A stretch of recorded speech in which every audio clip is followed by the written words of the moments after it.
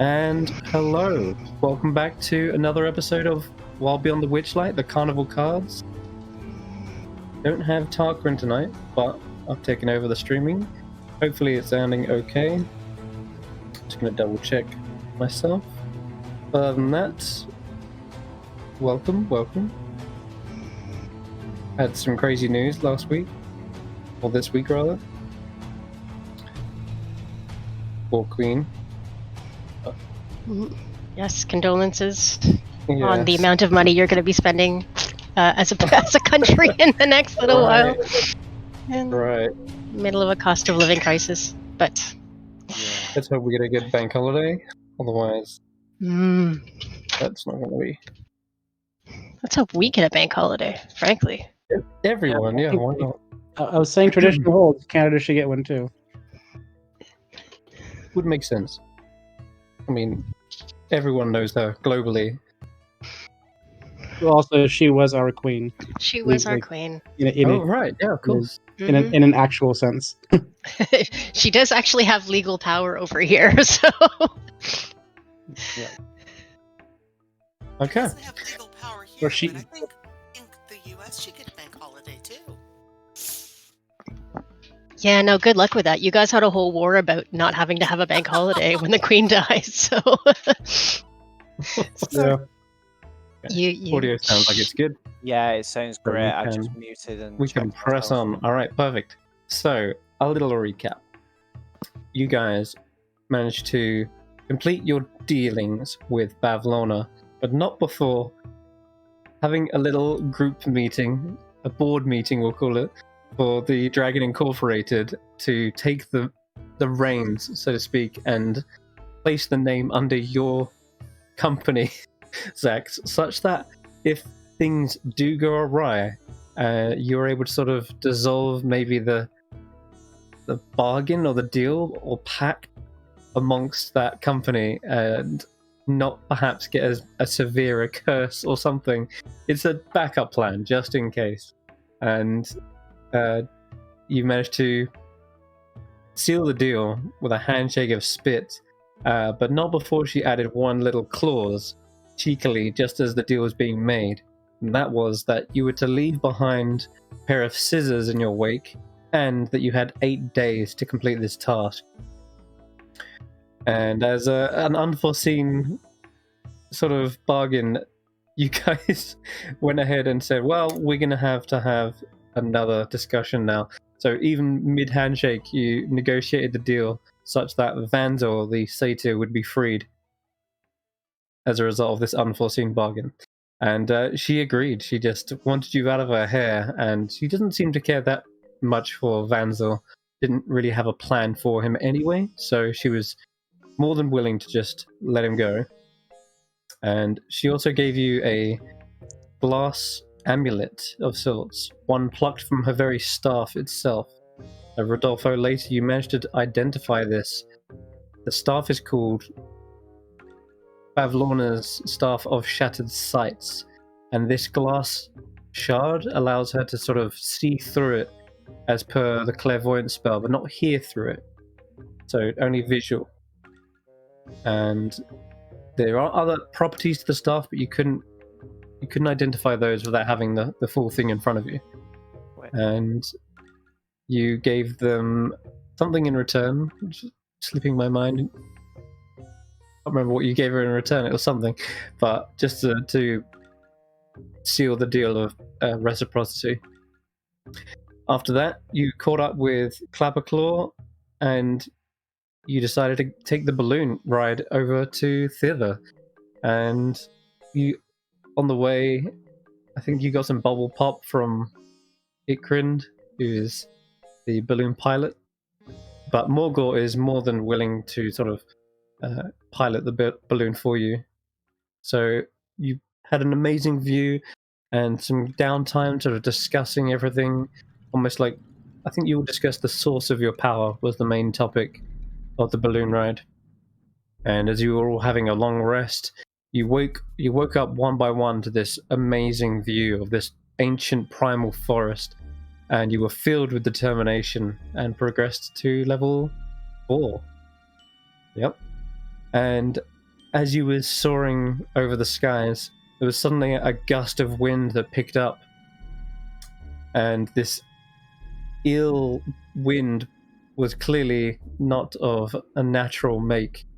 A wind elemental careened into the balloon and started just trying to destroy it. You were quick to act, defended it, tried to repair it, but the wind elemental proved too much. However, it wasn't able to pursue you, as it was some sort of fearful magic that was preventing it from pursuing. And instead, you just careened down into the nearest tree. Morgott was able to aim it towards the canopy, whilst I think Solomon, you were able to kind of gust it upwards to break everyone's fall. And Tanwen, you tied a rope and managed to secure the basket so that it only it kind of swung into the fall. And as a result, everyone only took 2d6 bludgeoning as opposed to something like 200 d6 bludgeoning. But nursing your bruises, you looked around and you definitely have made it into thither it feels, or at least perhaps the border, and you pulled down the balloon, repaired it, and started venturing off into this vast forest. And Tanwen, before we ended the session, you were able to look from the top of that tree and begin scouting ahead and seeing the miles of forest ahead of you. And you decided to go towards this sort of crossroads of river. But it feels like almost any direction is deeper into the forest at this point. You just picked a heading and went that way. So, yeah, without ado, I think let's jump in. So, it's Solomon today, right? It's definitely Solomon. Tarquin takes a little bit of a backseat today. So, you guys are free to discuss things with him as well, but if you need to ask him something, I'll do my best to sort of fill in that question. Before we actually start the game, could you explain the hex scroll to us? I mean... Yeah. The rules are pretty simple. It's not something you'd have to worry about. Basically, every time you want to explore to a new hex, you'll give me a survival check based on either landmarks, like if you've got a height advantage, or if you've got if you pass on the survival check, you will reveal that many hexes, like a d4 plus however much you basically succeeded by, and then that's it. You just pick a direction you want to go in. But as of right now, you're kind of, what you can see is what you can see. The forest beyond that is stuff that you haven't really seen or discovered yet. So okay, so is all of thither in the hex, or is this just a small adventure on the way to where we're supposed to go? That's what I'm confused about. Okay, yeah, this is thither. We're doing the whole thing as a hex scroll. Okay. Because I think it's going to be interesting. We'll see how it works. Before we had the kind of map of what's it called? Hither, up. But the map is within this hex scroll. So. Okay, thank you. I'm sorry. This is the first time I'm doing one, yeah. So thank you for the clarification. That's all right. Each hex it feels like miles and miles of terrain. So after you've packed up the balloon, you're kind of walking for quite a while before you come into this clearing, and Tarquin sort of falls to the back and lets probably Tanwen lead, because you're very familiar in a forest, right? This is your element. This is where you grew up. It's where you hunted. Yes. So everyone's kind of all eyes to you as you're clearing the path ahead. Okay. All right. I can see the crossroads up ahead, but I don't see any people. I still agree with the plan that we need to go up and see if we can find any people around this crossing of rivers. Well, the best plan is to just go with the flow and you'll get to where you want to go. That didn't mean to rhyme. I'm sorry. No, I think That's wonderful. I love the rhyme. That is wonderful. Do we think that... That's something that Knox would have said. Really? Yeah, like you're blending in to each other a little bit more, almost. Okay, well, let's hope we don't die along the way. We're gonna make sure you don't die along the way, Solomon. You're too good of a friend to let die. Well, he puts his finger up to gauge the wind, and then just follows the wind. Okay. I'm going to I guess ask, is the circle of trees significant, or is that just artistic? It might be, it might not be. You don't know until really you get exploring. But I'll tell you this though. As soon as you come into this clearing, you've kind of been pushing through dense trees over thickets, and you start to hear that trickling of water. There is indeed like a little river that you've probably been following up to this point now, and the smell of vegetation, and it just smells way fresher than the bog that you've been trudging through all this time. So that's a welcome change. The sounds of songbirds fill the air. Okay. I mean, do we know... okay, here's my question. Do we think that the land here is corrupted by the witch in the same way that it was in Hither? Because with the swamp and the decay and everything that was not natural, and now everything looks okay here. I mean, is this... I mean, it's probably corrupted, but just in a different way. I mean, Bavlorna is kind of a swamp hag, so this one... It's just a different kind of corruption, right? Do we know what kind of hag this one is? Well, this is Scabatha, Nightshade, so maybe it's the, I don't know, night stuff? Maybe it is always nighttime, but... Yeah, maybe this is where the sun doesn't shine. But I mean, Bavlorna had that as well. She was always at twilight. But there was also the nature, so I wonder if the forest is somehow corrupted or evil, or I don't know. The forest itself probably isn't corrupted, but maybe it's like isn't itself evil, but maybe it's corrupted in some way. So I think just be careful. Everything. Swamps aren't evil by themselves. What was so evil was that the land had been turned into that swamp. Yes, I mean, the unnatural transformation is what I mean, you know. Right. That the land was not supposed to look like that. What if everything that attacks us here heals really quick because it scabs over really quick?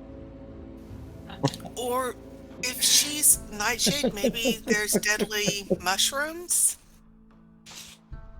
Oh, I hope there's lots of mushrooms. Oh yeah, me too. Deadly mushrooms. Lots of poison, yes. Yes. So. Well, if we come across any mushrooms, I'm a little bit of an expert now, so. Yes, you are. Try. Since you have such a high constitution, Xaxx, do you want to take a sip of the water and see if the water's safe? I don't, but I will take a sip of the water. I'll dunk my head in and take a drink. The water tastes fresh.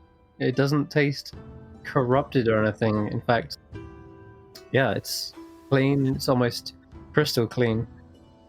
But it's nice and crisp and fresh. It's like, it's not bad. It's better than what we had before.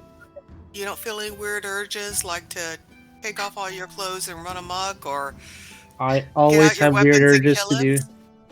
I always have weird urges to do a number of different things, but not from the water, I don't think. Not right now, anyway. The only urge you get is perhaps to fill your canteen back up, but then you remember that it is full of hooch, and that's probably more expensive. Yeah.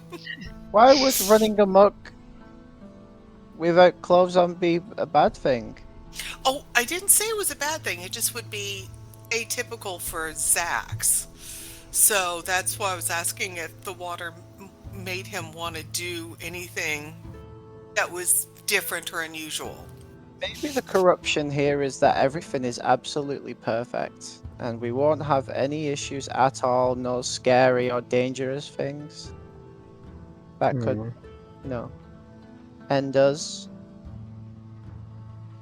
Can I do a quick detect magic around the clearing here? See if anything stands out? Sometimes too perfect is a bad thing. As it happens, Rodolfo, there is this almost thin veil of illusion magic. Okay. Where? Just everywhere? Kind of everywhere, yeah. Especially perhaps in said clearing. And these crossroads as well, you kind of get a sense that the illusion magic is converging and splitting away, like it's entering in from the left, and then that same illusion magic reappears from the right, and then any illusion magic that sort of flows out from the north river flows back in through the south, almost creating a sort of pocket a pocket loop. Okay, I'll mention this to the others. I don't know what this means. I mean, it means that Solomon was right. It's too perfect. The corruption is being hidden. It is.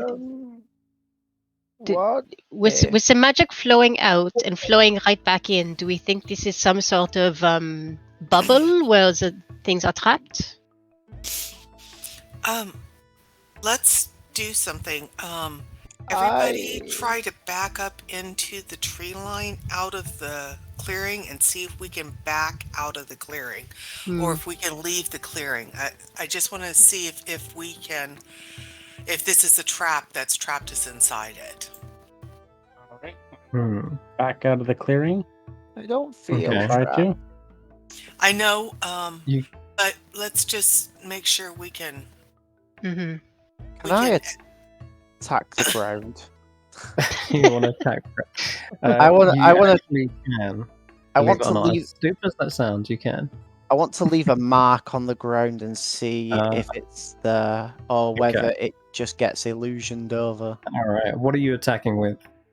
I'm just gonna go primal savagery on it. All right, just like claw it. Yeah, fingernails become sharp, like icicle daggers. Oof. And right, just my eyes start to freeze over. Okay. Yeah. In that case, as soon as you stab into the ground, everyone's sort of backed away from you because they're falling back into the tree line. And as soon as you do this, you stab down. You hear this kind of low grinding and kind of moaning sound that immediately echoes out from this spot that you just stabbed into, and it's incredibly loud. Everyone hears it, and for you, you feel a tremor right underneath your feet, and this root like erupts from the ground and just sort of swats you out of the way. Okay. Xaxx, are you okay? I'm fine. I'm not the one that did that. Oh, I'm sorry. No, that was Solomon who just got like swatted by this erupting root, and everyone else who's kind of backed up. You also feel a tremor under the ground as well, as if something very large spans the earth here. All these roots of these trees most likely go very deep. Okay, I don't like this at all. We are standing on top of something? We're on top of something that's alive, and that's what, like we're on the back of something, or it's the roots, or Does the ground heal up or anything, or is it? You see that the root has been exposed and it sort of writhes in pain. Not to mention, as people sort of gather their senses, you see that the root looks gnarled. It looks almost a little bit devoid of color as well. Is there any reaction in the surrounding plants? Like, are the trees or anything else reacting to this? Yes, you can hear snapping of twigs. You can hear there's some sort of commotion, like a creaking. It's most likely very, very close to you. It doesn't sound like it's distant. It sounds like it's almost right behind you. And as you're following the route, as it kind of emerges, you can see that it's perhaps connected to the very tree that you're backing up into. Oh, the trees are bad. They're not necessarily I'm gonna run back bad. out into the clearing. I know this is going to sound really silly, but I'm going to go see if I can squeeze a good berry into the wound. Just going to say that. If it thinks that we're friends and that was an accident, maybe we can help whatever it is. Have you got the good berries, or have you got to cast a spell? No, I've got them. I do it every morning. When I wake up. That way I've got 10 good berries throughout the day, and I think I've got 9 left. Well, I think I've got a good berry that's probably on its way out anywhere. Okay. So I'll you can save your good berries, and I'll just use up this one that I've got. Okay. I'm gonna use my new spell Thaumaturgy just to have calming humming going on while this is going on. I love that we had the same idea. Yeah, the goodberry sinks into the soil, and immediately you see the kind of the root twist and contort and squeeze as the berry dry and crushes it, and the juices sort of spill out into the earth. Does it seem to be angrier, or does that seem to calm it down? It actually seems as though the root bores itself back into the earth from whence it came. But you do still hear a shifting behind you. Okay, so something is trapped here, but is it trapped here willingly? Is it asleep and this is just where it's sleeping, or is it under a spell, do y'all think? I mean, well, we stabbed it and then it came up angrily. We healed it and then it went back down. So, I think that maybe it wants to be here. We're just disturbed it. Okay, so it is alive. Okay, but it's alive, but not evil,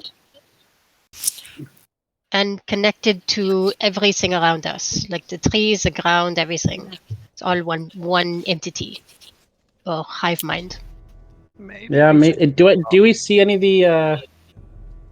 the roots around? Yeah, the roots nearest you, the tree that you've backed up into, they've all sort of began moving and tilling the earth, and it seems almost as though they're very steadily kind of uprooting. Does it look like it's all one being, or is it like multiple different ones? That is very hard to tell.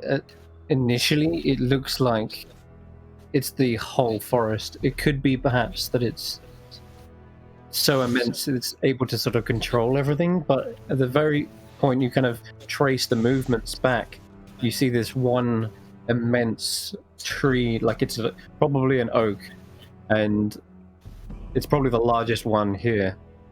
It seems as though that is shuddering, and all the leaves from it are filtering down, kind of raining on you.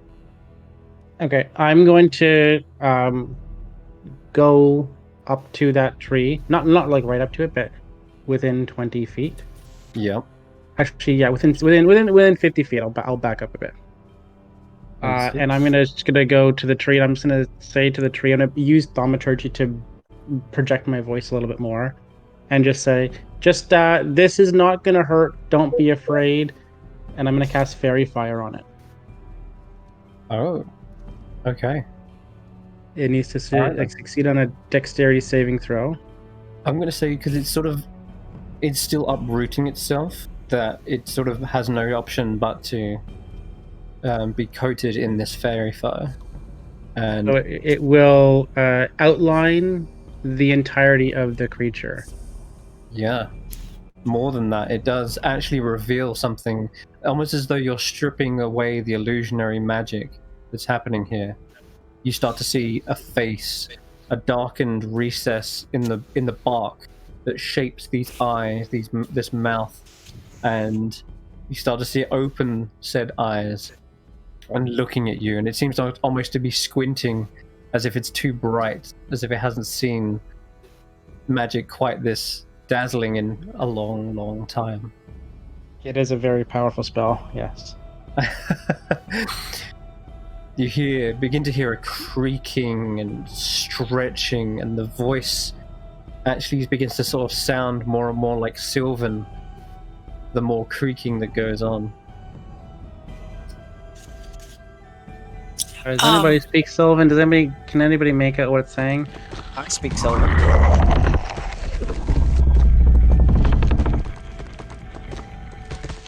That's so cool. That's a good sound effect. I like that a lot.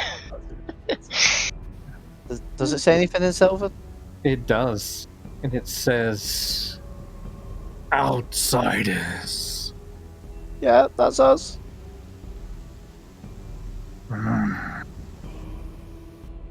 Hello? One. What is What? it saying? It called us outsiders. That's factually correct, yes. Yes. Are you okay? You wish to enter thither. Haven't we already? What Are you like the border patrol? I'm sorry, I didn't quite catch that. You will be lost forever. Unless you pass the Guardian's trial. Okay, we're good at trials and games and puzzles. What? Yeah, that's actually true. We're pretty good at those.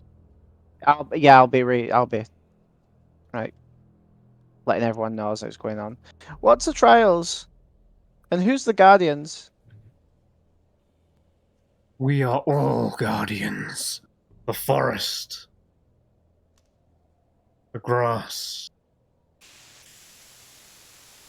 The air.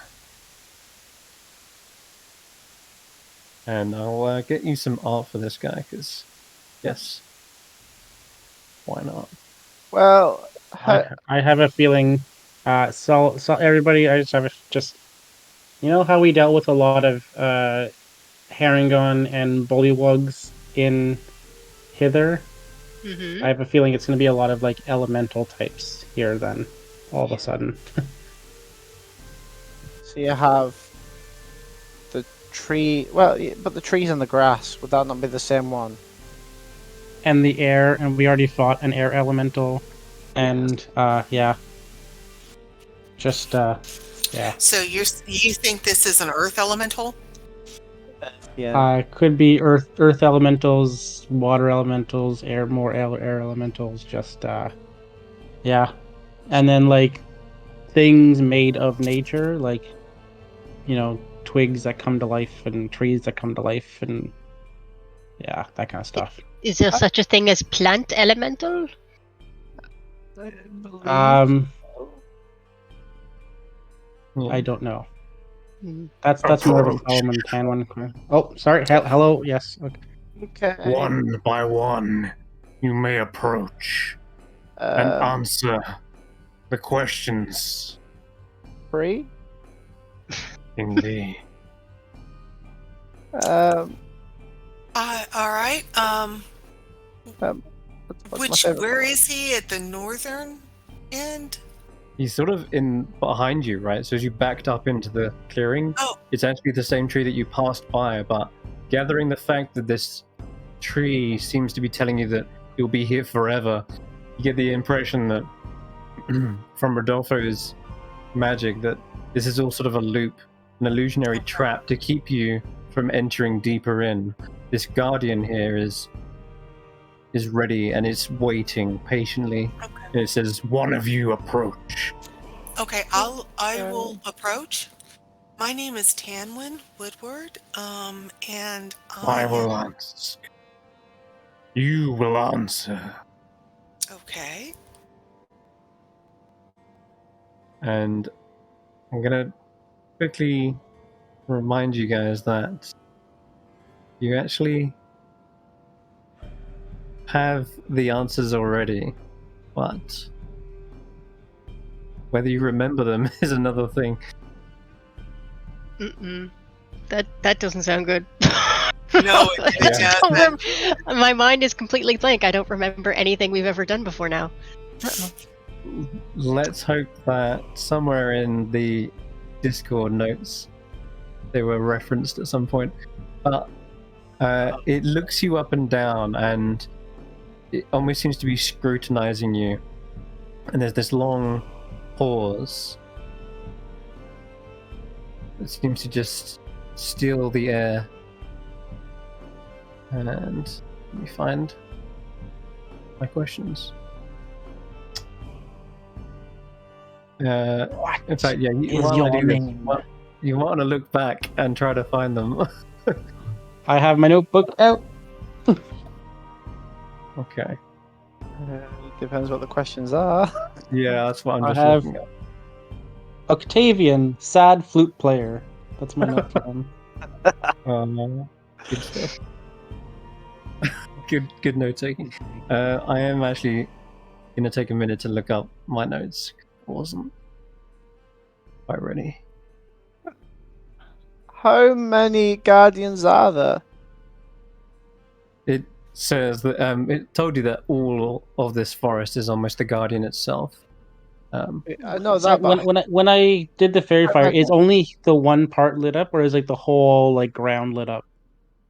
It feels as though the fairy fire kind of extends from this tree from the roots down deeper and deeper into the ground. Perhaps it does span and stretch across the entire thing, but almost feels like you're revealing just as enough in front of you that's the 20-foot radius, right?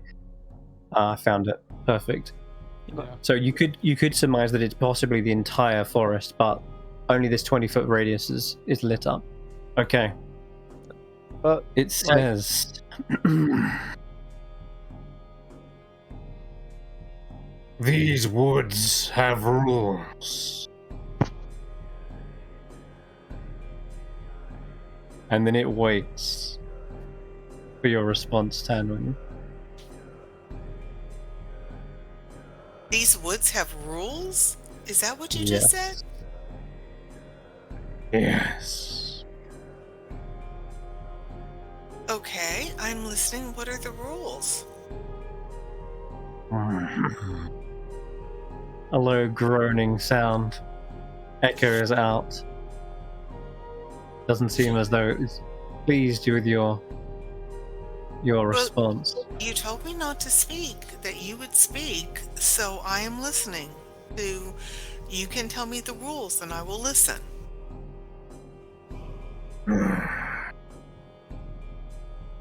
It feels as though the ground shudders and the earth before you sort of picks up and pushes you away slowly, and such that you're kind of lifted off the ground, and the rolling earth pushes you to the very, very back of the group. Oh, how fun! That was a fun thing. Can I do that again? No. Another may approach.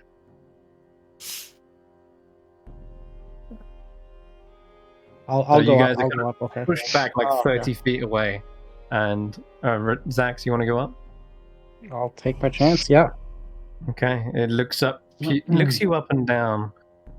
And what do you see? Oh. Well, me personally, I am after something that's been taken from me, and it's not here per se, but I need to go through here to sort of get to it.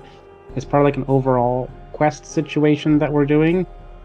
So my end goal, like way down the line, is to sort of remember my childhood and where I came from. It sighs and groans, and it does very much the same thing. A root seems to pick you up, place you back down into the rest. Xaxx, looks like you did about as well as I did. I mean, I answered the question. I know, I did too. I guess I'll go next. Wait. Hold on. Morgoth speaks up. Hold on. Clapperclaw, you're supposed to be a guide to theater. You must know what this is all about, no? And Clapperclaw looks around and goes, oh, yeah. I think he's kind of misleading you in a way. These aren't so much as questions and more like phrases, and you gotta present the right counter phrase. Do you guys remember them? I only know the counter phrase for my question, because he seems to ask the same one for me every time. What do you seek? Oh, Jesus. Okay. I'm gonna quickly help you out and see if it's in the log. That might help you. I guess. I'm going through my notes and I'm like. What? I got it. Okay, I got it. Okay. I'll go back. I have these written down. Oh wow. Yes. Okay. I actually have these written down. I have the notes. The couplets to get to thither. Oh my god. The couplets. Okay. Wow. Oh yeah. You know them? Okay. I'll let you handle it then. All right. Have a close back down. Xaxx will go back up.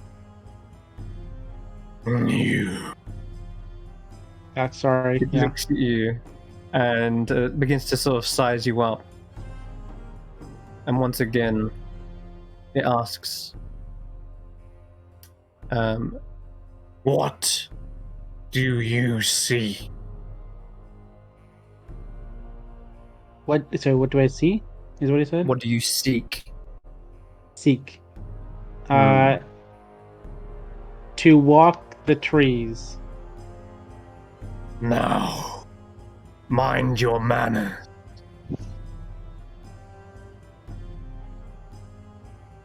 To walk them, please? That's better. You may pass through into thither. Oh my god, guys, this is the best. Okay. Mind your step. Thank you. Wait up, Xaxx. Immediately, you see this rippling effect that stretches out, but just for you, Xaxx, as the crossroads begin to sort of almost converge into one river, one path that flows off into the forest. Hey. And everything smells different. Everything almost looks a little different. There's small intricacies that you're not picking up on just yet, but there is just something different about the air in here. But yeah, you are able to overcome this illusion now and pass on. But what do you do? I'll wait for the others to come. I can't keep going by myself, really. No, the others are still sort of seeing this split path, this fork in the road. I guess I'll go through the fork, the path that's been created. Yeah. Yeah, I mean, they're on the river itself, the path, but to you see one river. To them, they're standing in the crossroads of rivers. So if you want, you could actually walk back to them, or you could walk on without them. That's totally up to you what you want to do. But it seems like everyone else is clueless at this point. You can head back to them. Up to you. I can head back to the group, or I could keep walking along the one river that's there. The one river spans forwards and backwards into the clearing, and your party are standing by the river, and the river is passing by them, and then past the clearing and onto the other side. So I'll just tell them to come this way, and one may approach at a time. Oh, sorry. Okay, you guys know what to do. I'll keep walking along the river. Okay. All right. You can walk along the river, sure. But you realize at this point you see your tracks in the dirt, and it's almost as if you're going back on yourself. You'll be going back towards the balloon ride. Well, Yeah. no, I want to go forwards. Why am I going backwards? Well, weirdly, because you started by going backwards to begin with. I'm only doing it this way because you said you wanted to back out of the clearing. So when you backed out, this is where the Guardian was. Does that make sense? It doesn't. No. It doesn't really change anything in the grand scheme of things. But effectively, I want to go this way. Yeah, right. Which is where the rest of your party are standing on the river. Oh, but I want to go that. Yeah, that's what I want to. Yeah. Exactly. Yeah, I know it's confusing. Oh, but this is what happened. I'll just briefly go over it. You were here. You walked into the clearing, then you walked back out, and then as you hit this tree line here, this is where the Guardian spoke. Now there's only one river that sort of goes this way, right? Yeah. And you could follow the river back, but you want to go past your party and into the next. Yeah, that's it. Yeah, I want to go this way. Yeah. We're on the same page. So I was confused. Right. I was confused about the geography there. Yeah, that's okay. No worries. So the rest of the party see you as you're walking off into the tree line, and the tree folk says, "One approach." And this time, Xaxx doesn't disappear. He doesn't disappear and reappear on the other side. He just keeps walking. Can they see me? So the Guardian's over here behind them, so they can come just back with my direction. They could absolutely try. You know what? Tarquin's foolish enough to try it. He walks through and follows the river, but then reappears right next to you, Solomon. Okay. And goes in this loop. It's wibbly wobbly stuff. It is. Yeah. Okay. Well, he's lost in this illusionary trap that prevents people from going deeper into thither. But Solomon, as long as you know the phrases and counter phrases, you want to approach? Yeah, I think I got it. Okay. Kind of. Alright, let's hope so. Alright, you approach this great tree that's still sort of waiting and waiting. It's almost like it's waited for so long its eyes have kind of gone back down to sleep. No, wake up! Is someone there? Oh no, this always happens to me. Am I that boring? It swats you away and pushes you way back. Oh. No, that was the... I go back to him. My bad, I didn't realize that was the thing that you would... Yeah. Go again. There's only me. And who are you? I guess you'll see. Proceed. I don't have one for that. The illusion fades and you see one river, one path. Oh. Xaxx, wait up! Okay, who's next? Rodolfo, I'm not sure I understand exactly how this is going, but I'll give it a try again. Okay, you go ahead. I will follow. Yeah, I'm gonna hang back. Just a little. Hi, I'm Tanwen. It's nice to meet you. I am Oakenherb. And these woods have rules that I will obey, because I believe in the rules of reciprocity and hospitality and fair play. Clapperclaw face palms. Tarquin is sort of probably gesturing, like shaking his head. And you see the tree looks down with this disappointing expression.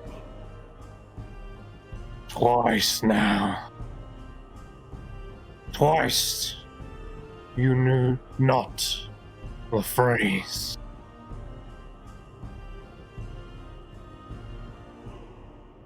Rodolfo's gonna step up at this point and say, pardon, I'm so sorry. We are, as you say, foreigners. Perhaps may I try? I will, to assist my friend?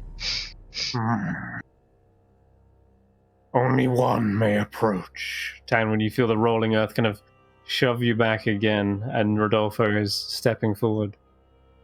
Oh, good day to you, kind sir. Now, I need to just quickly ask out of game. Rodolfo, you don't have any siblings, do you? No, I do not. No. Okay. I'm not sure why that matters, but okay. That's fine. Well, it depends, because you don't get the same phrase as Tanwen, it seems. And it instead says, "Is someone there?" There is only me? And who are you? I guess you will see. Very well. And the illusion fades. The magic is not gone, but you feel as though it is not affecting you.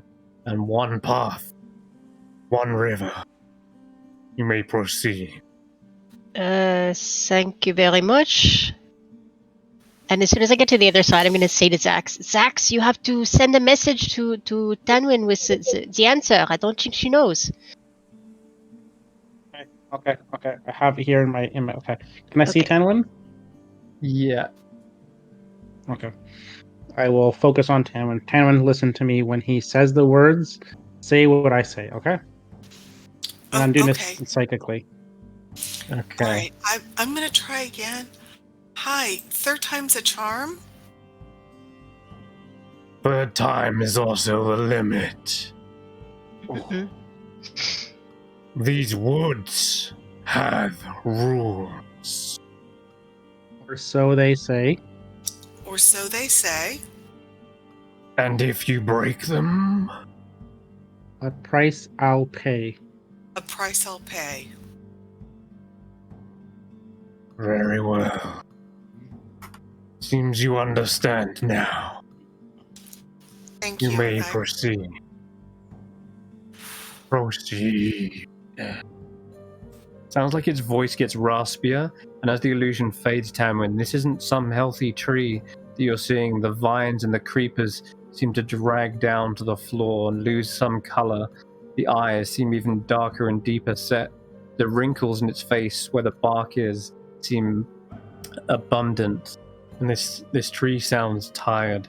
As you notice an old tree when you see one, but this one looks like something else is speeding up its lifespan.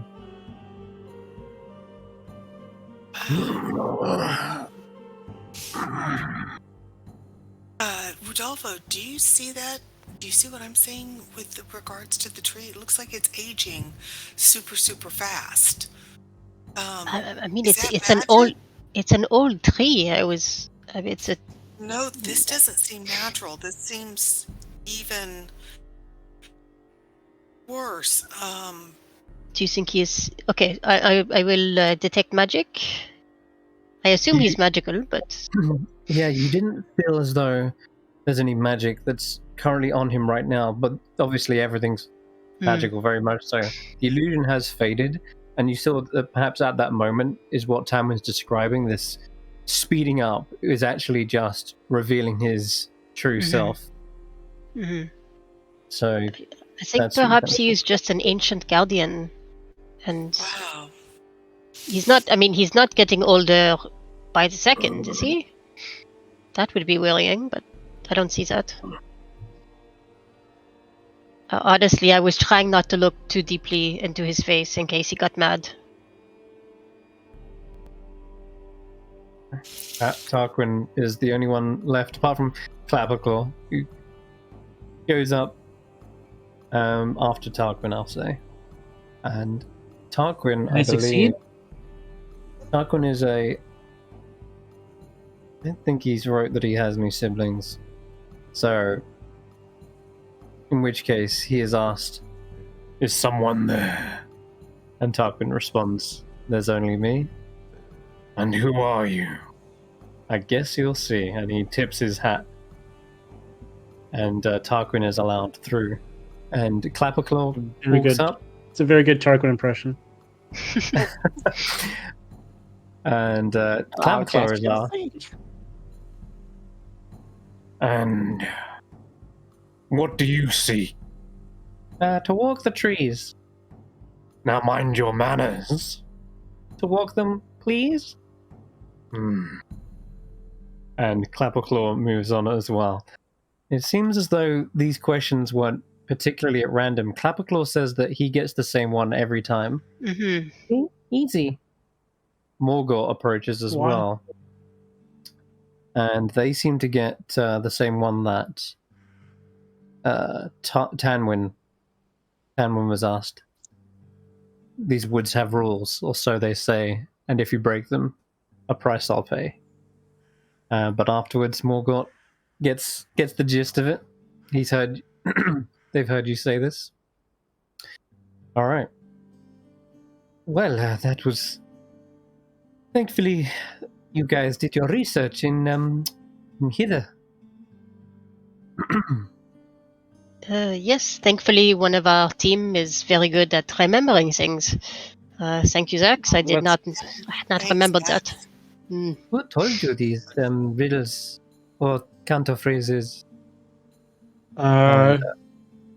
Tarquin speaks over that one. You don't remember? Yeah, I can't. I have it written down. I just can't remember who said it. Yeah, it was the tree inside. No, it was the tree inside the inn at the end of the road. Oh, right. Remember? They were very old. He had a similar, kind of almost had a similar mustache to this guy. It was the bed tree. The bed tree. That's right, bed tree. Seems like he must have been from thither originally. Oh yeah, he did say he was. And that he was going to return when the inn got here. With a strange system of passwords where it is only 3 and the same ones every time. Huh. Yeah, why did it give specific ones to specific people? Does anybody know? They did not make any sense. Because they gave Tanwen the same one each time. Rodolfo? Oh. Morgort says, do you know? Hold on, Rodolfo and Tanwen, you are both humans? Yes, I am human, but I mean, I'm not alone. Obviously, I'm with a group. But you got different questions, so that can't be. Yeah, they got different questions. Yeah. So. And we are all different colors. We all have quests. So why we are all seeking for something? Tanwen, you got the or so they say a price I'll pay, right? Yes. And you got that one. Rodolfo got because you are polite. I guess you'll see. And Tarquin got that one. Solomon, which one did you get? The one that's about me.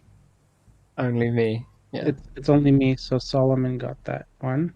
Maybe it's to do with height. And Clapperclaw, which one did you get? I got what do you seek? Walk the trees, the manners. Okay. Clapperclaw got that one. Yeah. Okay.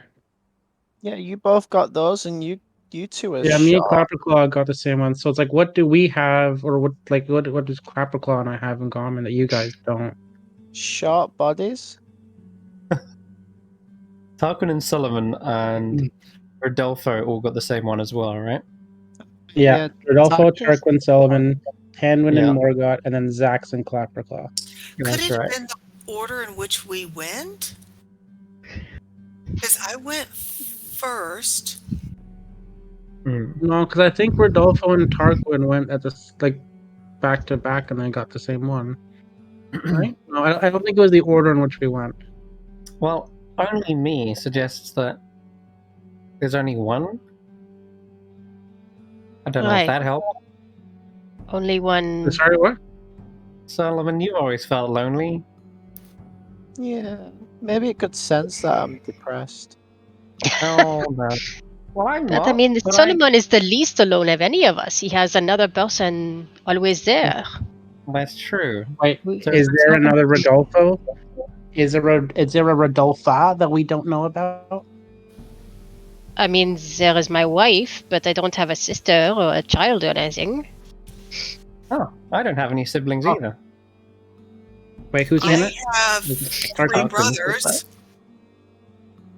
You have 3 brothers? Yeah, I have 3 older brothers. Wait, Margot, do you have any siblings? I have one, but I am the youngest. I am the youngest as well. So Okay. it's the no siblings, and then the youngest, and then the oldest. Am I the old? Do I have? Oh my god! Oh. Clapperclaw looks to you. Huh? Wait, Clapperclaw, do you have? You don't have any siblings. No, wait. I don't really remember on account of Oh. me waking up here, and I do remember the mountain, but going back further than that, I can't. Who's to say? He kind of shrugs. So people who like for sure don't have any siblings, except that Pe- Solomon's kind of like is, Solomon- and then It could be your memories. Maybe Have you- it's the fact that y'all don't remember your childhood.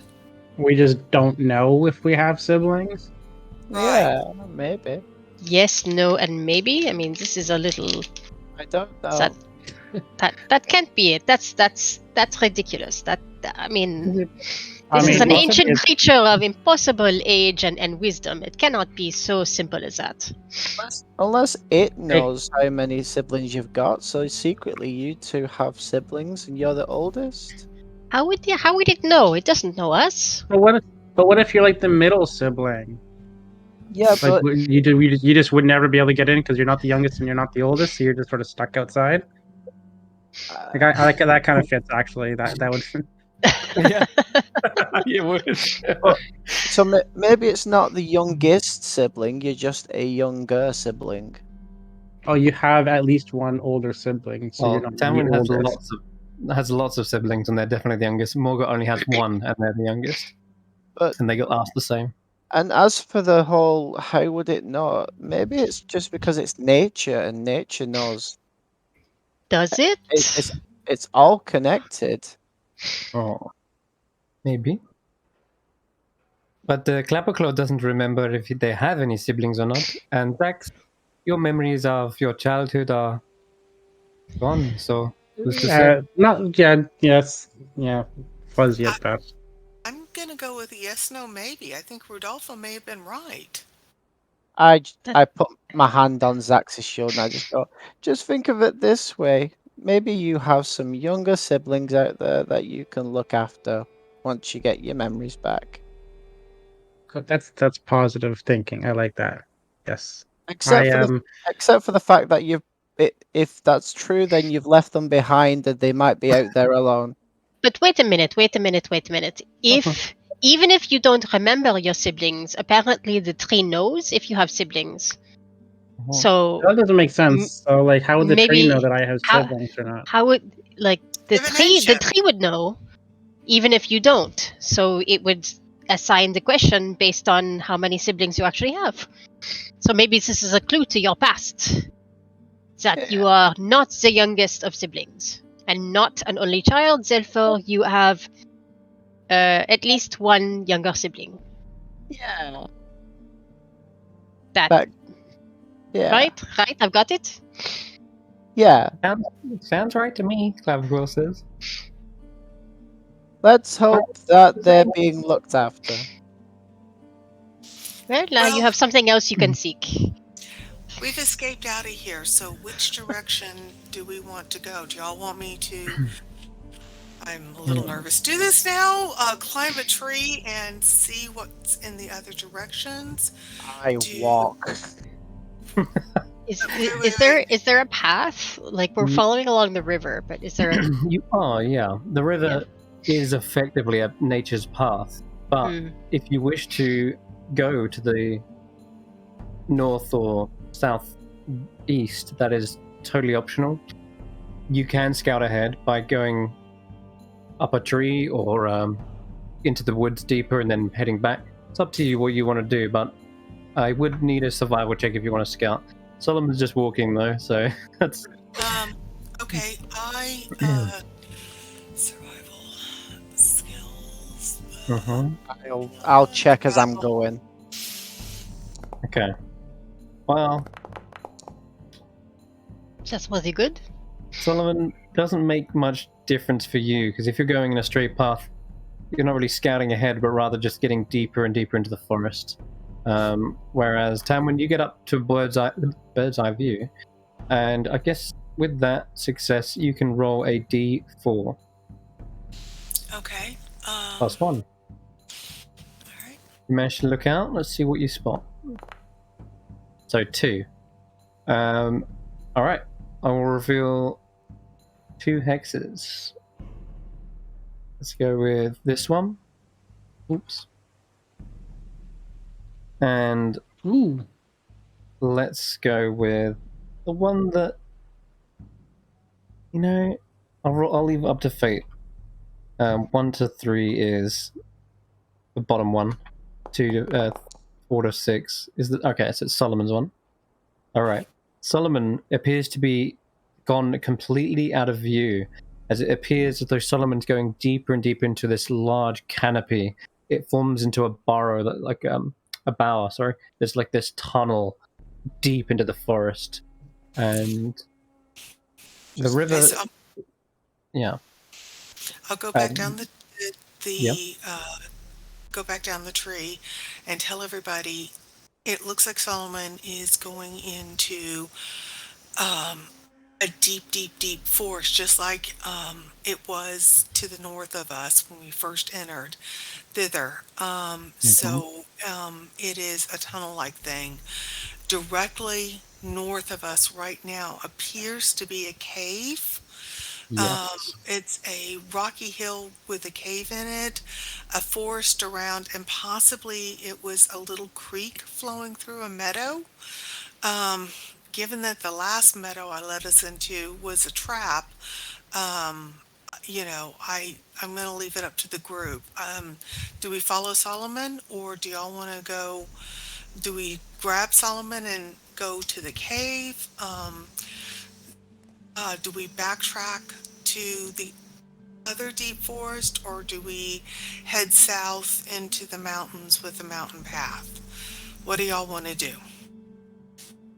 Does it perhaps depend on what we want to do? Because I think that a place with caves is a place where there will be inhabitants, people, and a place with forest. Solomon. Oh, jeez, he's going off. Okay. Maybe we should just stick together. The wind is going really well through here, and look at all these beautiful mushrooms. This has to be the way. There actually are beautiful bioluminescent mushrooms, and there's tiny little mushrooms. Okay. Yeah. Can I pick one of the mushrooms? Rodolfo, we better go get them. And one last little detail: there is also light coming back from that cave as well, like a soft glow. Yeah, like a little golden light just from the inside of that cave. You see that? Definitely people.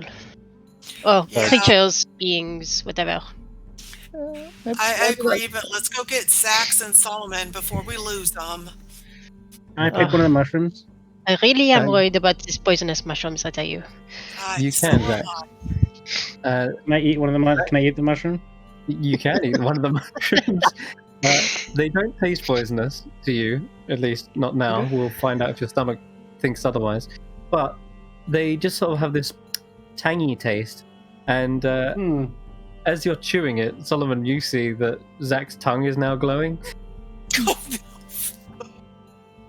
I eat one too.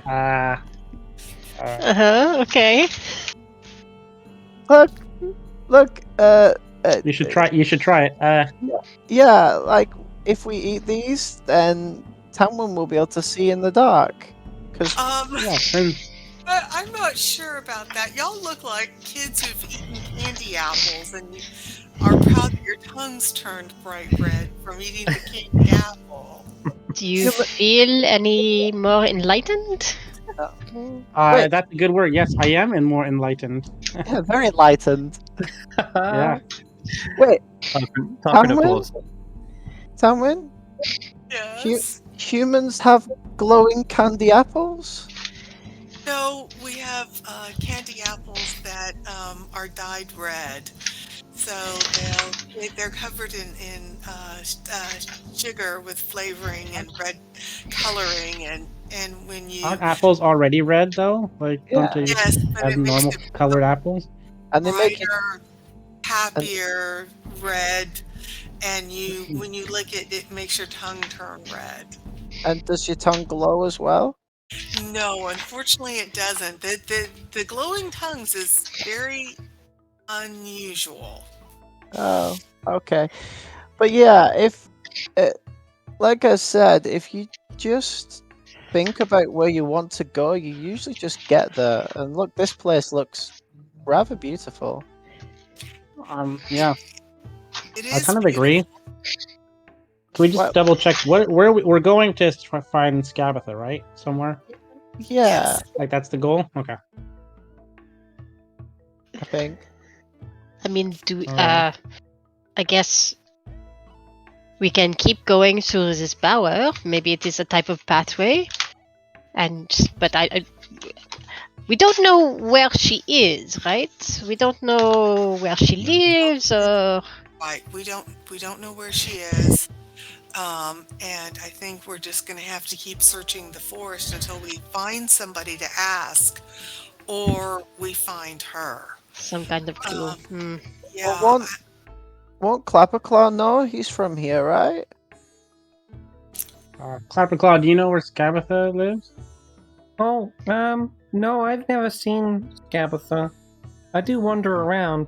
A lot of people or creatures might know the way. But I'm a little bit of more of a wanderer myself. Do you know if Okay, there so is we just anyone need who to- lives here that we can ask? Yeah, we just need to run into somebody, right? We need someone, yes. Yeah, there's lots of people and creatures. Some more reciprocative than others, but yeah. I mean, you can listen. You can hear birds all around us. But which way are we going, by the way? There's birds around us. Can anybody talk to the animals? I guess I can do speak with animals. Would y'all like me to give it a try? Sure. Okay, then I'll cast speak with animals. Okay. And hello, birds. Hello. Can anybody hear me? Squirrels, bunny rabbits. There is actually a couple of birds that seem to be swooping towards the burrow, like they're flying into the forest, deeper into that tunnel, and they catch ear of you as they hear your voice. Tanwen's voice probably sounds like some sort of tweeting noise now. They sort of stop on a nearby branch, some 20 feet ahead of you, and they look around, perplexed for a moment. Hi. Hi. My friends and I are looking for the witch who lives in these woods. Would you happen to know where she lives or what direction she lives in? Witch? Which Yes. way? Which way is the witch? Exactly. That's what we're trying to ask. Which way is the witch? Which way, witch? Which way, witch? Which way, witch? Okay. Can you tell me what's up ahead in the tunnel? Oh, yeah. We're going to hear the story. The other one looks around and goes, "Yeah, story time, story time." Is this something that anybody can listen to, or is it just for Yeah. birds? Yeah, anyone listen to the story. Who's telling the story? The storyteller. Big storyteller. Very kind. Very kind, okay. Does the storyteller like strangers? Very gentle. Anyone's welcome to hear the story. Okay. All right. And I'm gonna switch out of bird speech. The birds are telling me that there's a storyteller up ahead that is large and kind, and they're going to listen to the stories. They do not know where the Scabatha is. They don't know where the witch is.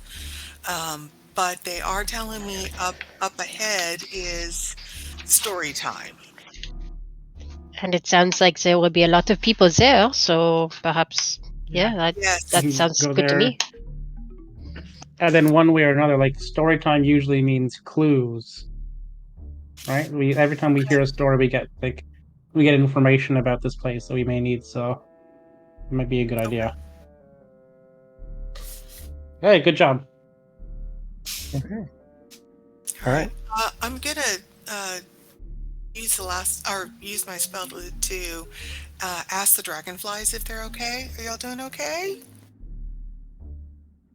They seem to be fluttering around, happy as can be, but they don't seem to be flying off without you or anything. They seem, to stick by your guard. Y'all be careful if there's birds. I don't want anybody to be dinner, so y'all be very careful. Hide in my hood if you think that the birds are going to go after you. Okay? Y'all be safe. All right. They seem to be eyeing up the birds, but the birds seem to have already lost interest. They're flighty, we'll say, and they fly off already into this tunnel, deeper and deeper. All right. Well, I guess I will take out my bow and arrow as we walk forward, just to be on the safe side. I'm going to pick up some more of the mushrooms. I'm going to smear the mushroom around my horns, so my horns glow a little bit. Very nice. They do. It's sort of like a little glow stick. Yeah. I do the same. We got glowy horns. Yeah, that's cool. Why don't you grab a couple of those mushrooms and put them in your pouch, just in case we need them in the future? Sure. Sounds like a plan. Okay. Sounds like we're going this way. All right. In that case, Solomon, this forest gets a little bit tighter, and you're almost kind of forced to sort of walk in a single file line, lest you begin tripping over roots near the sides of this tunnel. And along the path ahead, roots and vines, they begin to twist and bend upwards, arcing over the forest floor, and the tendrils weave their way through low-hanging branches as the foliage thickens and thickens, forming this much tighter tunnel leading deep and deep into the woods. And stepping closer,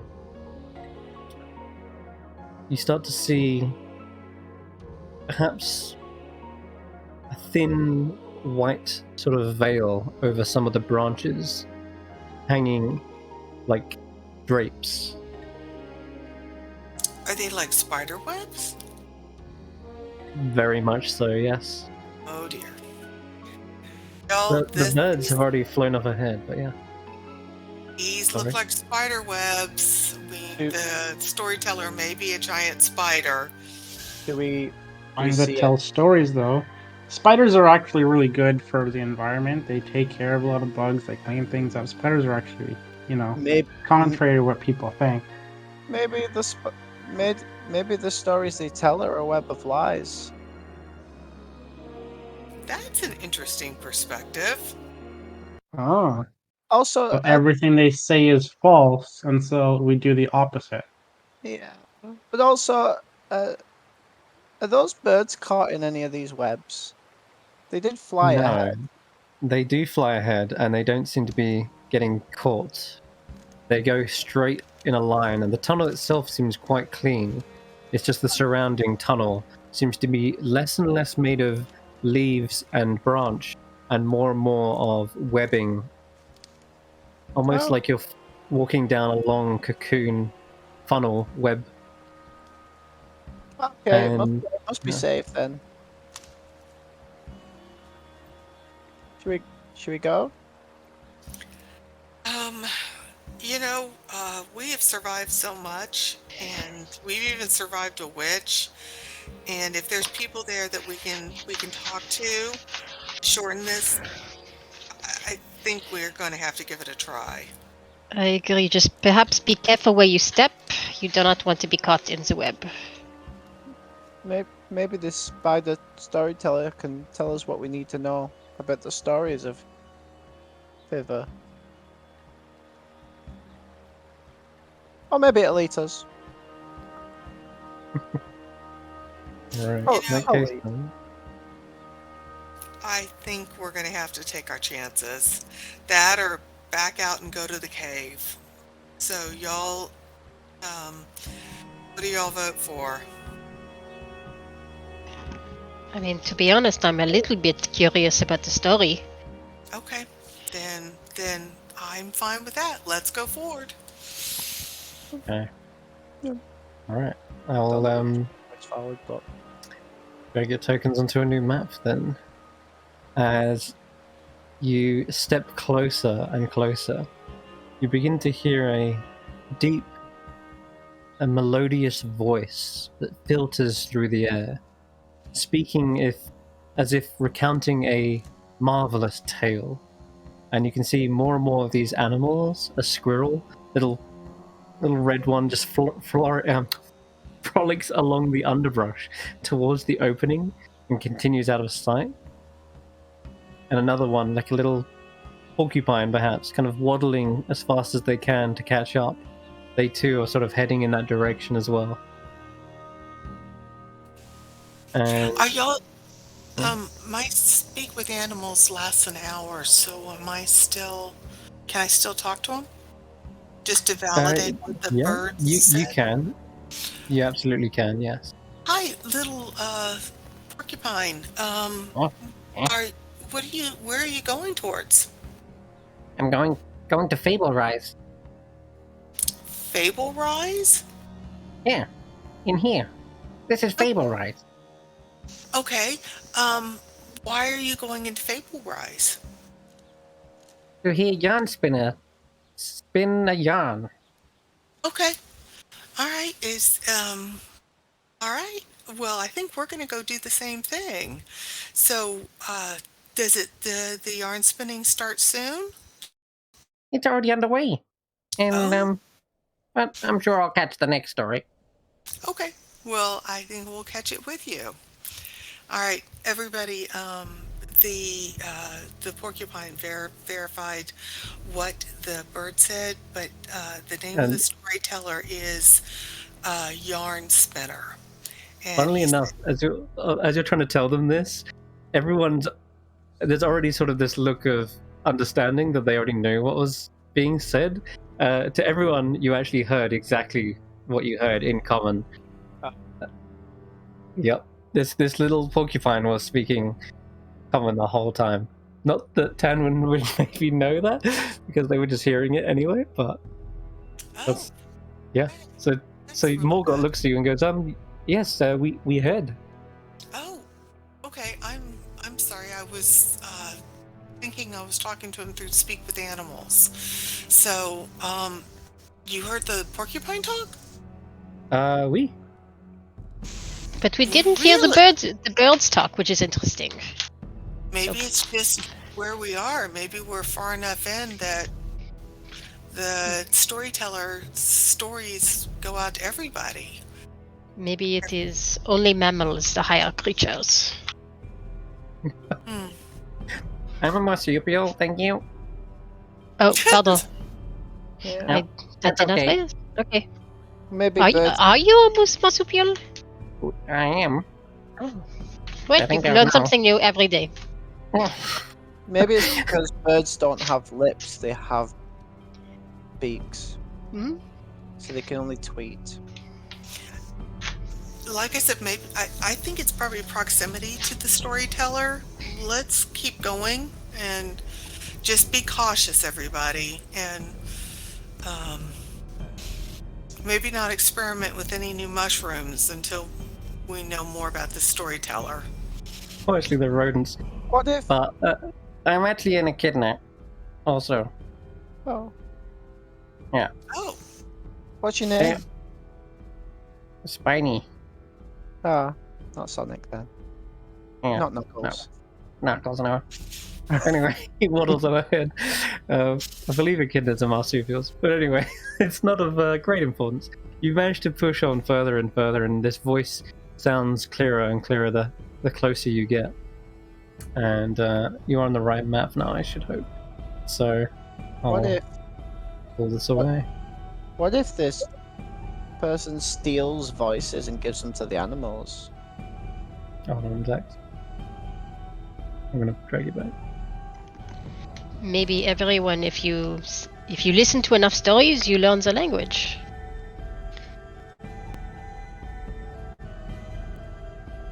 Okay, the tunnel opens up into a glade, an incredibly large one at that, and shaded overhead by braided branches and woven leaves. At the center of this clearing sits an enormous spider, and it is delicately holding a book, large book in its hands, well, front legs, I should say. And there is a group of animals sitting like children, sort of staring up at this spider with rapt attention. They seem to be like leaning in, listening as this sort of story reaches its crescendo, and it sounds like the story is coming to a conclusion. So let me see.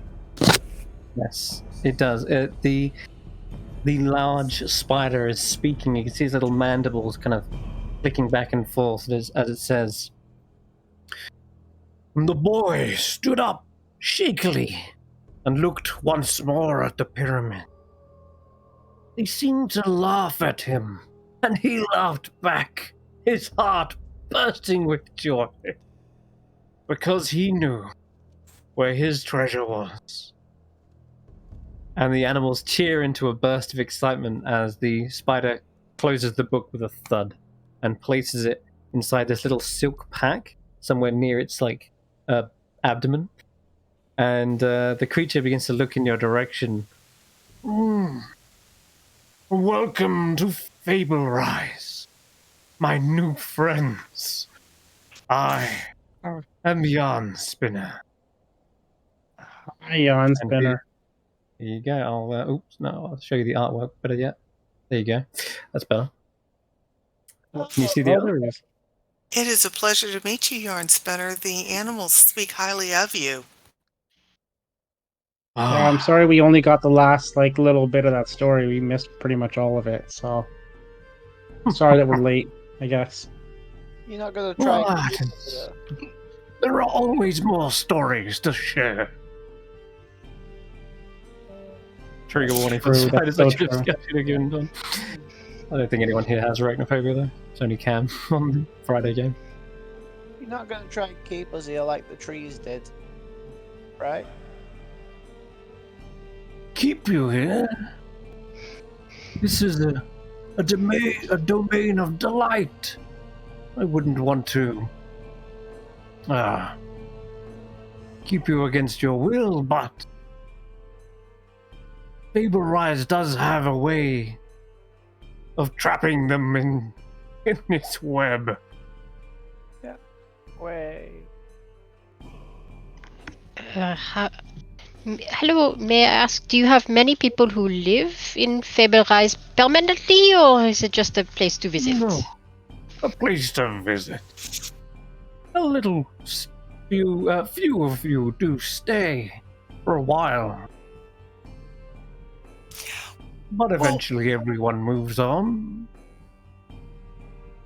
Well, what is the, I'm sorry, we're walking off? I'm sort of gonna place you around here as we'll say that the little gathering is sort of around a set of trees for now. Oh, is that where he is? Are we still talking to the spider? Or you are still talking, okay. Yeah. So, what are the rules for listening to a story or getting a story from you, Yarn Spinner? The rules? I do not impose many rules in my domain, but you would like to stay and listen to a story? That is all I ask. I would say, though, that if no harm comes to my denizens, my other fellow listeners or servants, then I have no quarry with you. And is there a fee to listen to the story? An admission ticket? Oh, no. Stories shouldn't be charged. Stories should be shared as much as possible. All stories are free within my domain. Is that why you're here? Just to share stories? Indeed. Stories are important in the Feywild. There's a certain magic to them. Magic that I have been able to shape and weave. As he says weave, you almost sort of see a pulse of magic, Rodolfo, that sort of emanates along every little thread of web, across the ground, across its little its arcing legs, everywhere. Okay. Can I tell what type of magic it is? All kinds. Okay, nice and general. I'll whisper to whoever's next to me. So something in the world weave. I think there is magic in the words he's using. Just be careful. Okay. Uh-huh. Do you have a story that could direct us in the way of a Scabather? Who? Do you know the witch who has recently come to these lands? No witch has come here. Oh. Are you sure? A hag? Oh, there are no witches in my domain, as far as I'm aware. Not here specifically, but like in Thither. What? Where? Just the land around you. Mm-hmm. The land around me is but an endless web, but it looks and gestures, and sure enough, as you begin to kind of look around, the sky is sort of a mottled green now. You've kind of come into this clearing. There's no night sky above your heads. It feels as though the trees and the trail beyond are so dense that the walls have kind of grown up around you, and it's darker now as well. There's no moonlight, but there is a strange luminescent glow that kind of permeates the mushrooms here. Have obviously proliferated here and now create enough ambient glow to light this place. Have you never left Fable Rise? No, this is my home, my domain. But I tend to it. It's just one small part of a bigger world. I have many worlds written in my books. But what about Maybe the stories? we could listen. Solomon, I'm so sorry to have interrupted. You're absolutely right to ask. Continue on. What about the stories outside of here? Don't you want to know more? I have heard of outside. That is why visitors come to share their knowledge, and in turn, I am inspired to write more stories, to tell their adventures. Perhaps we could hear one of your stories? And as that you hear all the little animals nearby also sort of speaking. I'm going, yeah, tell us more stories, Yarn Spinner.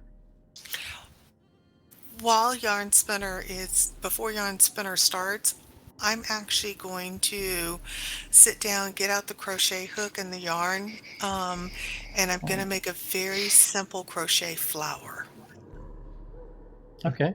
I'm going to psychically, while this is going on, I'm going to psychically just relay to everybody. So at the end of that other story, there was a boy in a pyramid, and I'm not sure if anybody noticed, but we walked past a pyramid on the way in. So something kind of up still. I don't think he's 100% on the level. Maybe. Can we talk back through that? Yeah. Yeah. Maybe these are the stories of the things that have happened here. Maybe a boy came wandering and then it ended up in the top of the pyramid Maybe. forever. Or maybe he took the pyramid. I don't know. Just we'll just be wary.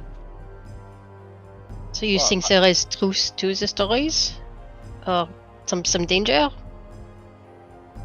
Potentially. I don't know. Like really, everything he hasn't done anything sort of, wrong to us yet. But just. I agree. I'm a little bit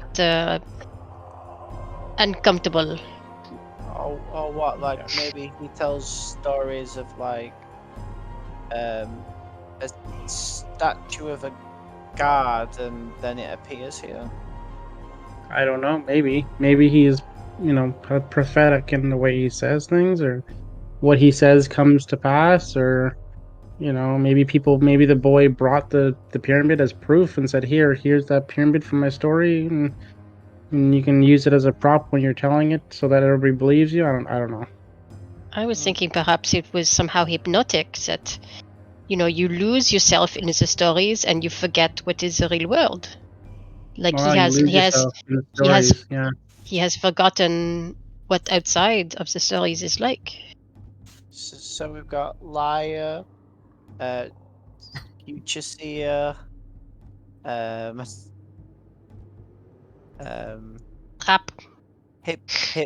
Hypnosis maker. Hypnotist. I guess we don't. Maybe we just have to go forward with this with the story and find out as happens. And just be careful. Yeah, that's really all I'm saying is just to be careful. At least we know one thing about this guy. It's definitely a spider. Yeah. Yeah, he's definitely a spider. Yeah. I think that's what to say. Unless you can see some sort of illusion on him again. Oh. There is a lot of magic around him personally, and like I said, there is magic in the words he is using. So there is. I don't think I see any illusion magic on him particularly. So he may be a spider, but there's too much magic interfering. I cannot see. If you wish to discern that, you can roll an intelligence check. Some magics, like disguise spells, do have illusion magic, but they're still hard to spot. And like you said, there's too much going on, too much magic in the air to sort of discern if there is an illusion on him or not. Regrettably, I have not the skill. How many legs does he have? What if secretly he's not a spider, but he's a beetle? Maybe. That's his big lie. He adjusts a set of spectacles on his eyes, and yes, the spectacles are like 4 different lenses to go across his eyes. Nice. And he gestures forward with one mandible or leg and says, "Well then, if we wish to hear a new story, let's go get a new book. Everyone, meet me in the auditorium. Come." And all the critters begin to follow along along winding path of web, and he heads towards this chamber right at the back. This little, I say little, it's a massive lair. Sorry? So he's trying to get to his lair. Yeah. The animals seem happy enough to follow along. He says, "Mind your step. Don't fall down the hole. Stick to the path." And start making my way around.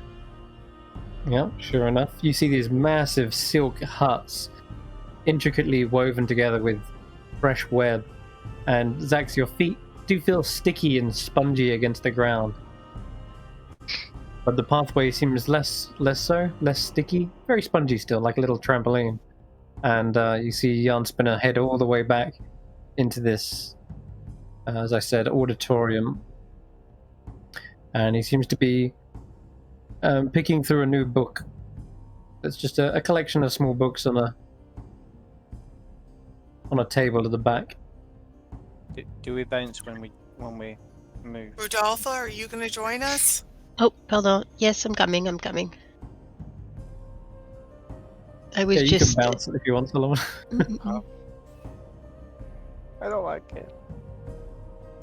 Yeah, that looks like a funnel spider trap below us. I do not like this idea of going into the spider's web. That seems foolhardy. But I suppose we are here now. Yeah, I agree, but if all else fails, we can set fire to it. The animals are looking over and hearing that. Some of them are like, "Oh, no fire in here, please." The squirrel's like pleading with you. No, I'm sorry. I was talking about something else completely with my friend Rodolfo. I like to think that as Solomon goes past them, he runs his fingers across a web, and it just starts to like have that frozen web effect. Yeah. Are you seeing the map kind of become more transparent? No. No? Okay, what about now?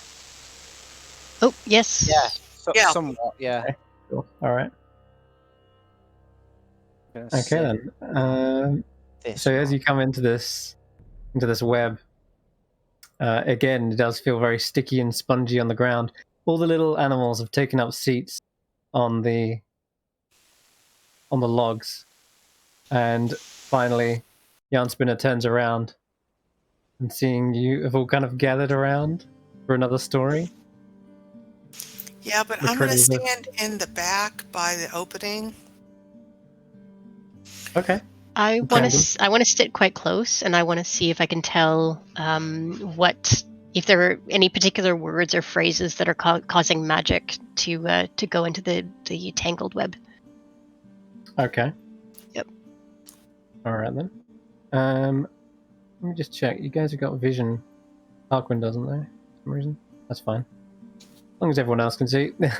So yeah, you sit by the entrance to Rodolfo, just watching, and you can still hear from here. And the critter's like, "Tell us another one. All right, calm down. Let's see. This one."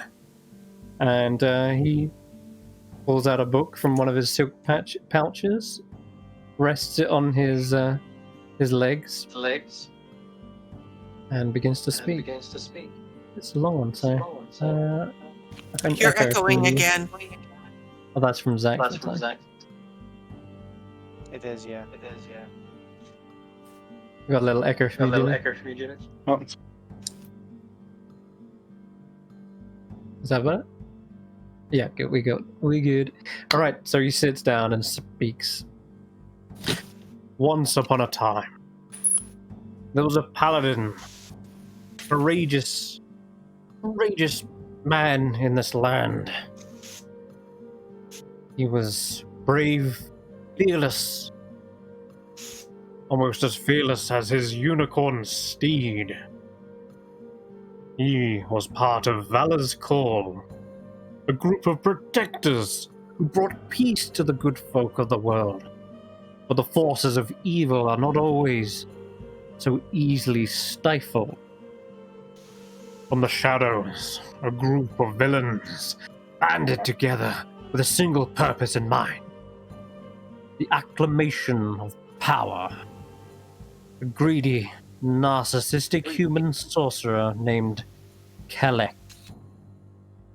He led the band with his right-hand man, Zarak, the most lethal of assassins. The two hatched a brilliant plan to extort the Archfey of Prismir, Zybilna. and steal her power and wealth.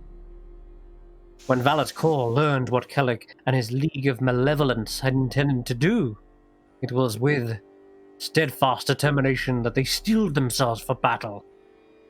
This paladin, always the protector, turned to his unicorn with a heavy heart.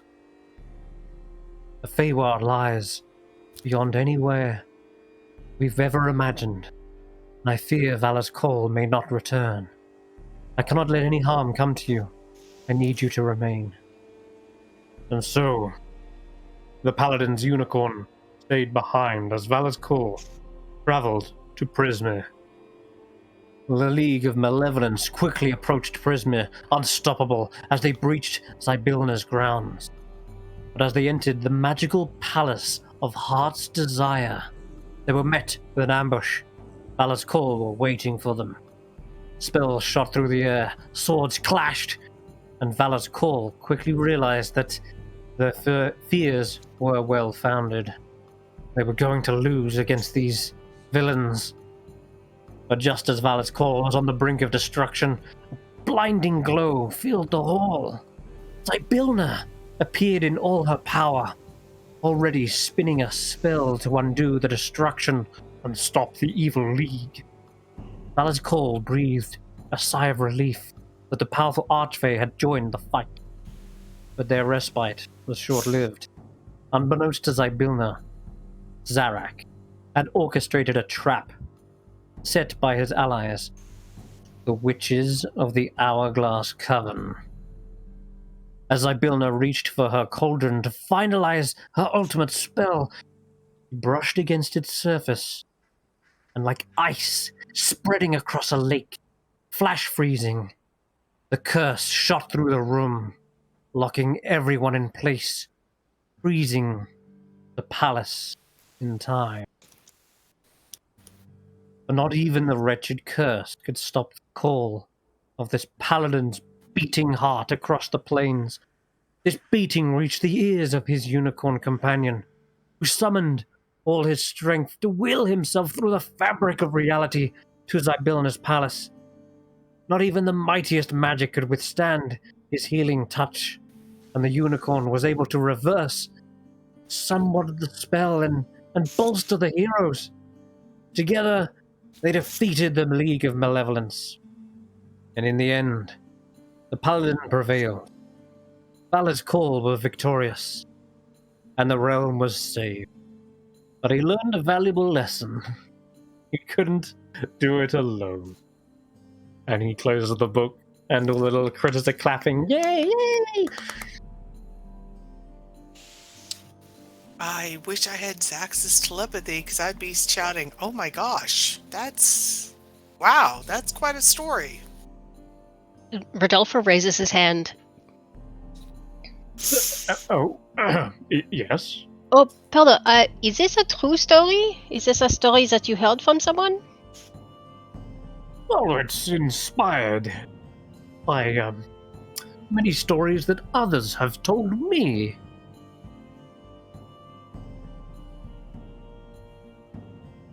And all your stories come from real life, or are they just? Have you ever come up with a story from your imagination? Oh, I've done all sorts, yes. Some fiction, some based on true stories. A real mixed bag. Do you ever write them down? The stories that the stories that people tell you for your crafting. Oh, no, not exactly.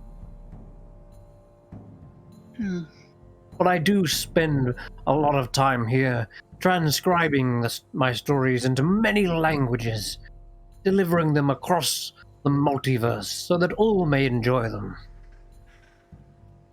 Is this is this an old story or a new one? This one is neither old nor new. Sort of a not too recent story I wrote. Oh, well, very interesting. And he makes a little golf clap. So, you haven't heard any stories recently about 3 hags taking over, well, hither, thither, and the other one? Hmm. I'm not sure of these realms, but I am sure I've heard about 3 witches, 3 hags. Oh, Do you tell have us any that other one. stories of the Hourglass Coven? Indeed, yes. Tell I've us that heard one. many stories of them. I hear they are quite a nefarious bunch. But I must say it is getting quite late. These animals need their sleep. Oh. Okay. I'm going to give him the crochet flower that I made and say thank you very much for your story. I truly appreciate it. Ah, I appreciate the kind gesture. In return, you are more than welcome to rest your weary heads here. It is a place of comfort, a place of respite. You need rest. There are little silk huts that I have weaved. You may sit down and rest your weary head. Oh, well, this Is is it? very kind. Yeah. We appreciate that a lot. And we would be delighted to hear more stories, perhaps tomorrow, if you are amenable. Of course, yes. Stay. I have more stories to share. And you see the little animals, one by one, sort of filtering out, and they kind of all split off into the forest. Can I insight into when he said yes, stay, as to whether that was Yeah, sure. insistent or somewhat malevolent? Yeah, go ahead. Yeah, I'd roll like an to. Can I check that as well? Yeah. You may, yeah. No. So, Solomon, you're not reading anything other than what you are out of game, I guess. Can't reveal more than what you're already kind of picking up on, I guess. But Xaxx, there is definitely an insistentness to it. He doesn't seem like there's a malevolence to it, though. I will say it feels more like It feels more like an excited prospect to him. He just wants to share his stories. You can see He just perhaps little wants to be- mandibles rubbing together, almost like someone were rubbing their hands together. And yes, you definitely see his eyes are kind of glinting with joy at the prospect of you staying and hearing more stories in the morning. Okay, I'll yeah. Okay, well, I guess we'll leave you for today, and maybe I guess we're sleeping in the huts. Of course. And Are he there actually any? Oh, sorry. No, go ahead. Well, I was going to ask also if we're going to be staying here overnight. Are there like any rules that we need to follow, or like things that we shouldn't do or say or whatever while we're like around your stuff? Well, so long as no harm comes to any of the other guests or denizens, then Well, I have I think we can do that. Yeah. Yeah. I think we can do that. As long as nobody tries to harm us first. No, we shouldn't have that problem. I do have spiderlings on guard should any ruckus begin. I'm sure they'll put people back in line. Thank you. And sure enough, as he mentions this, you see 2 little swilings, almost like as if he just summoned them by saying that, emerge from the pathway and appear at the door. They don't block your path, but they sort of stand on guard, post on their post, They're little tiny spiderlings, just smaller versions of yarn spinner, and they have they're perhaps little spears in their legs, like held by their legs. When you say small, do you mean like the same size as us or smaller? Let's see. Let's double check. Because he is huge. He is a huge creature. The spiderlings are more like, find out. They're small.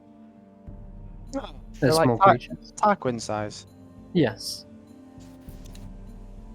Oh, actually, some of these ones are small. There's small ones and medium-sized ones. So there's the smaller ones are little scribes. The medium-sized ones are the guards. Yeah. So there are bigger ones. They're probably about the same size as you. Whereas the smaller ones, you can tell, are actually filtering out from different other silk huts, and they seem to be holding little books and little pouches. It seems seems Yarn Spinner isn't the only spider here working away. Yarn Spinner, is there a hut where we can all stay together? I am irrationally afraid of not being with my friends. So they're only a few paces from one another. If you could all squeeze into one, then that's up to you. These are the huts, and he gestures out to here.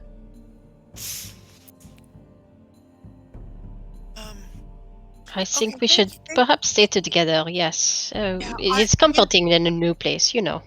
Yeah, you know how scared I get when I'm by myself. I do, yes. It is very important that we keep you from getting scared, my dear friend. Thank you so much. Yarn Spinner himself, he actually exits through a web in the back of the room and into another chamber, perhaps. A little spider. How many guards did you see, by the way, Tanwen? Oh, sure. We should probably let's meet outside. Yeah, let's Catch me outside. How about that? How about that? Okay, I'll say there's like at least two here. But you can see other little spiderlings all around. They are. Rodolfo, where did you go? I don't know. My hand slipped. Okay. It's up to you what you want to do. Oh, Solomon, I see you're going up to this hut. Yes. You want to make yourself comfortable? There's a small little silk hut, very modest. We should probably follow Solomon, make sure Solomon doesn't get into any trouble. Solomon. You find him amongst the small community of silk huts. Many of them appear to be occupied by spiderlings, but there's several in front of you. They seem to be reserved and furnished for guests. Maybe let's just meet inside the hut since Solomon's intent on being there. He starts to get a bit of a squeeze once the fourth person enters. Can I check the hut for, I don't know, secret doors, openings, like places where someone could listen in? Yeah, sure. You can give me a perception or an investigation check.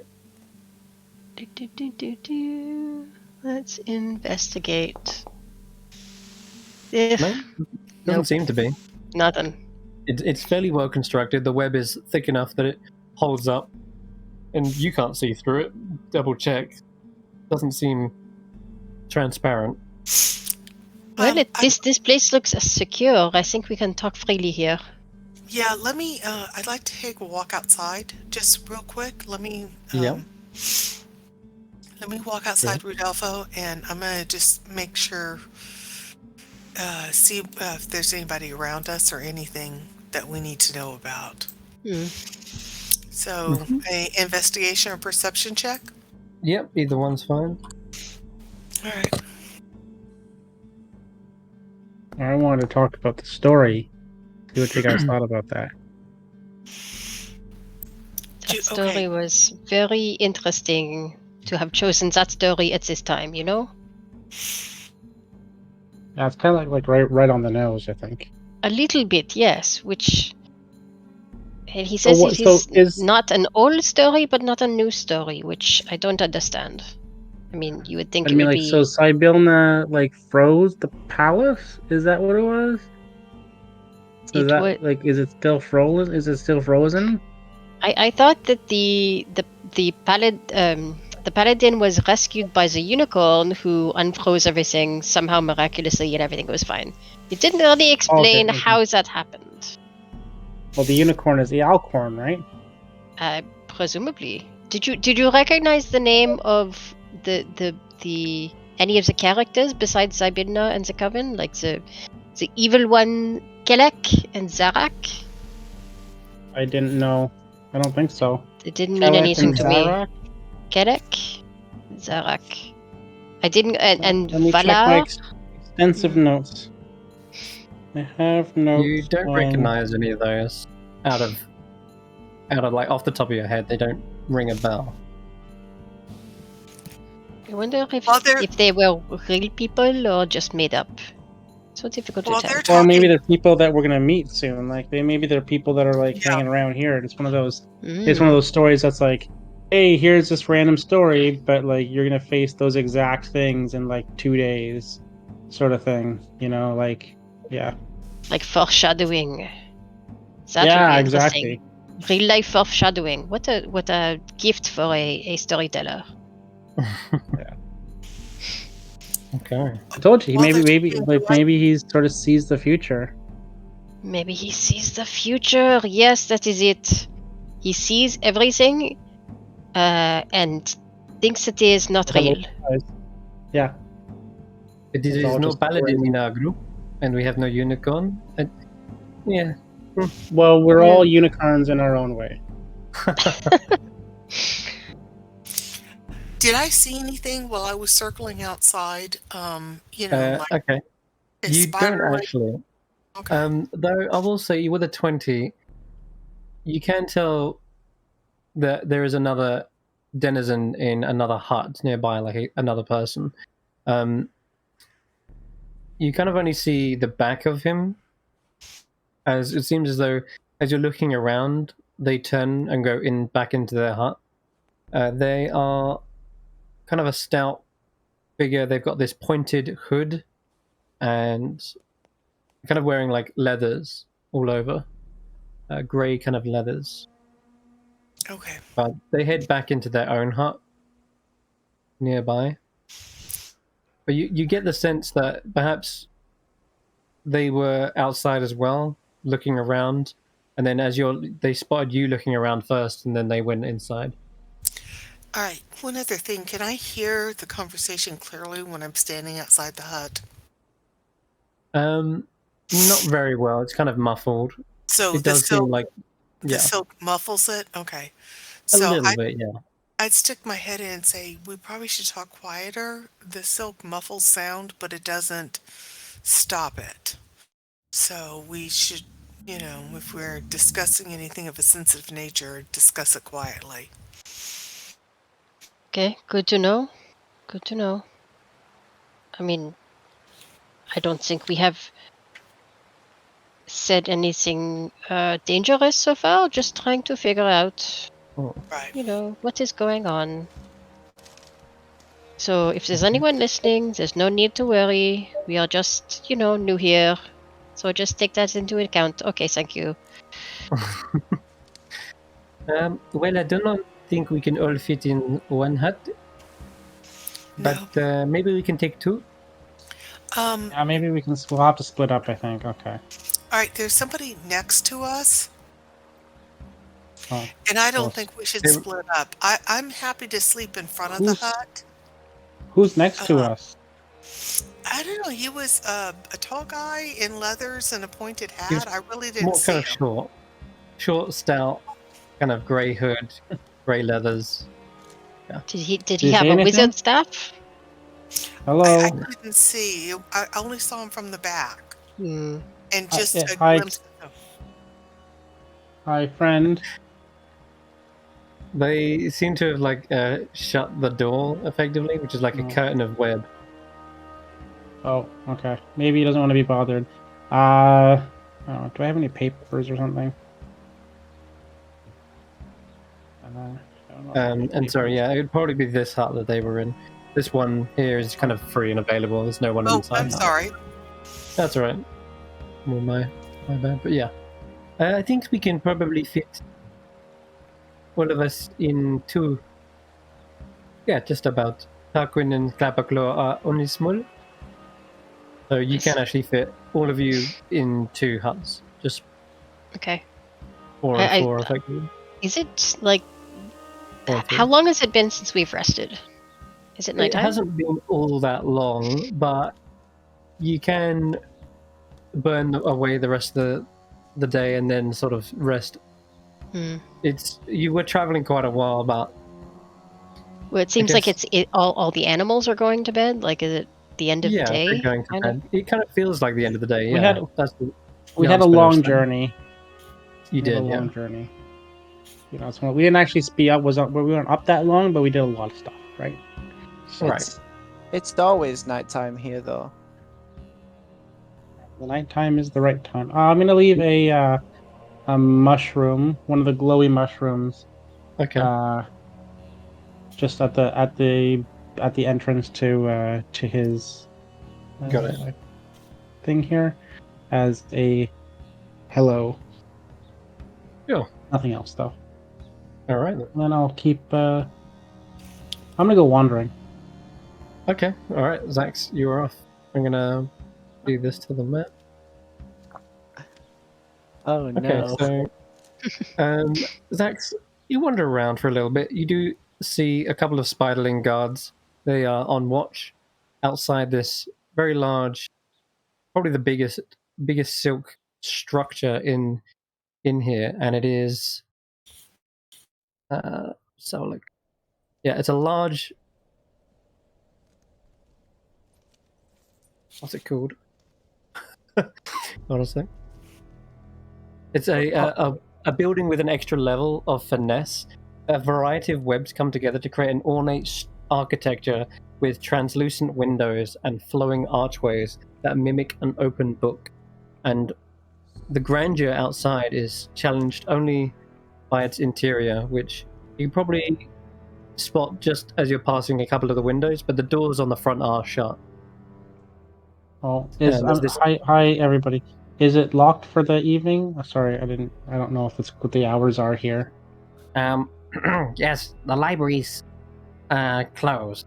It's the library. Okay. Not really for guests.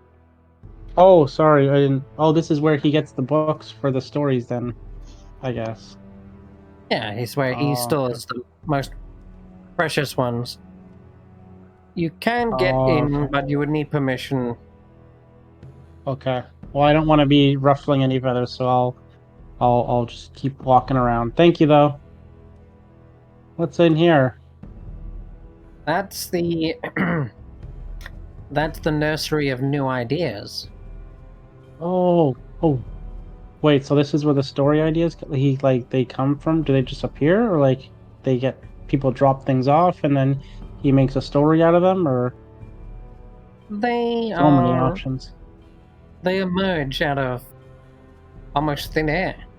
I'm not quite sure how he does it. Certainly some sort of magic. I knew it. That stuff comes and then he makes a story. Oh, jeez. I'm going to tell you guys. This is so cool. Can I touch it? Yeah, you can go in this. There is a tall wooden fence that surrounds this web. It appears cluttered with jumbled objects and buildings, and under the large gateway it does read Nursery of New Ideas. And beyond that gate, you come up to that ship hull. There's castle walls and barns, pyramids, gargantuan bones, and a very confusing landscape. But if you're heading up to the sunken ship, this battered galleon seems to be sinking in a sea of webs and descending under deck. You can actually hear, as you touch it, you hear crashing waves, and you suddenly feel yourself sort of wading through water, almost like you've sort of been slightly transported, not fully, but like partially. You can still see the surrounding area, but it just feels like you're pushing through waves. Did like my vision change, or just like a feeling? The web looks like water. It looks like a liquid web. Huh. Okay. That's cool. I will go over to this giant human-looking metal person. Okay. There is a strange creature of gears and metal. It seems to find itself tangled and restrained in the web. Hello? It speaks in a very strange binary-like language with beeps and dashes. Beep beep beep beep beep beep beep. I wave to it? Does it have any kind of reaction? It looks at I you can with psychically speak to it. Yeah, you could actually. Do you need to share a language? Psychically I'm speak not to it. sure. Let me just see if I need to share language with them. Beep, beep, You beep, don't beep. need to share language with the creature for it to understand these messages, but it must be able to understand at least one language to comprehend them. All right. So It does speak a telepathically, language. So the beeping. hello. Beep beep. Designation Quadrone. Oh, hi, Quadrone. I am Xaxx. Understood. Beep beep beep beep. How did you get here, Quadrone? Are you okay, Quadrone? End message. Message received. We are stuck. We are tangled. We know not way back.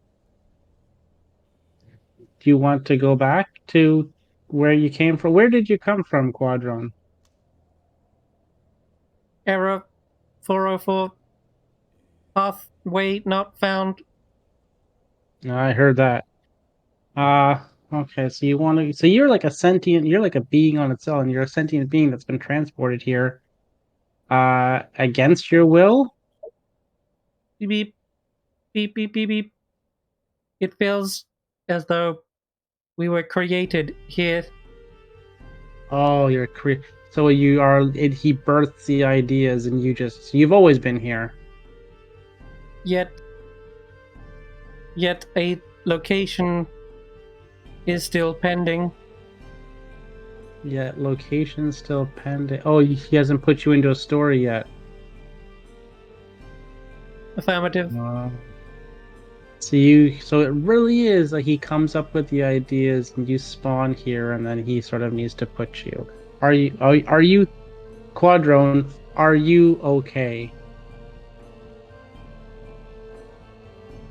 It says more specifically. Question. Physically, are in pain? Pain does not compute. Okay.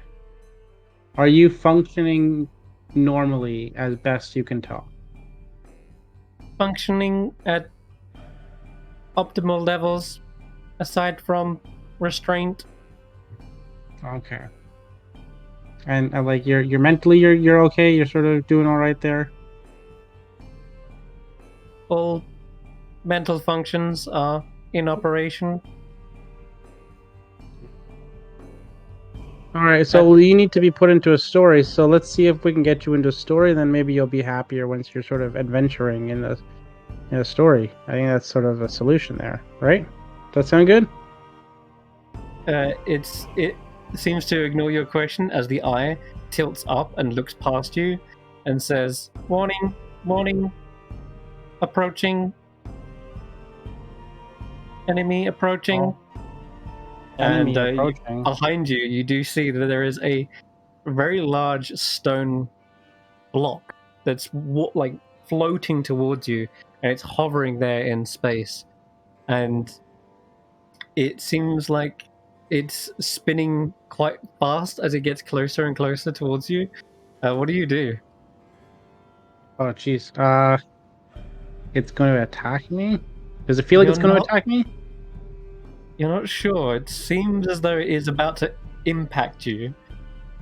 I'm going to hide inside the turtle shell. Okay, sure. So, give me a stealth check. You've got a good hiding spot, but let's see if it spots you. 15. Hey, it's not bad. Okay. You do see this large hovering stone block sort of just rush over to the quadrone, and it spins in place for a moment, almost looking back and forth, perhaps, though it doesn't seem to have any eyes or appendages for which to search. And it just hovers there momentarily. And it hovers over towards the... Yeah, go on. Well, can I still see the quadrone from where I am, or no? Probably out the back end, yeah. Okay. Out the back of the shell. I'm gonna position myself so I can see the quadrone, and then go, hey, telepathically, what is this rock thing, do you know? It hovers, it locks, it harries. Has it been here before? Affirmative. Others have tried. Others have been kicked out. Okay. Security system. I got it. Alright, I'm gonna go watch the what does it say? Before you said about a story? Yeah. Story is a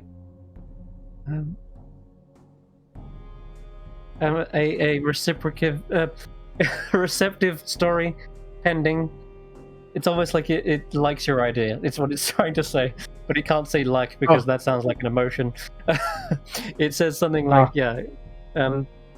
we awaiting story input.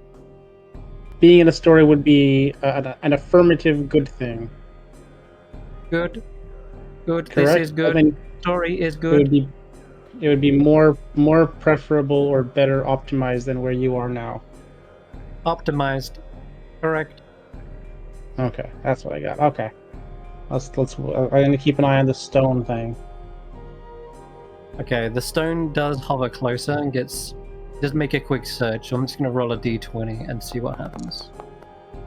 Natural one. Well, your hiding spot is flawless. It seems to hover around as like it seems to have more of a bird's eye view, right? So you're hidden from its gaze. These ancient bones or shell. No, yeah, the shell. You're in a shell.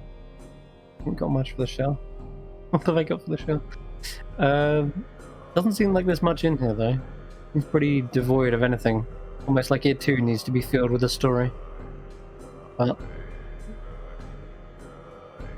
okay, but it does seem like this block is on a high alert though. It's sort of hovering around this space for a while. What do you want to do next? I guess.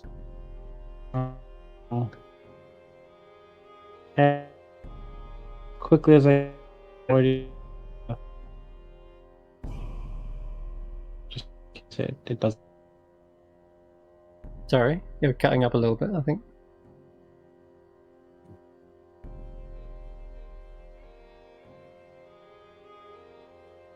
Xaxx, did we lose you? I think we lost him. Yeah, can you hear me? Oh, now you're good.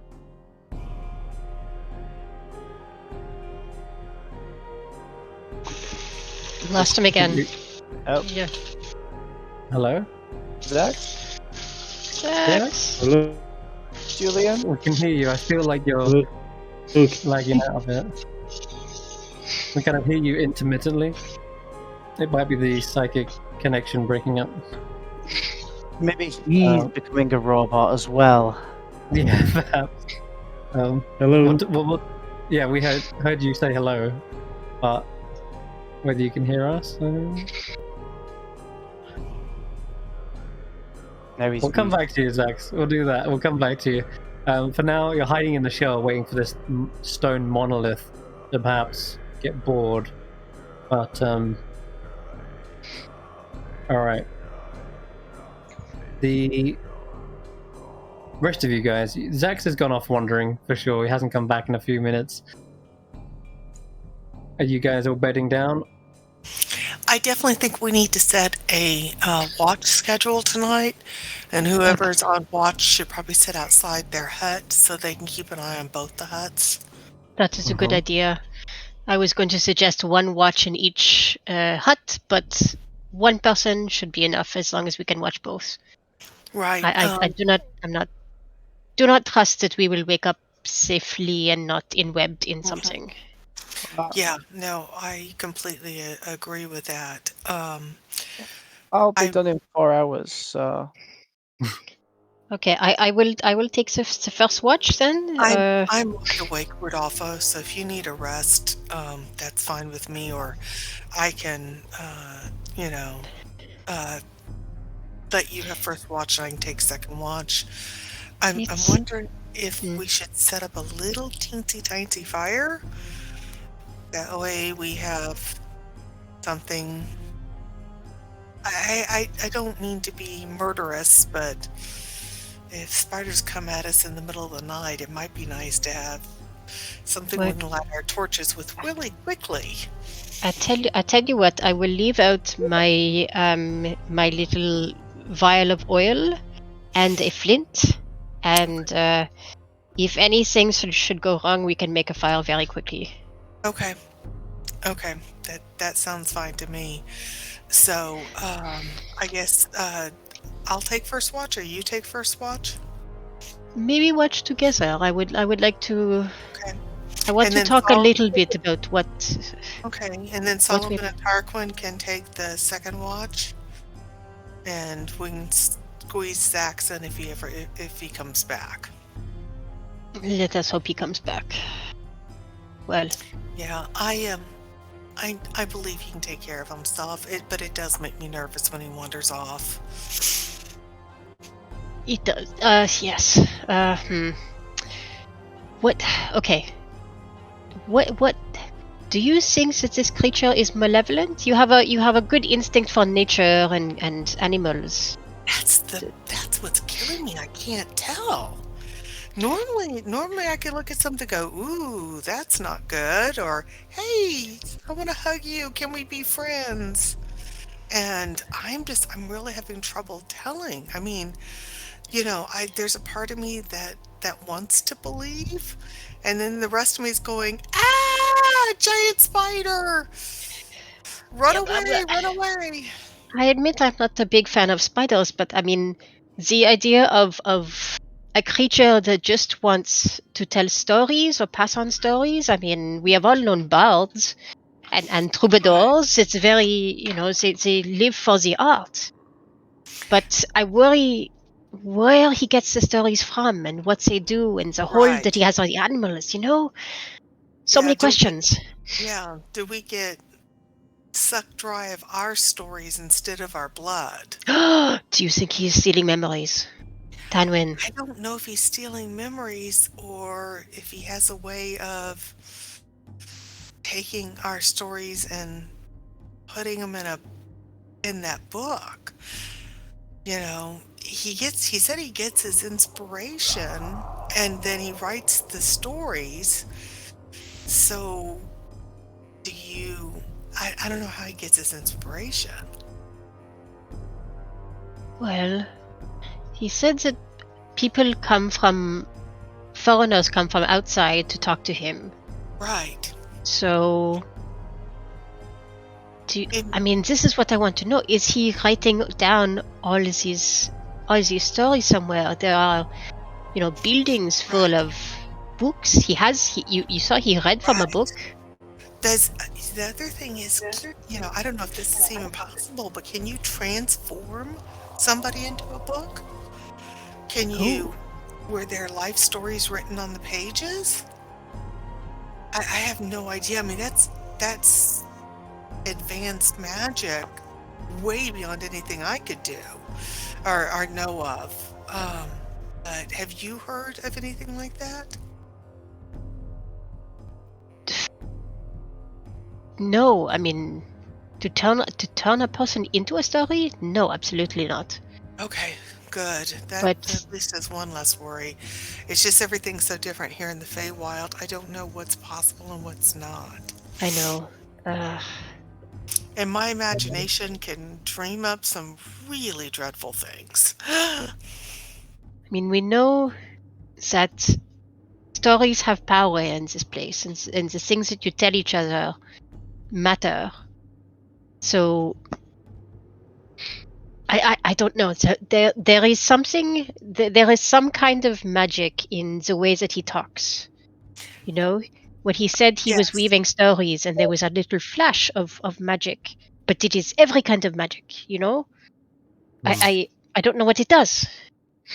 Roll an Arcana check, Rodolfo. Ooh, Just I would thinking love back on to. that. Yeah. I would love to. Arcana is not a strength. The And only I thing don't. you can pick up on is the fact that when he said the word weave, the magic of all the webs flashed every color. You already know that, but the word weave might have Okay. power. So I'll say, yeah, the word weave in particular. So perhaps I would keep an eye on words like weave and web and yarn and thread. That's why I gave him a little flower, because I thought, with as much as he does, with weaving, that would be adequate reciprocity. Yes. Oh, that was very. I thought that was just a kindness, but yes, it was good reciprocity. Oh. It's a shame he didn't mention anything about yarn that I could have discovered. You know what? I wonder. I'm gonna reach over and is the webs nearest me sticky? Yeah, everything's a little bit sticky to it. Okay. Not so much that you completely adhere to it. You imagine laying down is probably the worst. Trying to get up from like a resting position, but yeah, you can get to some sticky web.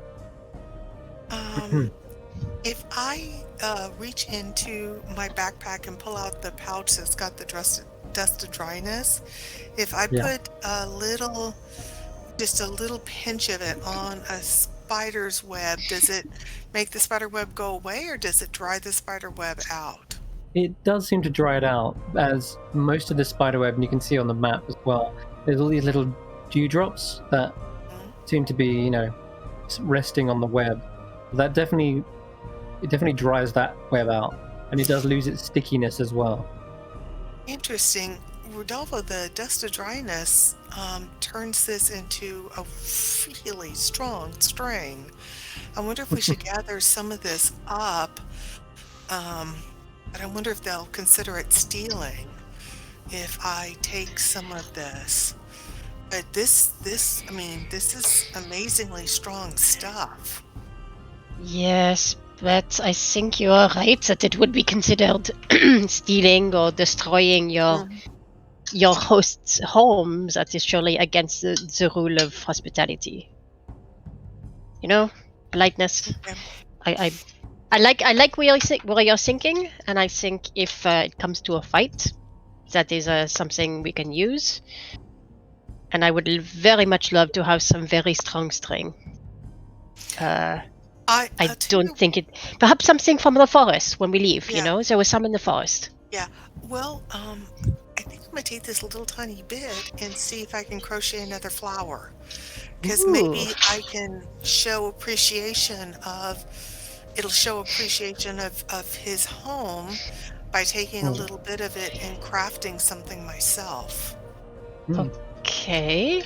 I suppose it is not technically stealing since you are not taking it away. No, I'm gonna just say thank you for letting us stay the night. Sure. To take something of his. You can maybe roll me something like that. What would you use? Maybe survival to craft something? Okay, alright. Yeah, you can go with that. It's a little bit tricky working with web, and maybe it's not quite as strong as what you thought. The web would probably need to be wound together like rope. You know how rope is many strings put together. And as you're kind of fiddling around with it, it does break a few times, and a little bit difficult. Okay. You'd need spinnerets maybe to sort of twist and weave it together. It's tricky going, but you're trying your best. You might need something as a base to sort of build the web over, perhaps. As for Xaxx, can you hear us now, Julian? I can, yeah, hi. Okay, you sound better now as well. All right, I'm going to jump back to you real quick, because as you're trying to sneak back out of the nursery, you suddenly probably trip, because when you're running in, that's another thing of this realm. When you try to move quickly across the webs, it's very sticky and it can trip you up. And I'm going to say that's exactly what happens. As you kind of trip, you stumble into that tower of stone, and your armor kind of clangs against it. The block spins around, flies straight towards you. All the while, the quad drone in your head is saying, "Pending story, optimized story, good." And the block is careening towards you. What do you want to do? I will psychically speak to the block and just, Okay. Hello, sorry, I didn't mean to make any noise. It does seem to understand you, but instead of slowing down, it begins to sort of speed up, and it tries to hit. It hits. You take, I'm afraid, 2d8 plus 5. Take 2d8? flippin' heck, 13 points of bludgeoning damage. This block slams into you. Feels like you've just been hit by the tower itself, and it rocks your head. It feels like you just got whiplash as well, and it almost knocks you to the ground. But instead, it's actually pushing you back, and it pushes you in this direction, about 10 feet. Oh. And it doesn't respond. Okay. It just sort of shudders. And the mod I'm just drone... gonna walk up. Okay, you can. The block seems to be following you. All the while, the quad drone is going beep, beep, beep, beep, beep, beep, beep, beep, beep, sort of repeating that, which you can understand to mean the word story at this point. If I leave the area, does it follow me still? The block stops right in its tracks the moment you cross the threshold of the nursery. And it falls into the earth and slams down with a heavy thud. Ow. Maybe you guys want to put a warning sign that there's a block that slams into people who talk to the stories as they're developing. I guess you guys don't like beta readers or anything like that, huh? What the? There's a block in there? Looks over. Yeah. Huh. Yeah, I went in there, and then this block. It's in the ground now, I guess. But like this block chased me and hit me, and you can see it's like I'm pretty bruised up right now. So. Oh, that's no good. And I didn't want to fight it. Yeah, because I don't know if it's like a story idea or something, so I didn't really want to fight it just in case I'd like destroyed a story or that was developing. Doesn't look like anything Yarn Spinner would make. Not something that would hurt people. Maybe I'll ask him about it tomorrow. Do you want to see it? I'll step back in. You can see it at least, and I'll just pop back as soon as it arrives. I'll just jump out and it'll disappear again. Yeah. Maybe. The block suddenly trembles to life and rises up out of the floor and hovers towards you. And I leave. No. Okay, did you see it? And then it thuds to the ground again. Oh, I saw it. Okay, that is a problem. Yeah. Okay. So, I don't know if that's like a regular security feature, but we should probably, check that out or something. I'm not going to go in there again, but now you know at least, so there's like backup story.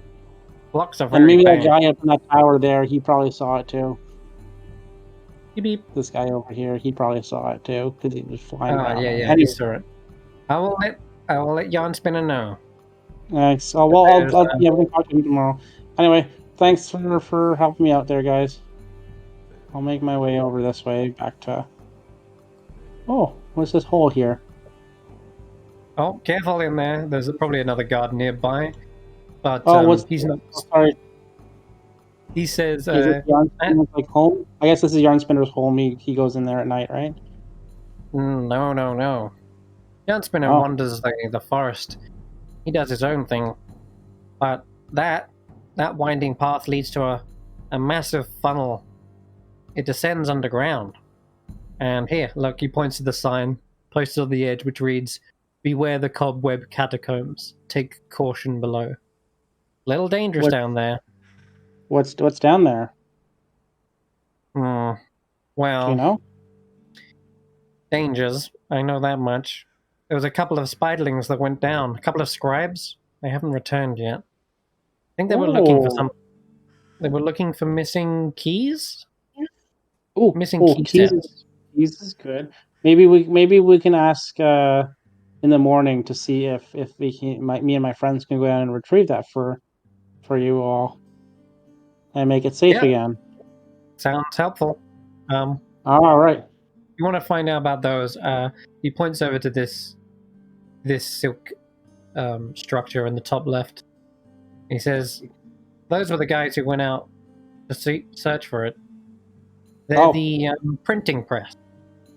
The printing press. Okay. Mm-hmm. Maybe I'll.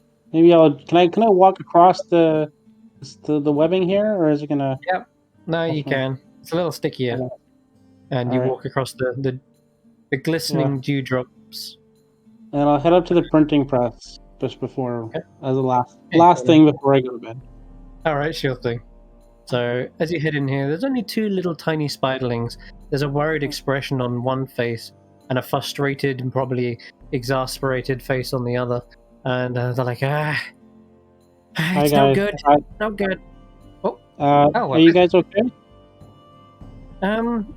Yes. It's a little bit troubling, though. A little lonely in here. We're the only two left in here. Yeah, I heard a couple of you guys went down the hole to look for a key or something. The rest of us, the rest of the printing press crew went down. We're missing these, and they point towards this big device that holds these trays of metal typesets, and each representing a character in the common tongue. But keys. I got it. Okay, yeah. But the typesets are scattered and disorganized, and one of them is like fiddling around with all 8 legs on the ground, trying to piece them together. Yeah, this is a problem. Ever since that boy messed everything up. Boy? The boy with the pyramid? No. Different boy. Perhaps. I don't know. Yarn Spinner's the one who makes the stories. It could be the same one. Maybe it's part of a trilogy. Who knows? The boy came in here and stole a load of the keys. And then took them into the hole? Don't know where he took them, hid them, tossed them. We've searched everywhere except down there. So that was the last place we have looked, or we're going to look, but they haven't come back. The spiderlings have just... I don't know. Okay, maybe they got lost. I'm going to talk to Yarn Spinner with my friends, and maybe we can convince him to let us go in and help out. Maybe I don't even know if we're going to be interested in that, but we'll see what we can do. Maybe I can help out, okay? The other more worried-looking one goes, No, don't send any more down there. They were obviously... I'm tougher than that. I got beat up by a stone like 5 minutes ago. I'm still standing. Worms. The worms got him. What? Worms? Worms are okay. Yeah. Worms are you fish with worms. Oh no! These ones are big. They're bookworms. Yeah, that's fine. We're okay. You know that we took on a dragon before. Oh, really? And we took on giant rabbit. And we raced snails one time. That was fun. Well, not all of us. Only two of us raced snails. Yeah. Oh. Yeah. Yarn Spinner would like to hear that. That's special. Maybe we can exchange. Well, yeah. Maybe we can do that, and you can give us some stuff to help us with our quest if we help out you guys with your typeset stuff. Oh, sounds excellent. Yes, please. Fantastic. Those typesets. The other scribes are falling terribly far behind in their work without the printing press. Yeah. Okay. Well, we'll see what we can do to help out. Okay. Okay. All right. You guys get some rest though. Don't stress out too much. Okay. Yeah. Good idea. Right. They watch as you wander out back to the others. You're together now at this point, unless you're stuffing by this as well. Is everybody in here okay? You guys are all good? You hear, keep writing! Tired? Switch hands! These books aren't going to write themselves! Come on, go! And you see a spiderling that seems to be ordering these probably there's about 6 or so spiderlings. They are bustling with activity, non-stop, copying books and manuscripts page by page. And in the corner there's a large hourglass that seems to be keeping track of time, whilst this supervising scribe barks out the orders. Alright. A guest. My apologies for being rude. Sorry, I was just like the printing press guys, and they said that they were missing some stuff, and they were not doing okay. So I just wanted to see if you guys were doing okay. But it seems like you're kind of busy, so maybe I should just leave you alone. We can't keep up. If those printing press guys can find their keys, then yeah, maybe we could take a break. Oh, that sounds like okay. I'm already on top of that. No problem. You guys don't stress out too much. We're gonna take care of it. You can find the thief? We'll find the keys, maybe. It's down the hole somewhere. That's all I know. Find that thief. A boy stole them. He shakes his little leg in the air. Can you describe the boy? Short, messy, curly hair.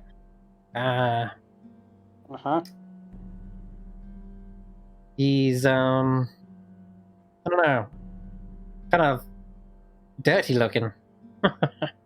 Covered in, like, mud and stuff. Wears kind of simple clothes. He has, like, what else? So generic child with curly hair. Yeah. Okay. You don't see many children with, I don't know, messy curly hair. So, I don't see many children at all, in fact, here. Okay, that's good to know. Well, you guys don't work too hard because we're going to fix your printing guys' stuff. Okay? All right. All right, bye. Okay. Head back. All right, and I'm going to head to bed. Okay, all right. You head to sleep. And is everyone else bedding down? I know you've set up a watch, haven't you? Yeah. I mean, okay. Yeah, Rodolfo and I are on first watch, and then we said Solomon and Tarquin could be on second watch unless Xaxx comes back, and then, he can take up maybe a middle watch or... Okay. I actually am starting to get a little bit worried about Xaxx. He's been gone a fair while. You never know with this type of base. Yeah, he's survived so much, including everything he sees that he wants to eat. Okay. Well then, as you guys are looking around, I'll give you guys a perception check. All right. So, skills... Perception. Oh, come on. Rolling lots of garbage today. Oh, man, I'm so distracted by the conversation. I'm not paying attention. Yeah, that's probably it. Shoot. You don't spot any dangers, necessarily. No one kind of even wanders close. Most of the spiderlings stick to their post. Or they've got their own little work to do back and forth from the bigger silk huts. And so no one really approaches your huts anytime. And you do find yourself getting tired, though. Okay. So, as you guys head to sleep, I know Solomon's got a short one, but I'll get Tarquin to roll as well. Quick perception. This will be on his watch. Doesn't see anything out of the ordinary. And Solomon, you can also roll a perception check. Okay. Wait, am I muted? No, nope. You're good. 24. Oh. Yeah. Okay. So what were you on the second or third watch-ish? The last watch, because at this point I've had my trance. You're on the last. Okay, alright then. In that case then, because you're on the last watch, I'll tell you what happens when you see it. But before that happens, as everyone is resting, your minds are filled with especially vivid dreams and memories of your time at the Witchlight Carnival and Prismere. And Xaxx especially is dreaming of that encounter with the dragon and all the things he just mentioned to that little spiderling. All of those are coming back in full experience, it feels. And I'll tell you what, we'll go around just having you guys sort of recount one of the highlights from the carnival or Prismere. Well, Solomon, we'll go with you first. What was a particular highlight that you think would make a good story? From the carnival itself? Or anything so far up to this point. What's your sort of highlight of the campaign? No, that wasn't me. I guess he'd probably think of a good story was feeling useful as he trod around the downfall as an elk, seeing Rodolfo as like this regal person on top of him. Yeah, definitely. You were the herald of the monarch, and even the king was impressed that you was the monarch had their own steed. Effectively, the herald had their own steed. Yeah, you'd probably see that as a good moment. Yeah, of the very few good moments he actually can see. And Claverclaw absolutely praised your appearance, noting that the skull was very much like his own majestic stag skull. All right. What about you, Tanwen? What was a highlight from the campaign so far? The first day we met.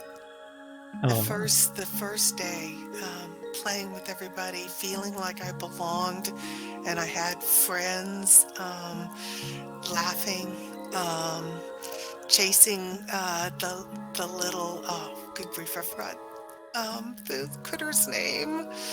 The owlbear.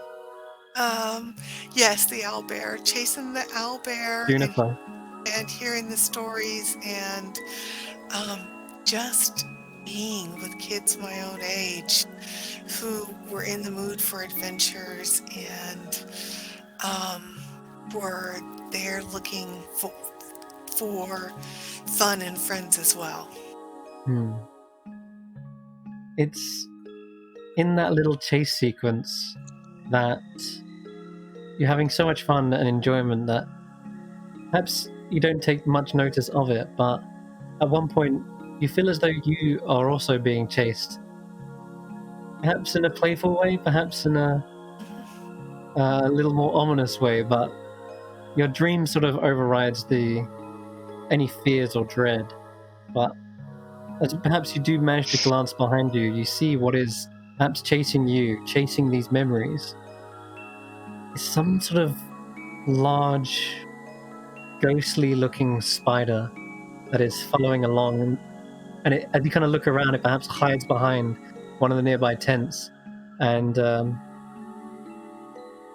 you can't stop, otherwise you might lose track of Juniper, who's up ahead, so you press on.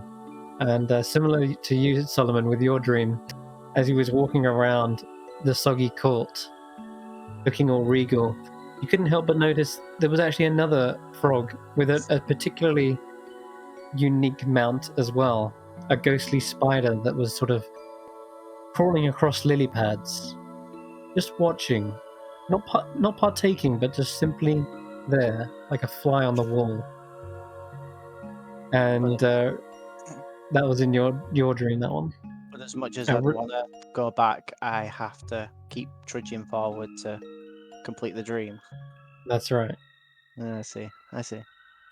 Rodolfo, what about your highlight?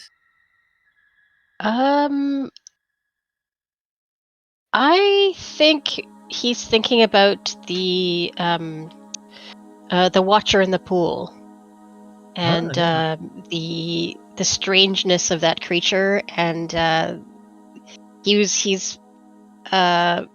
feels like they had a good business arrangement there, like it was a good deal for everyone involved. Like the Harangon bandit got a chance at redemption. The Watcher got some company. They managed to get everything what they wanted. So it was like a good deal, well done, and everybody benefited. And he's particularly, he's proud of that. So that's very good. Yeah, I think it was your idea. You came up with that sort of arrangement, and it went down swimmingly. And yes, something else is also swimming. A small ghostly spider seems to be pushing itself along, like all of its legs seem to be pushing under the water, and it crawls up and into the inside of the cave and just looks down and oversees this little arrangement unfolding. And as it's a little bit closer for you, as it's like right up against the cave, you can see it feels as though the creature is hollow in a sense. Obviously, it's got this kind of ghostly, ethereal like appearance, but in addition to that, it looks kind of hollow in another sense. But I'll get onto more of that when Solomon wakes up. And lastly, Xaxx, your little highlight is you're dreaming away in your own little hut here. Yeah, Xaxx is all over the place as he tends to be, and his dream has coalesced into a mixture of things. So his dream is that, him and everybody are racing on the snails, but the snails are like, they're not normal snails, and all the snails, because he likes when Solomon and Nox turn into the animals a lot. So some of them have hooves, some of them are like wolf, like the spring summer wolf, and some of them like the wintry cold wolf, and they've all got, the snails all have legs that they're running around. And instead of running around on like a track or like the planks that we were doing at the with the Harangon, they actually are going back to the watering area.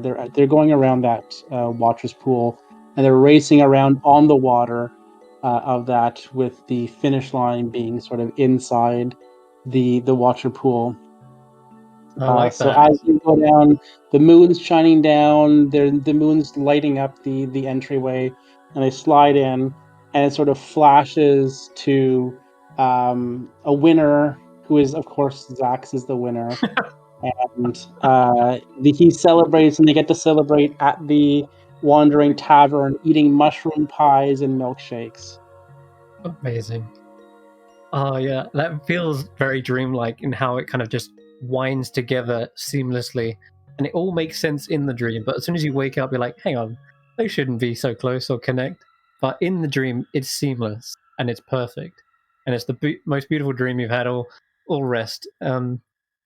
The spider in this dream, probably watching from the stands as you guys race around the track, and it too applauds when you actually accomplish the victory this time round. And perhaps in the tavern as well, just in one of the gloomy corners of the inn, it sits there, perhaps with its own little drink and food, and it seems to be taking notes as well, writing down something as you guys rest and celebrate.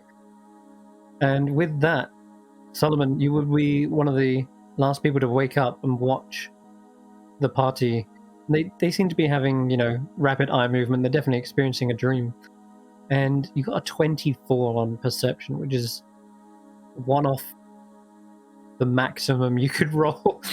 And so what you seem to spot at the very end of this rest is some sort of ghostly spider, the same one you perhaps spied in your dream, only this time it's here in person, and it phases straight through the webbing, very much like it is a ghost. And I'll give you an extra description as well. The top half of the spider doesn't seem to have like an over shell. It's hard to describe. It doesn't have like a portion of its body where the top should be.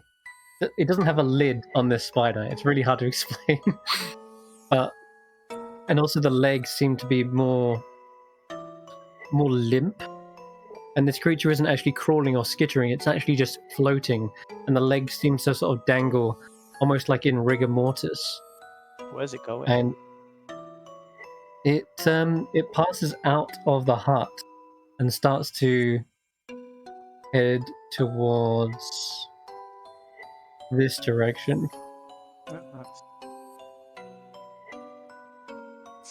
And Solomon, you've transformed into spiders before. You know much about nature and animals. This creature, it looks like a shed skin of a spider, like a husk.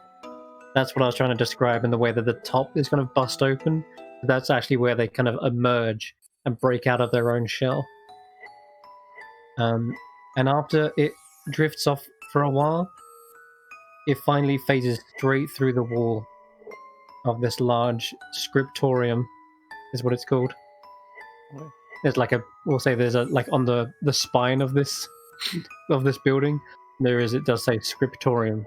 Wait, don't go. It fades away, and with it, it's got these threads that are holding onto little bundles, much in the same way Yarn Spinner had books in their pouches, in their silk pouch. This too had seemingly books filled to the brim. That's what you see, Solomon. And okay. Wait, where's Xaxx?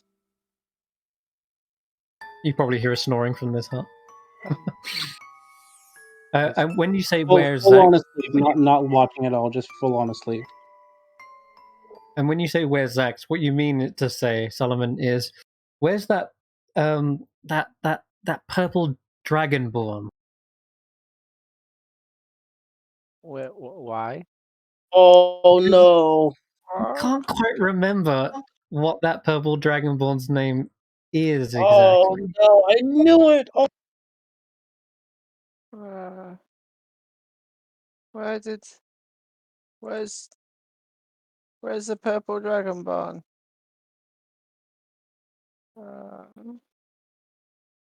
Where? You feel a little bit lost and bewildered as it wasn't too long before you woke up, but you can't remember what you were necessarily doing. Oh no. You know you have allies in the rest of that hut, but when you try to think of their names, you're supposed to be watching over what? You can't get their names in your head. Nothing is straight. Nothing is solid. It just feels like this messed up web of thoughts. Okay. This is okay, because if we all know our names, then we can all tell each other our names. And then you try to remember your own name, and that too feels like it's hidden behind a gorse of web. No, who am I? Oh no. Mm-hmm. Someone called it. Stealing our dreams and in turn our identities, I think. And as you kind of wander a little bit bewildered back to this place, you see that the mushroom that was left out by Xaxx is gone. So whoever was inside that hut has taken it. No. Oh no. No. You hear a voice. What? Why are you wandering around? Are you lost? You look down. You see there is a fox just on the path nearby. What's your name? My name? Yes. It looks at you confused. Oh no. Not another one. Wait, what? Let me guess. You're asking my name because you've forgotten your own? No, I know my name. Okay, what is it? Richard. You kind of hesitated there for a moment. No, I didn't. No, okay. What about you? What's your name? My name? Yes. I'm Vix. Well, why did you hesitate? It looks at you with this kind of annoyed face. Ah, you two-leggers. It's always the same.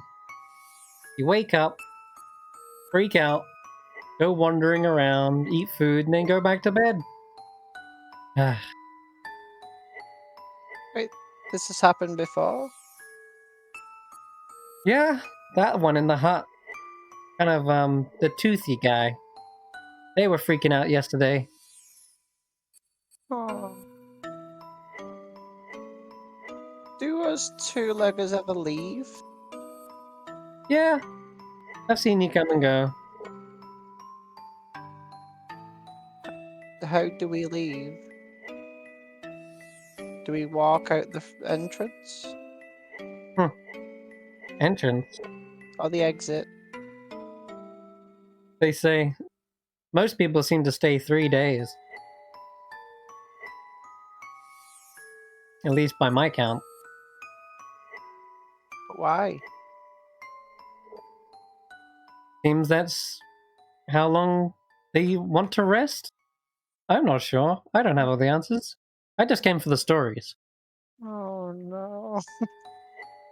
But I have noticed it does seem like they stay here for at least 3 days.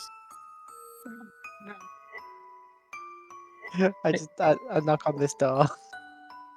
Okay, yeah, you can. Well, knock. You more like slap your hand against a web curtain. straight And through. yeah. Exactly, you just tear through it and nearly fall onto this purple dragonborn. I shake him awake. Yeah, Xaxx, you come to.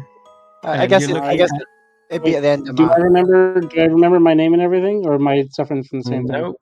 You Purple suffer dragon. from exactly the same thing. You don't Purple know your guy. name. You don't know who this named individual is either.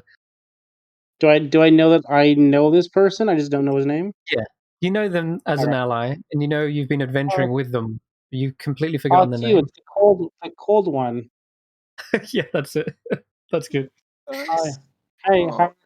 sorry. I just went to bed on my own. I wouldn't disturb everybody else.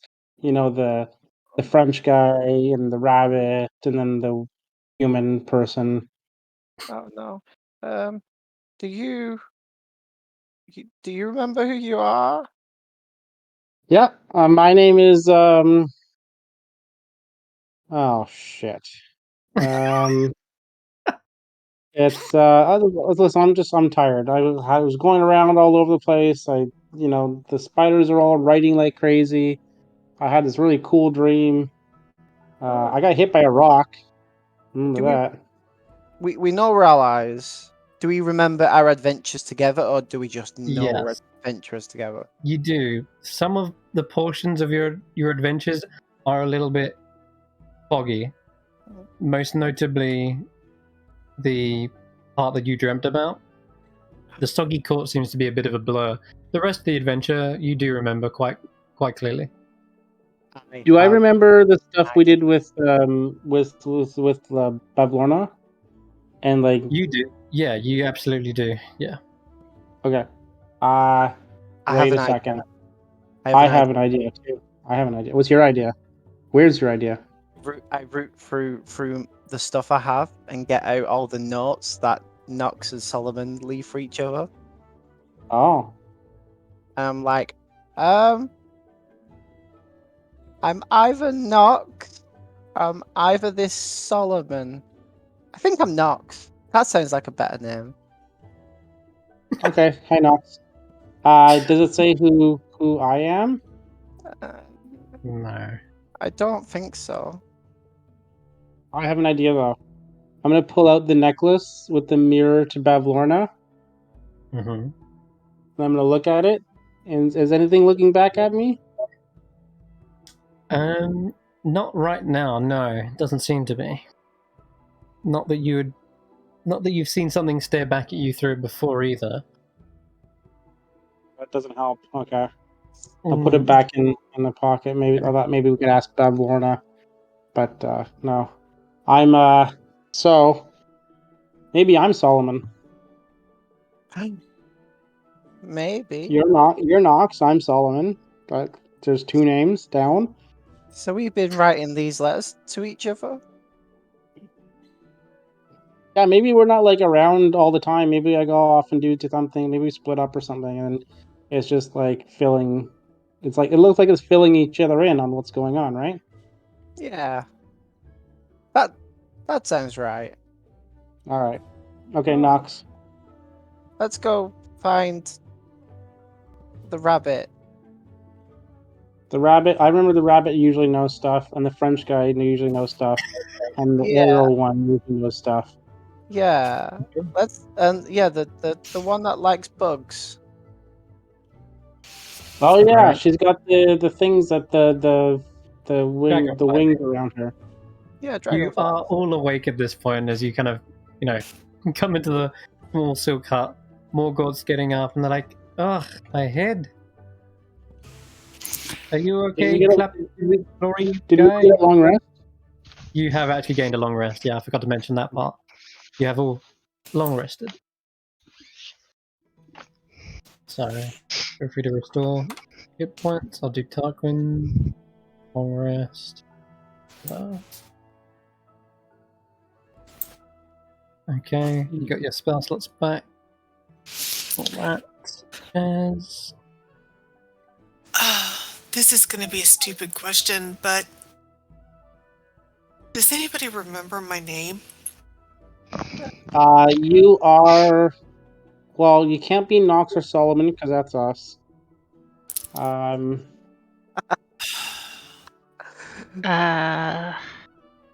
you have anything written on your on you? Like, do you write Writing. Wait, do you write? writing. Writing. Sorry. Go ahead. Writing. Yeah. I know I fire my arrow and my bow and arrow, and I had to practice. I had to practice because it's muscle memory. So try writing your name. We should try writing our names. Shut your eyes and try writing your name, maybe with a stick in the dirt, and see if your muscles remember. I'll take a stick and I'll write Solomon in the dirt. No. Yeah. Shut your eyes and try to sign your name. It feels natural as you write Solomon. Nice. That seems good. I like the name Solomon. I feel like a Solomon. Solomon's a wise name. It is, but okay. And Nox is a fun name, and he seems like a lot of fun, this guy. He came and woke me up in the middle of the night. Like, who does that? Okay. Rodolfo, meanwhile, has opened up a letter that he was carrying inside his jacket, and it's a letter of introduction from his guild. So it has his name. It has his full name written out there. Oh, okay. I am Rodolfo de Basque. I am a vintner from. I'm sorry, it doesn't say anything about anyone else, but I'm okay. So great. Can I try writing my name in the dirt to see if my name your name, as you're trying to write it out, you kind of you're really just trying to let your muscles do the thinking, so you're not even putting any mental effort into it. So you just, as you drag the sticker across the ground, it just spells out bug lady. I was gonna say my name is T. Look, it's T. I'm T. No, I think this is Bug Lady is the names that you identify with, and therefore the names that we will call you by. This one is Nox, this one is Solomon. What about you, rabbit friend? I'm having trouble as well. And he looks at his pocket watch, tries to open it again. Was worth a shot. Does anyone else have any ID on them? Like maybe an amulet with your name on it, a wedding ring with you and your wife's name, something like this? How do I know if I'm me or I found the wife? Or husband, or, whatever. I get out of the caricature. Would it have been signed? No, it is not. Ooh. Like I was Caricatures, yeah, they have the name at the bottom. They do. This one does not. Well, I was gonna say, would it say Bauble at the bottom, and I can. Oh yeah, I guess it would have a signature. Yeah, like. Yeah. Maybe one of you guys drew this, and you're called Bauble. Well, it's either the bug lady or the rabbit, because everybody else has a name. I like to draw. I mean, the clawed, gourd-headed, strange child says, "Yeah, I was drawing when we met. Remember?" Oh, you must be Bauble. Bauble. Okay. What about the frog? And I don't mean Rodolfo, the other frog. Hey, that is insulting. Wow, I am insulted as well. Now, I do not remember my name, but I'm sure I had a title. You and I sound like we are from the same place, so you must be from Basque as well. Frog de Basque and Rodolfo de Basque. There we go. Okay. So good. Yeah. No.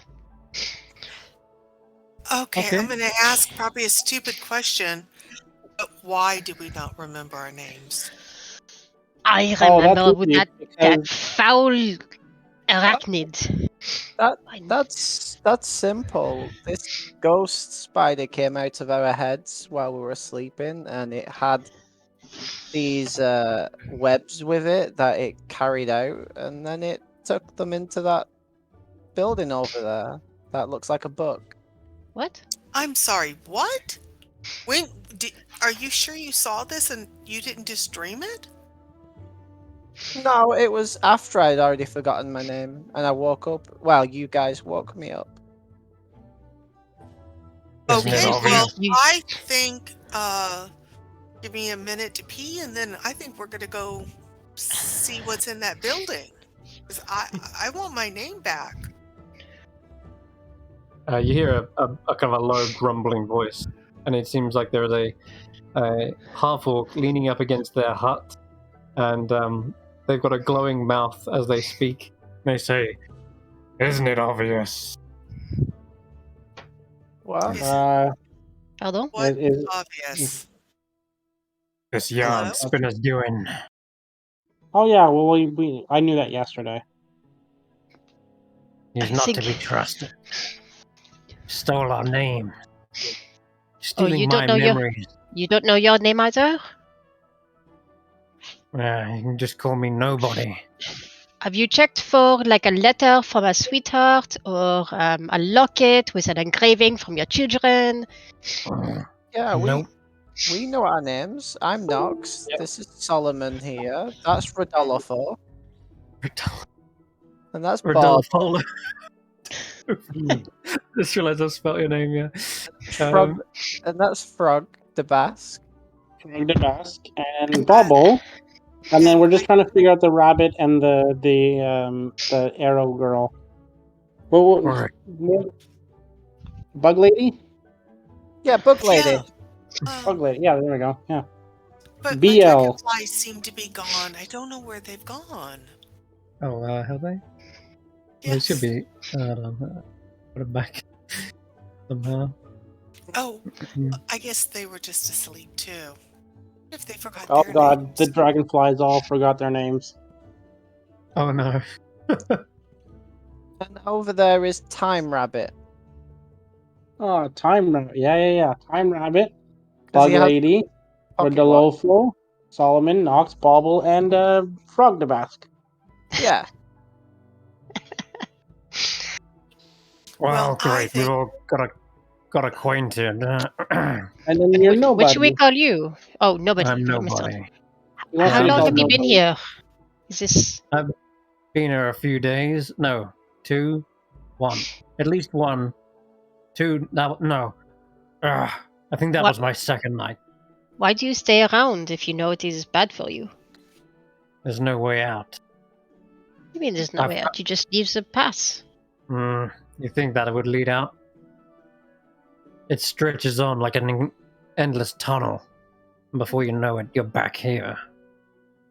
Oh, it's like the clearing again. Oh, I hate this We're place. in a loop. Oh, maybe we need those rhyming couplets again. Yeah. I'm sure there's a trick. But Yeah. everyone I've asked says that it's not a big deal. 3 days pass and anyone's allowed to leave. I guarantee you that I can figure this out. I figured the last one, and I'm very good at things. Well, it gets worse. What do you mean it If gets you worse? if we don't figure this out in time, you're going to lose more than just your name. I can't remember what I was doing or where I even came from.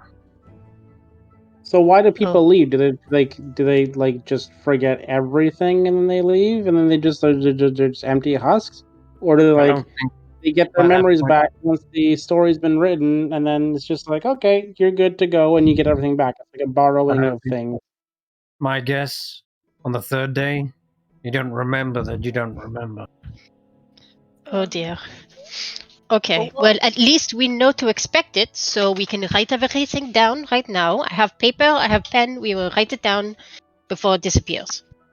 But Do you remember what you were trying to do? He seems to like sort of pinch his rotting tusk between a forefinger and thumb, almost as if he's pondering.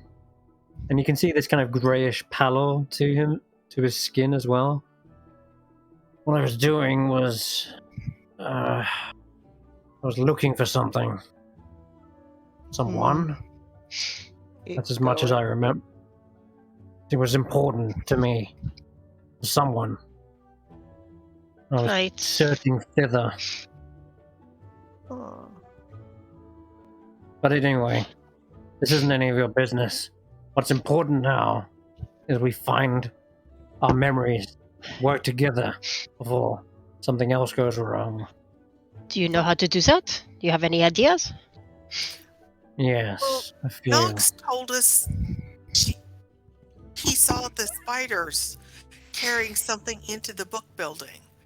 The scriptorium. Yes. I think we need to go to the script building. Where Yarnspinner's keeping his books. Okay, so we go entrance is there. guarded as well. Okay, so I have a proposal. I don't think they're going to let us in the front. So perhaps Xaxx, y'all go to the front, see if you can demand entrance, create a distraction. Xaxx and I will see if we can. Sorry, Solomon and I will see if we can get in through the back.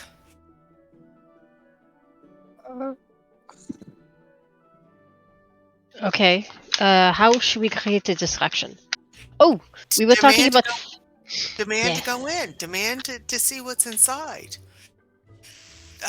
Tell them that Knox saw the spider go in there, and we think the spider may have our names, and we want our names back. Yeah, that works for me. Okay, who's coming with me? And to be able to leave, yeah, I'll go with you. Yeah, that sounds good. And to be able to leave. Yeah. Wait, Solomon. Solomon. Well, never mind. Yes.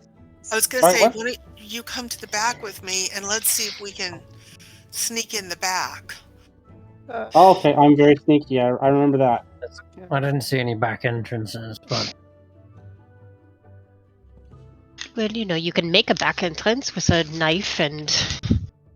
Okay, let's go, Rodolfo. Okay, come along, Knox.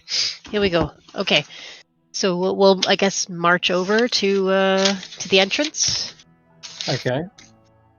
There are indeed 2 spiderling guards on duty, and they're kind of yawning. Oh. Well, who is in charge in this place? Yarnspinner? Okay, if in the absence of Yarnspinner, is there someone who is, second in charge, the manager? Who do we speak to get in here? Oh, it's very okay. important we have access to the books. Well, I guess that would Maybe be your name is Vulgate. Karen. Are you a Karen? I think Vulgate's probably the. He quotes with his little mandibles, or his tiny front legs. Second in command. He's just the oldest. I think he's older than Yarn Spinner. What does he look like? Looks like one of us, spiderling with kind of grey hair. And Does he float? No. Float? No. Yeah. Oh. He's over there in the what's it called? The House of Many Languages. Which one is that? He points over here. Oh. Okay. And he will give us permission to come into this library? He shrugs. Maybe. Why don't you escort us? I think we need an escort. Okay, roll a persuasion check. Been rolling like garbage today. Not really supposed to leave my post. Oh no. That's what you really are. Foretold. I can't. We have to. We can't leave our post. Yarn Spinner says, make sure to guard the door. Very well. Come along, Nox, we will go. Okay. Okay, alright. Okay, just play along. I'm not quite sure what I'm doing with the game here, but maybe we'll get in anyway. You never know. Okay. Okay, so as you come to this structure, like all the structures in Fable Rise, it is intricately woven from fine spider silk, and inside a big arachnid occupies the space.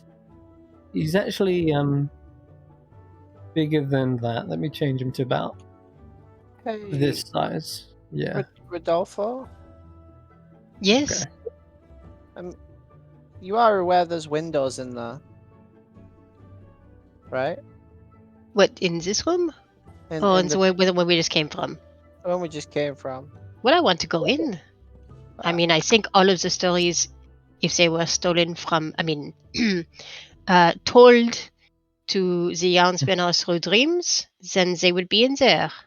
I just mean, like, why am I on the front when I could probably just teleport in there? I feel like I'm part of the wrong team here. Yep. Okay. Well, that is a fair point, but we can Oh, pardon. Hello. I am told you are the one to speak to. I'm doing work. Do you grant library cards here? Library cards? What? Yeah. Inside this space, you see this arachnid. He's kind of got a small body. He's behind these 3 desks, and his tall, sprawling legs spread out across the room. And he's trying not to look up because he's working frantically. Seems like he's writing 3 manuscripts simultaneously, and then they're all in different languages as well. Look, I have 26 books to write in 17 languages. I don't even have time to talk. Oh my goodness. Well, if you will just sign this for us, saying that we have permission to enter the library, and he pushes a blank piece of paper across, then we will be out of your hair, no more damage. Yes? What? He finally looks up to see this piece of paper being slid towards him. Oh, it's very, very interesting. I know that you are responsible for the other building there with a lot of books in it. And if you sign this, you give us authorization, we can take some of that work from your shoulders. You know, make it easy for everyone. Yeah, we'll help you so you can do more work, and then when you do more work, you are helping others because then they get great stories. Yes, delegation is a wonderful thing. I'll tell you can roll a persuasion check with advantage this time. Yay! As it seems like this guy does indeed want you out of his hair, and you make a good point. You just make a good case. I just did that with disadvantage. That's fine. That's a 16 plus. Whatever. Okay. Plus, yeah, that's more than enough. Cool. All right then. In that case, right. And with one of his extra legs, he picks up another quill and begins penning. You have permission to go past the guards, but you still need to get in through the front door. Wait, what? Is there another way to get in? What do you mean through the front door? Aren't you giving us permission to go in? You'll Exactly. figure it out. You'll figure it out. And he just slips you the hand a piece of paper. Okay. Thank you.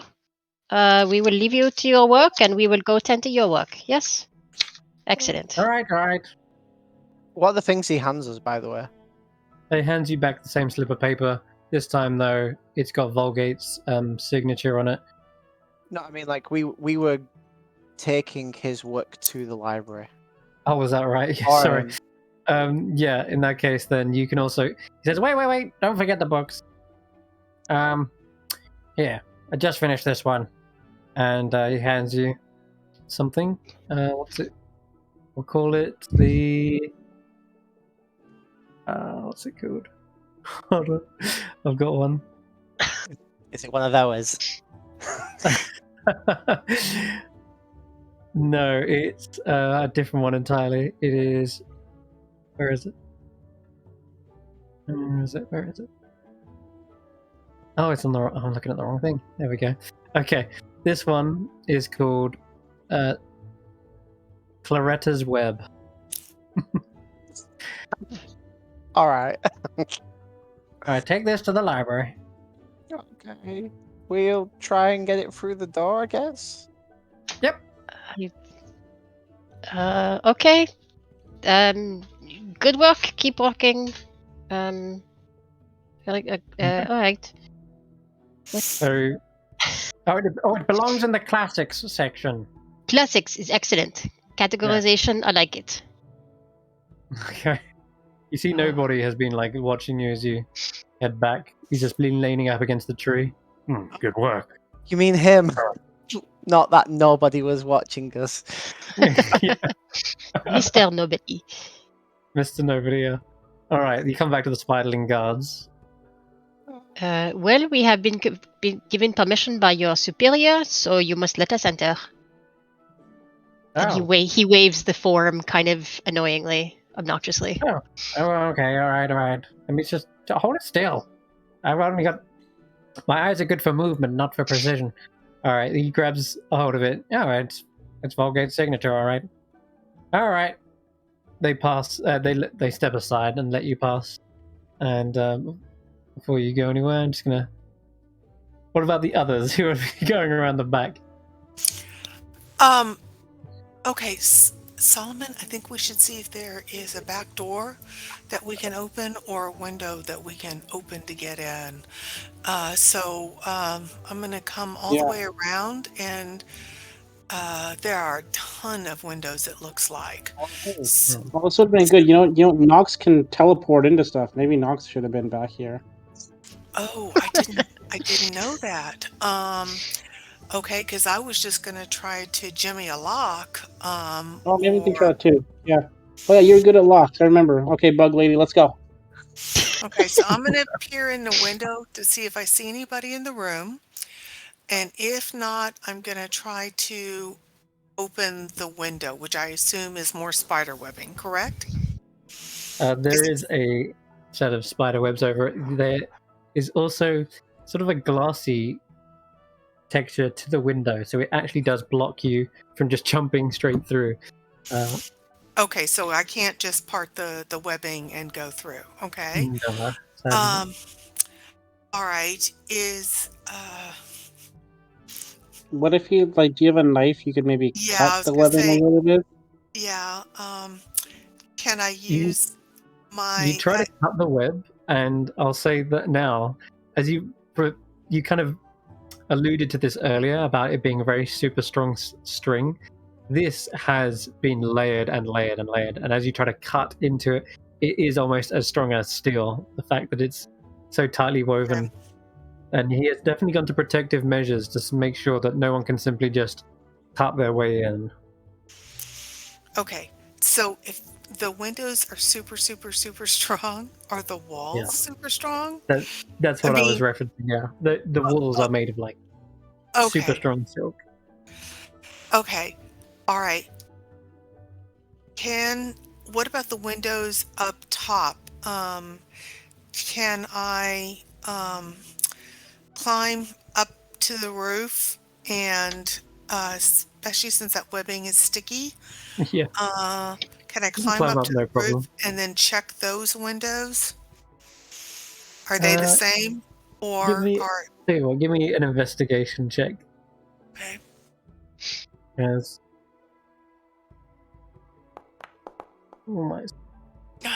They are all firmly closed and they are all secured. This is very high security, it seems, and there isn't any open windows. There isn't any ones that have more there's no weaknesses in any of the structure that you can see.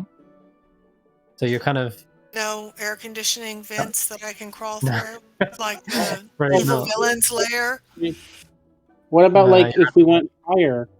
If we go higher, maybe there's like upper areas that they wouldn't think. Maybe like the second floor's windows. Maybe they don't need to lock those, but maybe we can get up there, right? Well, that's what I'm doing. I'm up on the roof checking the second floor windows.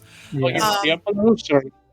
She's already up on them, and you're not finding any structural weaknesses. Okay, this is final thing. Is there is the roof as strong as the walls? It is, yeah. It's designed in a much more smoother kind of pattern to resemble like open pages, but you do try to cut into it again, and it's way tougher than any other material you've tried to cut through before. Okay, I'm gonna lean down and say, Solomon, the top windows are just as dense as the bottom windows. The only thing I can think of is maybe to try to secure a rope and swing through a window, but I think I'm just going to break my ankle if I do that. You might just like smash it. Why don't you just shoot an arrow at the window and see if that breaks it, so you don't like hurt yourself? Okay, all right, and let me come down then.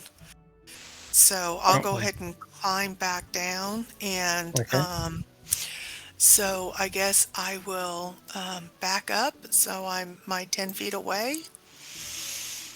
I can't. I'm having trouble seeing. Am I 10 feet away from? Yeah, you are. Okay. Yep. So, all right, control. It's not letting me target a window. No, there's nothing to target necessarily, but you can just roll to attack if you want. All right. So, be able to click your. There we go. No. 13. Doesn't seem like it smashes the window, but you hit it. It's on target, but it kind of clatters against it and bounces straight off. Shoot. No. The only thing I can do is set fire to it, but we may not be able to get our memories back in time if the building goes up instantly. No, I don't think we want to set the entire building on fire. That'd probably be a bad idea. Also, I'm going to say that you make enough of a racket that that little fox comes snooping around the side. Says, what's all this noise? Oh, we're looking for the front entrance. I was trying to knock it and get somebody. On that side. Which side? Round there, and they say, "Follow me," and you see the fox jump away this direction. Sounds like you were up to some funny business. No, we were just trying to figure a way in. Oh, I don't blame you. I'm up to no good myself, but you should be a bit more quiet about it. What do you mean you're up to no good? Hold on. Oh, I'm a fox. That's what I do. Yeah, but are you specifically up to anything in particular no good, or? I'm looking for something to be up to no good. Maybe I will sneak into the nursery. get some sneak peeks on upcoming stories. Wait, are you the boy? No, you're a fox. Never mind. I'm a fox. And I'm a girl. So, definitely You're a god? not either of those things. I'm a female fox called Vix. You're a female fox called Vix. We Oh, had you know some- your name, though. I know my name. Why wouldn't I? Oh, you as well. Oh, I know my name. My name's Solomon. Mm-hmm. Sadly for you guys, seems like the two-leggers, they seem to lose their memories overnight. Bix, have you ever seen anybody get them back? No, they just seem to leave. They don't seem to mind after the third day. Do you know how we would be able to get them back? I've no idea, actually. But seems like you're trying something. Good luck with whatever that is. Okay, thanks, Vix. We may see you later on. Hopefully we'll remember your name then. Yeah, don't forget my name, yeah. That'd be bad. Names are important in the Feywild. Names hold power. Oh, shit. Oh, look, there's our friends. Yeah, Hi, you catch up to them. hi, Rodolfo. It's Rodolfo and Nox and Time Rabbit and Frog the Basque. Oh my god. Oh, sorry. Like, Xaxx typed it. I was just saying. I know. Right. I accidentally typed it that way. And it just cracks me up that it is like that. Okay. I am going to drag you to a new map because the entrance has its own... This I know you can see it on the map already, but this whole little scriptorium has its own mapping of its own. I'm going to drag you on there. Hopefully the vision's set up. Not really, but I'll do my best. No, this whole alright, losing everything is bad, but it's also amazing. Yeah, that's so funny. Rodolfo. Can't even say No, without you laughing. gotta say all the O's together. Ro-do-lo-fo. It is the most beautiful language in the world with the most beautiful words. Say it right. Okay.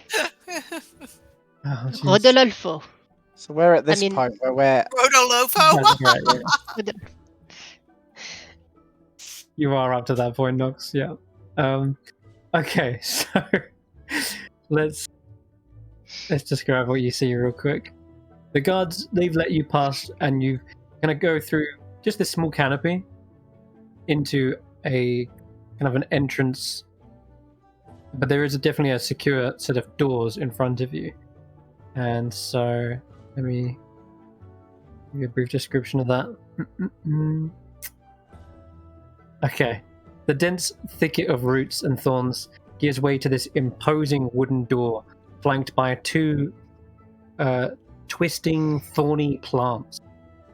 And above the door, a lattice of spider silk webbing forms the words written in multiple languages, and it says, "Only an open book may enter." Quick, does anybody have a book that we can open? Does anybody have a book? I might. Hang on. Maybe it's like you have to tell a truth. I do have a book. Well, let's try Okay. it. I will hold out one of my books. Oh, we have a book. We were taking a book here. Oh, even that's better, true. A book that belongs here. Open it up and see if the doors will open, or if you can open the doors. I open. What was it? Something's web. Claretta's web. Clarissa's? And I Claretta. try and walk through with it. Okay, you try to go up to it, and you bump into the door, and Rodolfo spots a pulse radiating divination and illusion magic, and that seems to just repel you back, Nox. First it's divination, and then it's an illusion. And you hear a voice. Sounds familiar, deep, and it sounds like yarn spinners, and it says, "And why have you come to the scriptorium?" We have come to deposit a new book from the Vulgate. Okay.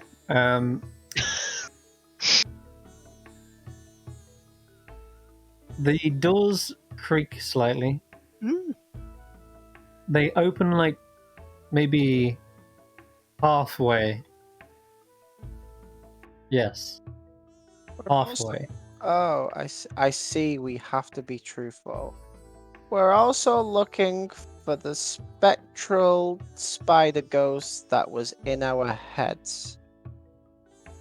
With that, they open all the way. Thank you. Clever. Yeah, you just Wow, have Nox. to be honest. I mean, I suppose that is fair enough. An open book. I see. I get it. We should All join right. us too. No, nobody in Time Rabbit should come with. Oh, no, there's a big I'm coming. wall in the way. That's Oh, yeah. All right. Let me just drag you over. Easy enough. Okay, so inside, the large hall is filled with rows and rows of bookshelves stacked with tomes of all shapes and sizes. And across the ceiling in spider silk is written the phrase, again in many languages, "Don't judge a book by its cover." okay. Can we find the classics aisle?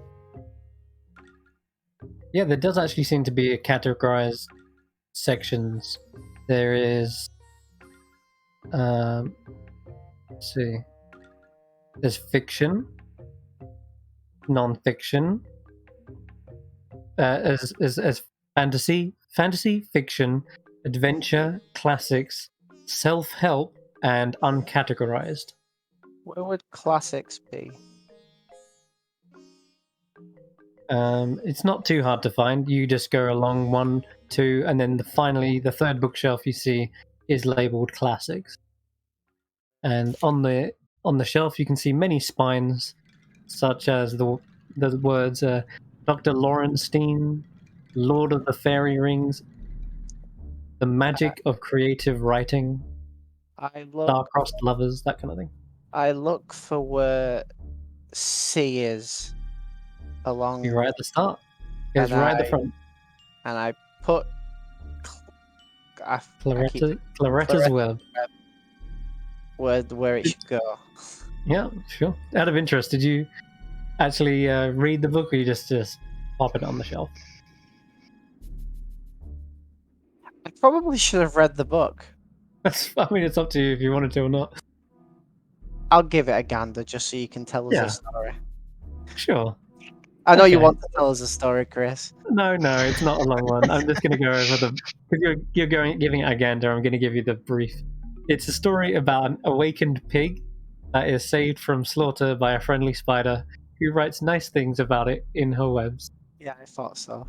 Yeah, it's that. I put it there, and then I go to the self-help section. Wait, Nox, does that book have a picture on the front of the spider or the pig? Does it look like a portrait, a realistic portrait, or is it just writing? Is it illustrated? Sure, why not? There's a little picture of a cute pig. I had a thought, maybe we could look for books with our pictures on it and see if they've got our memories inside. Ooh. Although that's probably at the nursery. They probably haven't been published yet, but if you see a book with your picture on it, we definitely need to check it out. That's a good idea. I'm going to go to the self-help section. Okay. I don't know what that is, but I'm gonna look for a book on helping yourself get your memories back.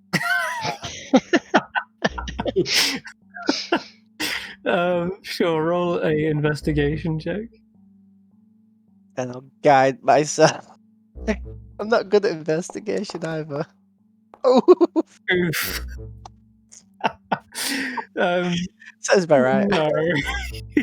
You get lost in some of these other self-help books, probably ones that tackle, depression and mental health, and you're like, oh, actually, and you get reading on that, and there's some good exercises on meditation and on, self-esteem, that sort of thing, and you actually end up getting reading on some of those topics instead. This Okay. Solomon, this one talks about facing your fears, and it makes sense because I'm looking for a face apparently.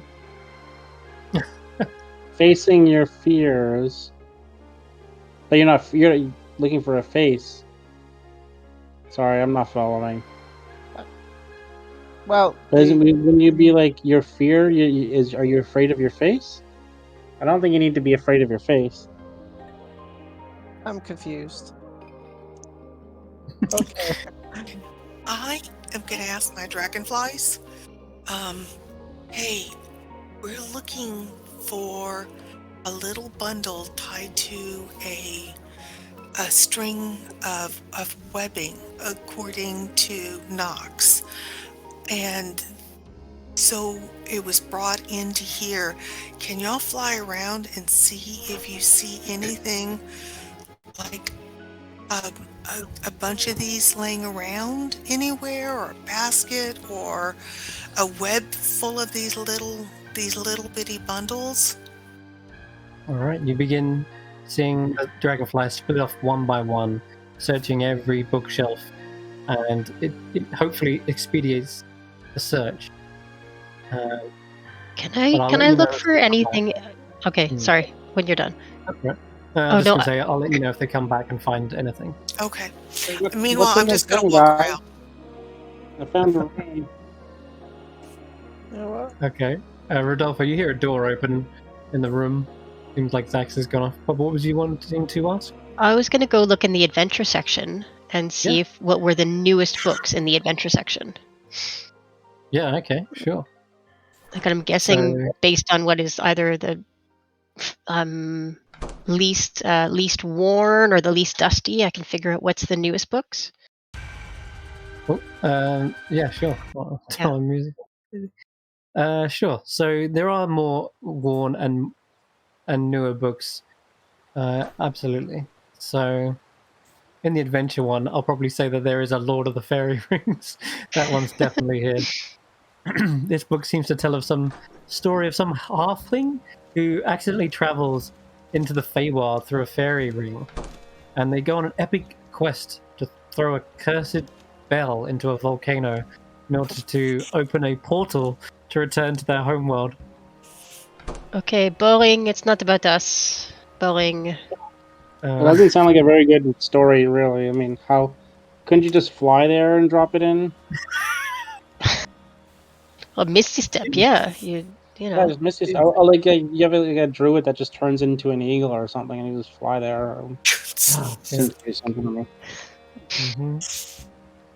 I'm sure there are very complicated narrative reasons why the author didn't write it that way, but such is not for us to decide. In the meantime, Bowling, I don't want to watch this. I found a room, and then I found 2 more rooms, and in one of those rooms there's a bear. Okay. Sorry, bear? Yeah, like a bear on writing or something. I don't know. I didn't want to disturb it. They were reading. Okay. Just sitting there, not attacking. Yeah, just chilling on its own. I didn't want to disturb it just in case it got mad at me. Okay. Well, I mean, I guess we can leave it. Yeah. Where's the unclassified section? Unclassified section is right there, Solomon. Solomon? Yes, Solomon. I'm not wrong. So, yeah, there's a book shelf full of kind of worn down books. They look really tatty. In fact, they're probably the least quality books in the entire library.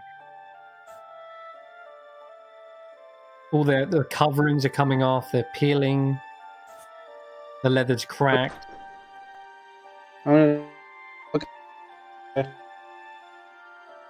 So do you say you look at them? You might be cutting up again. He is. Yeah, okay. We'll come back to you in a minute, Solomon, but you have located that shelf.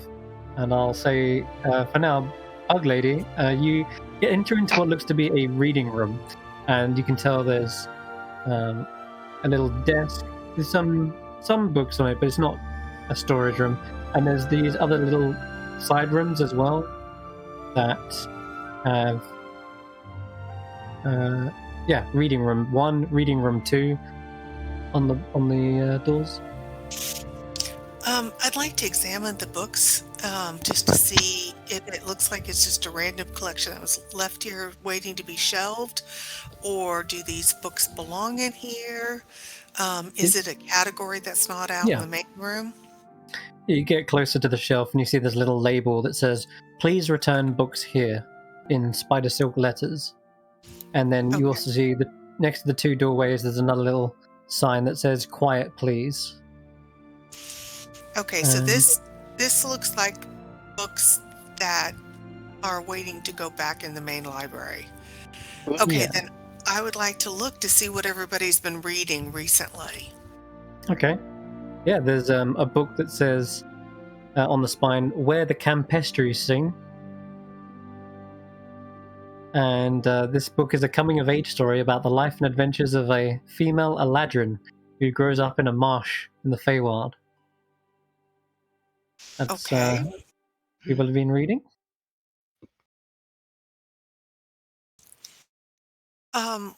What are the other books?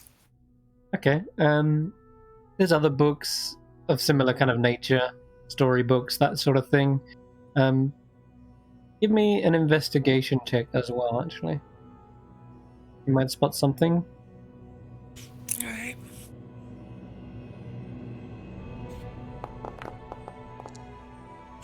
Nine. Not seeing anything that sticks out, and you're definitely not finding your book or anything. But there is a small stack of scrolls. But okay, they don't then seem like books. Definitely want to take a look at the scrolls. Yeah, okay. You can pick up one scroll, and it seems to be a ciphered spell, one that you're not familiar with. You would need to roll an Arcana check to sort of identify what it is. Oh, I'm definitely not going to know, but I know somebody who will. Oh, jeez. Well, it's actually quite a low-level spell. It's only a 2nd-level spell, so it's not impossible to sort of figure out. And as you're sort of deciphering it bit by bit, you are able to cast spells, but this one you recognize as something is not in your wheelhouse. It's something called Borrowed Knowledge, where you draw on knowledge from spirits of the past, and you can choose a skill which you lack proficiency, and then you gain proficiency for an hour in that chosen skill. Oh, wow. I am going to rush out and find Rodolfo. Because he's our spellcaster. Mm-hmm. Solomon could also give it a jump, a go at it, but yeah, Solomon's busy even. Right, anyway, so... you come up to Rodolfo and present them the scroll. Oh, there they are. At the time, Nox has just gone up to Rodolfo and is just like, "Look, I found a book. It's called The You You're Meant to Be, and it's about when you don't feel like you're the you that you should be, and you should embrace being the person you are meant to be." Well, I mean, that's a nice idea in general, but we actually are looking to be very specific versions of us. Right. So how to be the you that you always were? Is there something like that? Nox, I'm sorry to interrupt. Rodolfo, I just found a whole cache of spell scrolls. Wait, I don't think I can use any of them, but you need to come. You Okay. and Solomon need to come, and maybe even Nox. And we don't know if does Time Rabbit do spells? I don't know. I think he mostly punches things, but Okay. maybe Well, that's magic. Time Rabbit punches Solomon, things. He's not really Solomon, spells. I just found a Yeah, I'm cache here. of scrolls. Let me show you where they are. All right. Because y'all need to take a look and see if these are things y'all can copy into your spell books. And Oh, well, see, I'm not that kind of a magician. well, anyway, Can't- they're over here. Come over here. Right. See them? There's all those scrolls. I'll step back so y'all can look. All right, can I flip through and see if there's anything that I'd be able to use? Yeah, you Yep. spot the same scrolls that Bug Lady found. They are called Borrowed Knowledge. Borrowed knowledge. Yeah. Is it like a spell book, or is it like individual spell scrolls? Like It's usable individual scrolls, and yeah, it's just a second level divination. You gain proficiency in a skill for an hour, and that would be everything you see. Except when Rodolfo enters the room, they also spot a faint bit of magic coming from a nearby candle. Hmm. Can somebody let me in the door? I can't get in. There we go. Now that Sorry, we can hear I you. forgot how doors work too. So Okay, what- so what- this candle. Okay. Tell me about this candle. So Candle before we go, is- is the scrolls, are they copies of the same spell over and over and over again? They are. They're all borrowed knowledge. Yeah, and there's only like 3 of them. Okay. The candle is giving off a little faint light, and it's a harmless flame. You can tell as you move your hand over it, doesn't give off any heat.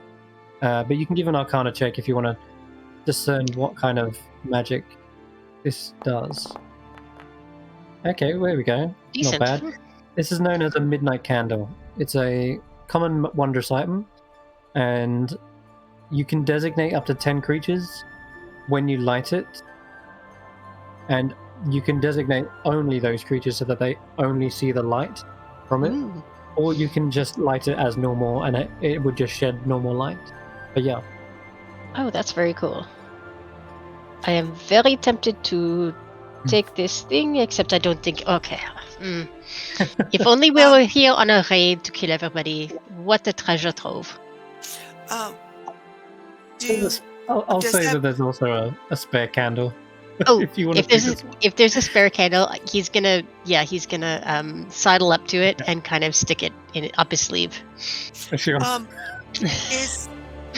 Does that candle burn out completely, or is it and one of those that you can light again and again? Yeah, it's unlimited uses, I believe. Yeah. Well, very interesting candle, but alas, not belonging to us. However, yes, thank you for showing us these scrolls. Do you want to talk to the bear? The bear's in this room over here. Hi, sure. Bear? Sorry to interrupt you, Bear. If there's Are you reading something? Yes. I'm reading a book. I'm trying to. Oh, sorry. What's the book about? Oh, it's called Where the Feywild Things Are. Oh. And where are they? Is it a mystery? Is it like a detective book? It's a children's book. I'm not very good at reading.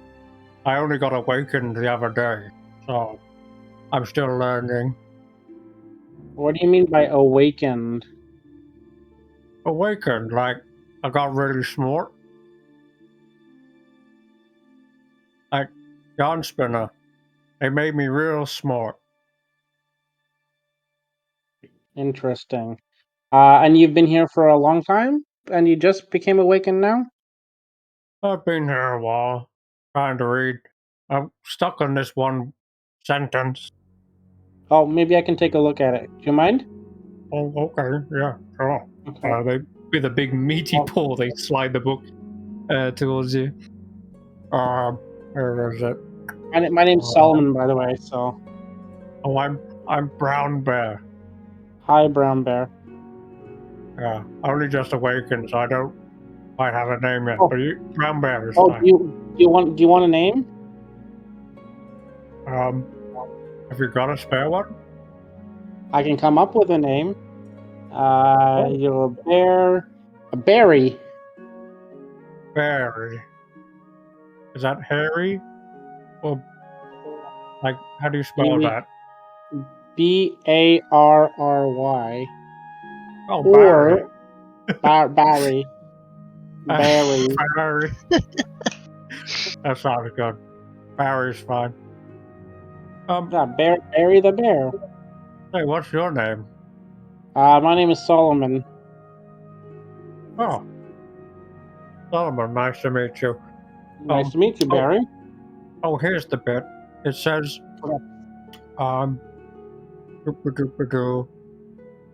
the boy sped through the thorns, fast as a hare, as he were hissed-led a tune and ran backwards.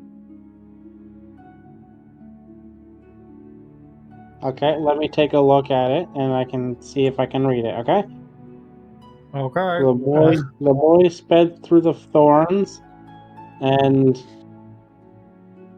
the boy sped through the thorns as fast as a hare, as he whistled a tune and ran backwards. Were hissed-led. Whistled. Oh, whistled. So you get the whist part. It's a funny because it is sound like lead at the end, but you need to know that when that comes up, you sort of ignore the ed part, and it's just duh, whistled. There's no T? It's Or there's a T? Okay. yeah. Whistle. Common is a very funny Whistle. language. It's not really that easy to learn, really. So you're doing very Whistle. well, actually. Thank you. I'm working on it.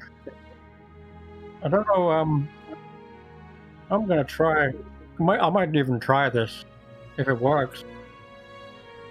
I've never tried running backwards, but Okay, sounds run like backwards. Do you know how to whistle? oh god, no, not very well. Yeah, also pretty good for barrier. That's actually pretty good.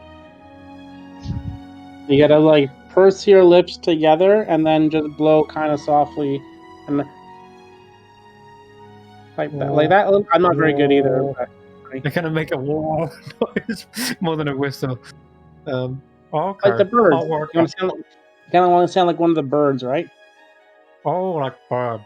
Yes. Yeah. Tweet, tweet. But it takes some practice. So you're doing well, Barry. Okay. Birds. Okay. Anything else in this room that's of use? Oh, I don't know. I mean, oh, that was more a question to the omnipotent God that's overseeing. There's not much else of use, but Barry's very appreciative, and I wish I could help you out. Yeah, we're trying to find. Like, have you seen like a ghost spider around anywhere? Ghost?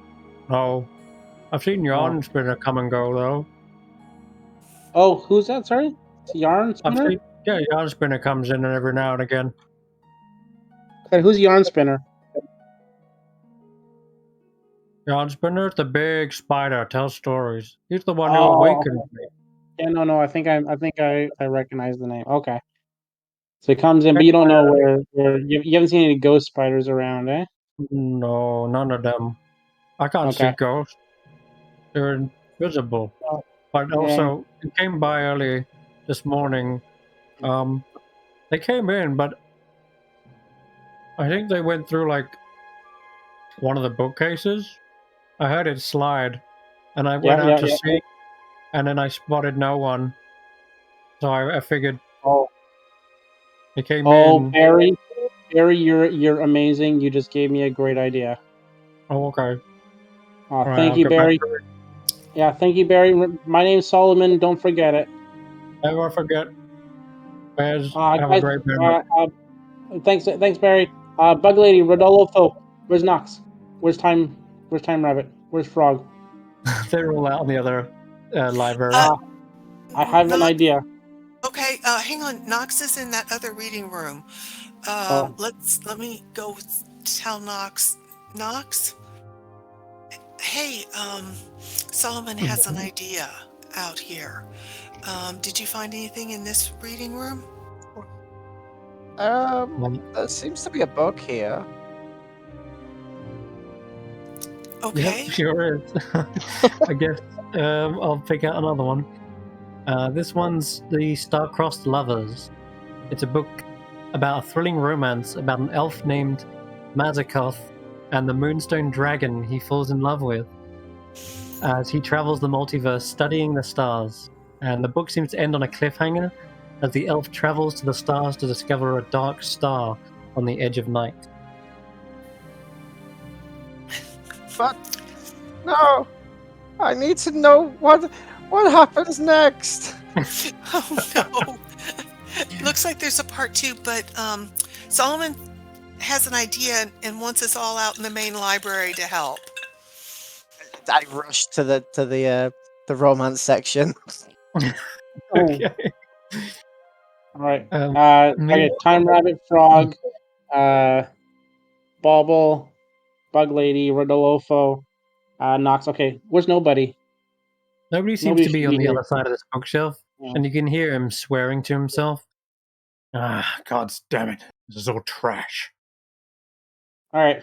I was talking to the bear, whose name is Barry, by the way. But I was talking to the bear, and he said he heard the spider come in through the bookshelf and went to take a look and see. So, I mean, there's a. Oh, Julian, you're breaking up. I cut out just at the end there. I missed. You got a great idea, I'm sure. Oh, you can hear you kind of intermittent. While we're waiting on Julian, does Knox find part 2 of the story? Give me an investigation check. Why not? I'm gonna guide this myself as well. That's a great use of that spell. I got 11. 11? No, I'm afraid not. You're left frustrated and disappointed. There is no part 2. Just like my life. You find Dr. Nicholas instead. They shouldn't be here, actually. It should be in the Gothic section. I go and take it to the Gothic section. Yeah. Knox, I understand. I was looking for a book called Famous Archers and the Bows They Loved, but I couldn't find it either. Oh, actually, it is in the romance section. I tell a lie. As you realize what this book is actually about, it's a Gothic story about an eccentric surgeon named Dr. Nicholas, whose body died many years ago and now lives as a brain in a jar. In an attempt to reanimate his body, he gave life, or the gift of life, to a being of his own creation. The creature is shunned by society as it seeks to learn the meaning of love. Characters in this are tragically it's not a happy ending, but wait, but it's both. I put it where the lip is at the top. I just put it in between at the top, just resting. Sure. I'm like, okay, it can go there. I'm also gonna put a little symbol on you. Not that one. Yeah, that one's good. No, actually not that one. Wait, I'm empowered? But frightened. This book has a kind of a terrifying ending. Alright. I want to read. you're a little scared, Nox, and a little paranoid. You have advantage on our next initiative roll. Oh wow. Yeah. Also, was it Rodolfo read about the Lord of the Fairy Rings? I'm also gonna. You have knowledge about the fairy rings Okay. as a result of reading that. Oh, cool. So, Even if I Okay. read it with contempt and boredom. Yeah, true. You did, but I'll This give you nonsense for advantage if children. What kind of a writer? Okay. So, Solomon, you can recall information and folklore about fairy rings with advantage. Solomon, Okay. you have an idea? It isn't by chance putting Yes. any of our brains in jars, right? No, it's not. Can you hear me okay now? Yes. Okay. Yes, Okay. we can. Please don't come on. Well, when I was talking to the bear, he said that he heard yarn spinner come in from the bookshelves. So, like, there's a hidden entrance somewhere, right? Well, we haven't found the ghost spider yet, so I would assume yes. So we should start looking for hidden entrances specifically. I sent the dragonflies out to see what they could find. So far, they haven't reported anything back, but dragonflies. They all scatter back to you and race around you. Hey, did anybody find anything unusual or anything different? Or the little bags or bundles with the spider webbing around them? No, but I did find the bear who said he was just awakened recently, like a couple days ago. They shake their heads. They didn't find, amongst all the books, and I'll say that they checked a great deal of them, they didn't find any that seemed to pertain to you guys. Okay. What if that library only exists in the dream? So that's the only way to access it to get our memories back is by dreaming, which means we have to stay another night. But Nox said that they were awake. Nox was awake. I was on shift. So you saw this when you were waking? Are you sure you're awake? Am I awake now? Pardon. Are you sure you were awake when you saw this? Because it's a very strange place, you know. Yeah, because I don't sleep. Right. I don't want to Right. stay another night. That's fair. If we don't think there's anything here at the library, let's go check out that nursery, because if they are taking our memories or our thoughts or our dreams and turning them into stories, don't you think that would grow at the nursery? True. I thought the nursery was where the spiders grow.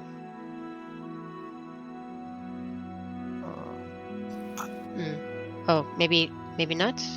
I can't. I thought they said it's where the new stories grew. Huh. Okay. I don't like this place. No, and I don't want to stay another night and risk losing even more of myself. I'm going to go around and where each of the bookshelves meet at these points. I'm just gonna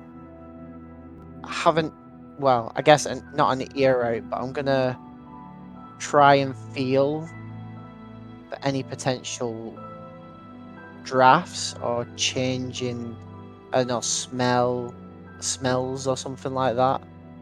Just in case, like, there is some sort of gap between when we're expecting, like, one of these to open up.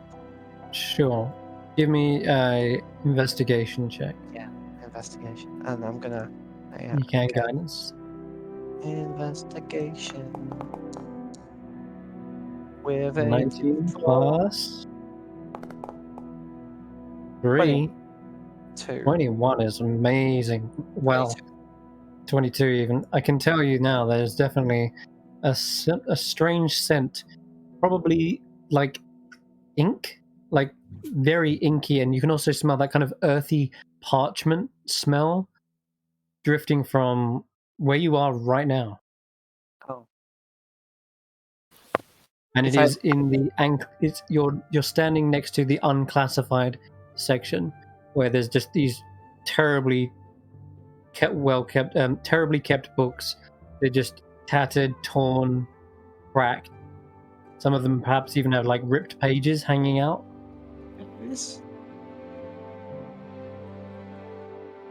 Hello? Well, Knox, you okay? I think I found something.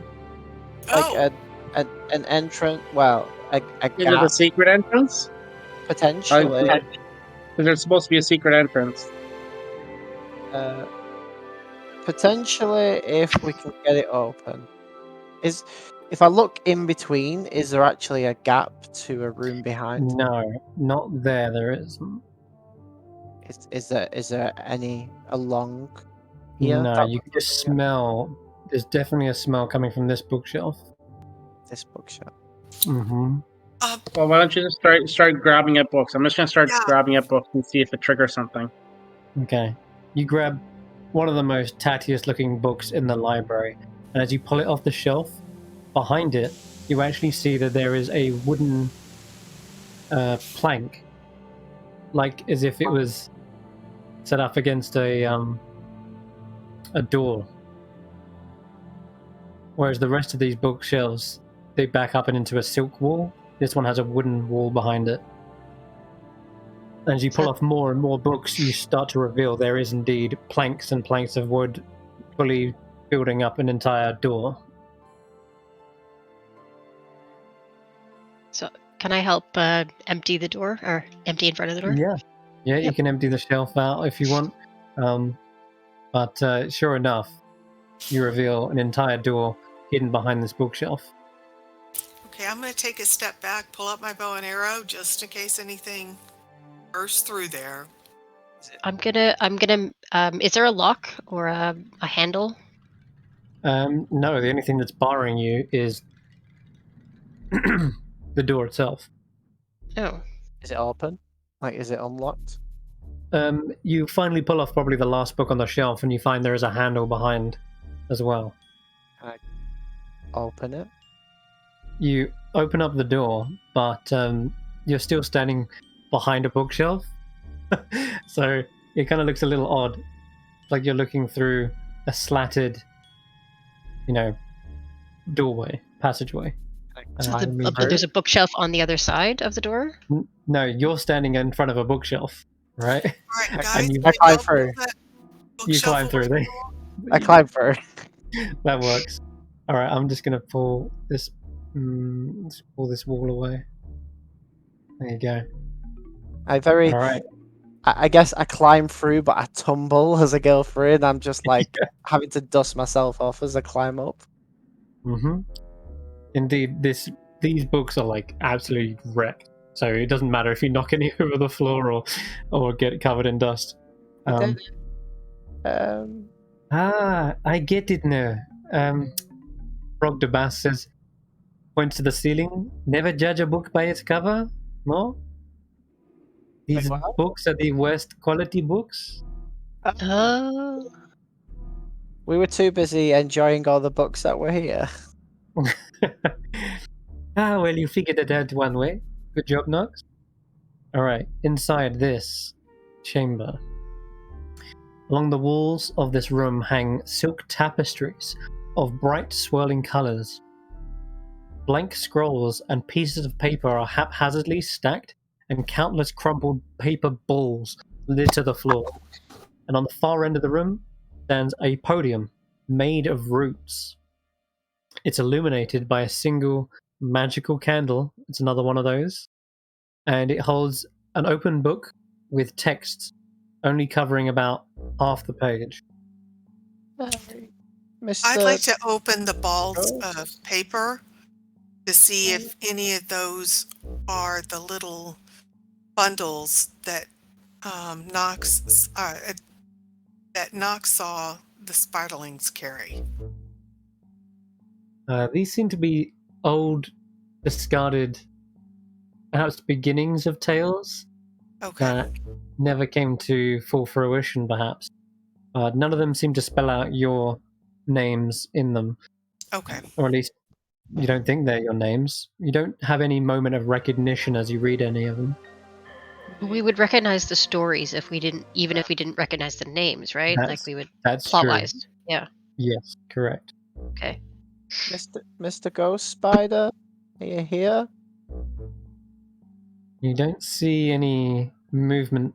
Perhaps the tapestries do drift a little bit as you guys walk in and the door swings open. But you chalk that up to just being like the gust of wind enters in. I guess we'll read the book. Oh my god, what's Ooh, that noise? That's That's creepy. an echo. Oh, there's like some That's sort of Julian. like We got some. it's like We got some. That is creepy. it's a sort of noise that comes from a gramophone, but like We got. as if you're in a haunted house. Okay, there we go. He's fixed it. Julian had some feedback. That was it. Wow, that was creepy. That was a little.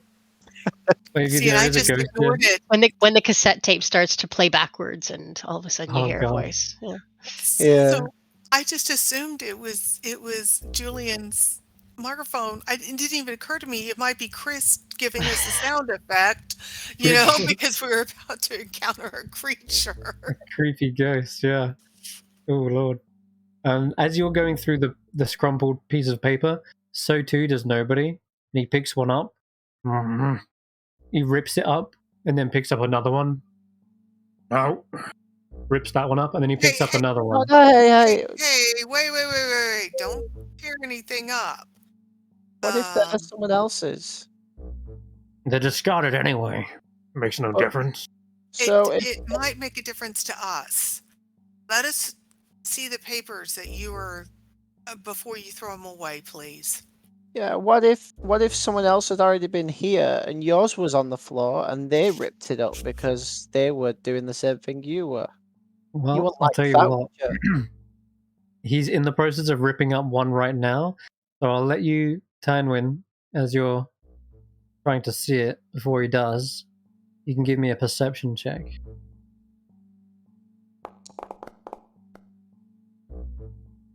17. That's actually on the money. That's exactly what you needed.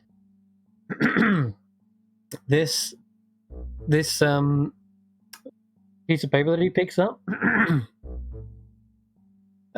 it's actually, you know what?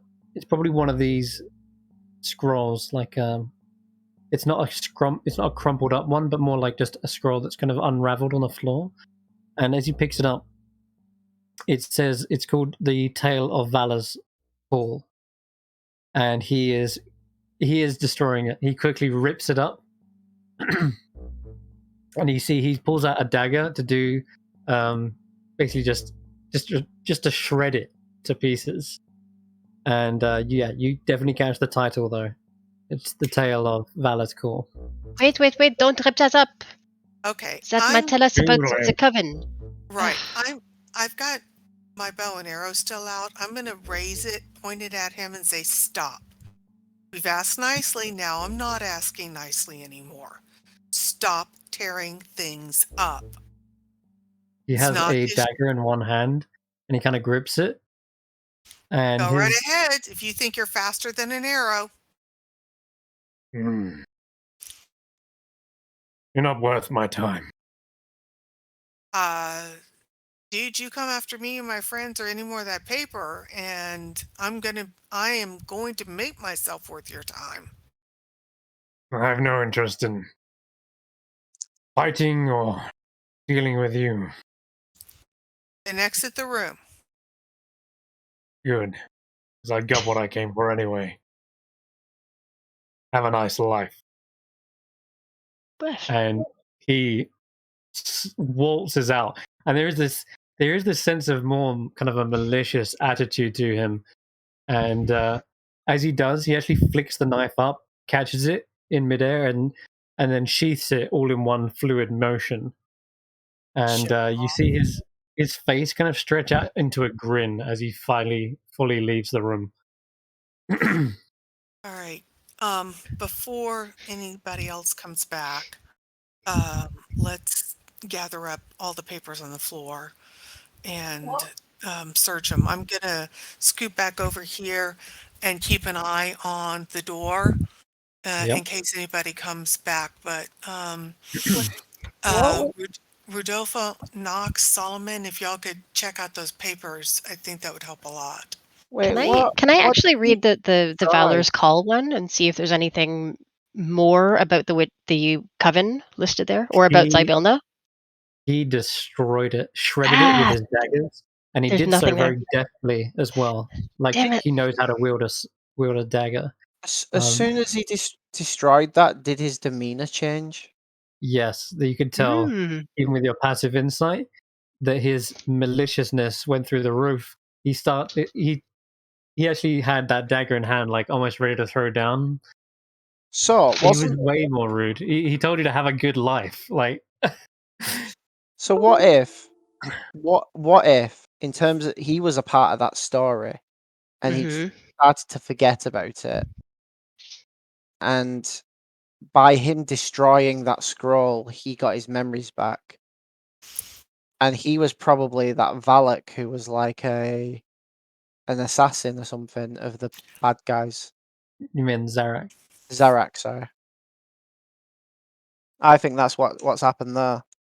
He was trapped here, and it was actually his story that was taken, not the paladin's. The paladin hasn't been here. Oh. Well, let's go through the rest of those papers. If y'all can go through the papers that are left, and let's see what else. Okay. Zarak was what you were trying to remember? Like that, yeah. So, you go through some papers, and sure enough, as you're looking over this book, Nox, the one that's sort of half finished, sure enough, as you're reading through, this book is titled The Carnival Cards. And it's up to episode or chapter 21, it seems. So, this might well be what you're looking for. Knox, can you flip back into it and see if you can at least find our names? Yeah, I'll do that. I'll flick It through it. does indeed describe the how do I put it? The impulsive and curious purple dragonborn known as Xaxx describes the charismatic and negotiator rabbit folk known as No, don't attack. Tarquin,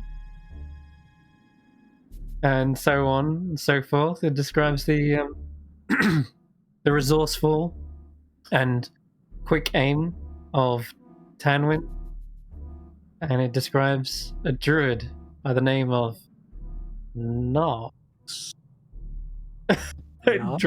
who can shapeshift into wild animals and There's Solomon.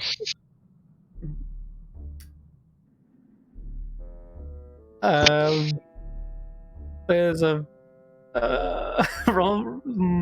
yeah, they get confused themselves. It seems even Yarnspinner has been getting confused with the fact that there is a Solomon and a Nox. They don't seem to be two characters. There's apparently is two druids in the party. It's am I Nox? You're not sure which one you are. Do we want to destroy this book, or do we want to put it into the portable hall? I think we Well, should take it with us, and because we need to know if they took anything else beyond our names. Can you tell me to see if there's anything else in there that says, we took their names and their favorite color or something like that? What's the most recent entry? Right. okay. It got up to Xaxx's story about the snail races. It describes entering into Fable Rise, a mystical realm known as a domain of delight. which is separate from Prismir. Oh. It is a pocket dimension within the Feywild. If we lost our memories here, then I wonder. I rip out the pages from Fable Rise onwards. Mm-hmm. Because if our memories were taken while we're here and they're not recorded, then our memories should come back of this place because it's not. It feels like the memories are coming back even as you read them. Oh, There's this sense of revelation and realization of all the things that you did, and that stuff that you dreamt wasn't just a dream. It really happened, and it's crystal clear now. Feels like all that webbing has kind of been torn away in your mind. Okay, I don't need to destroy the pages then. I guess I'll close the book and we'll chuck it in the portable hole. Yes, I think we should take it with us. It's a good idea. But Okay, can do that. So everyone else has their names. Do I know who I am right now? Still? You know there's two druids in the party, one's Nox and one's Solomon. I'm going to say that you are still left as confused as to which one you are as when you perhaps had the memories to begin with. Wow. And it even says in the story, the Nox and Solomon dilemma is one of great mystery still within the party. It's almost as if they don't know themselves. Are they separate entities or one and the same? Many fans have theorized. But it seems perhaps there is something they are missing that needs to first be retrieved. Only then will they have their answer. So I guess I just stick with the name Nox right now then. Yeah, sure. Because I don't know which one I am. Oh goodness, I just remembered something else. There is a strange curse upon this individual as well, that perhaps they are even not aware of. I'm saying what? Yeah, but what? You double take. Sorry, what? You look at the book. Yes, indeed. It seems as though the closer they get to their lost thing, the fiercer this curse manifests. Oh, that does not sound good. That doesn't sound good at all. Can I flip back to try and find out the part where I'm cursed? When Nox lost his thing, when Sopig stole from Nox, that is when the curse began. But it is not something that has manifested until they arrived in Thither. Thither. And you can go back as well and see that the same case seems to be for Tarquin. What? Sticky hands are a problem for Tarquin, it seems. Can't seem to let go of things. Then what's mine? Fair enough. What is yours? Good question.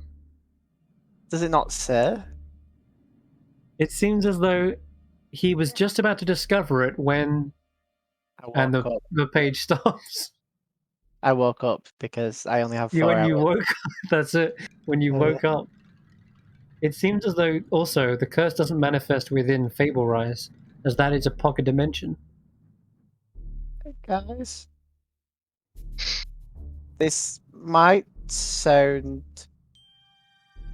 bad, but can we leave this book here for another day?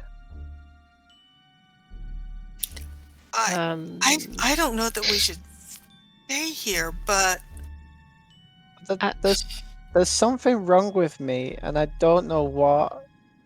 And it was just about to say what, but then you guys woke me up last night.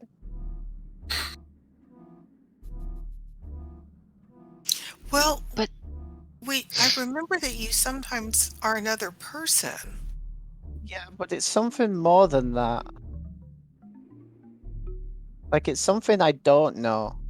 I know that I'm another person because you guys have clued me in.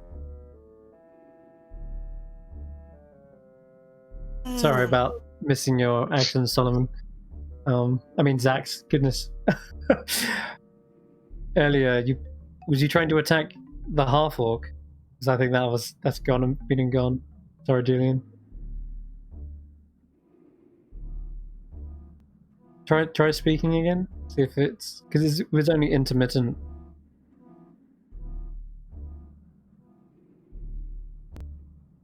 Oh, the book. Okay. Well, you can still do that if you want. Nox is asking to try and. Sorry, not Nox. Solomon. Solomon wants to read the book, but you can attack it if you want. Nox has kind of got it in their hands on the thistle podium. So, unless you guys have a means of removing a curse, I don't know what to say. I worry that if we stay here, we will lose more.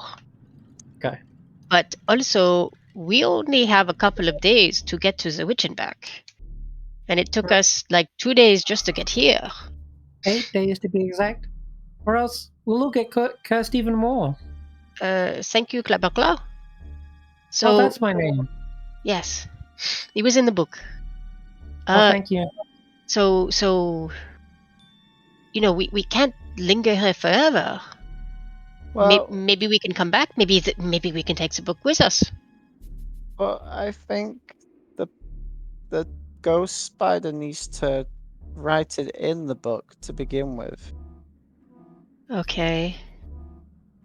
Like, can we hold out for one more night and then take the book? I feel like we're back at square one now because we've read what we've read. You all remember everything that you'd forgotten. So, you know what? Okay, out of game. I think that Tarquin should be here to help make this decision as well. I think the whole team should be here. This is a decision that's going to affect everybody. So I don't want to shut our game down. No, we are in a good time to stop. So, but I think that maybe this is something we should discuss at the beginning of the next episode. Yes, we should do that. We should definitely write down the information. There is plenty of parchment and ink that you can pick up and begin writing down spare paper. If you was a wizard, this would be great. You could literally stock up on things and supplies. But if you just want to take parchment, it's free. It's not free, but you can take it. It's free to write on. You can easily just grab a hold of all of that. Tanwen, as you were saying, you're on guard and looking through the bookcase. I'm just going to end the session on this note. Okay. You hear the doors to the scriptorium. Actually, you don't hear any doors to the scriptorium. What am I talking about? You hear something. No, you don't see. You see something. It's not making any sound at all.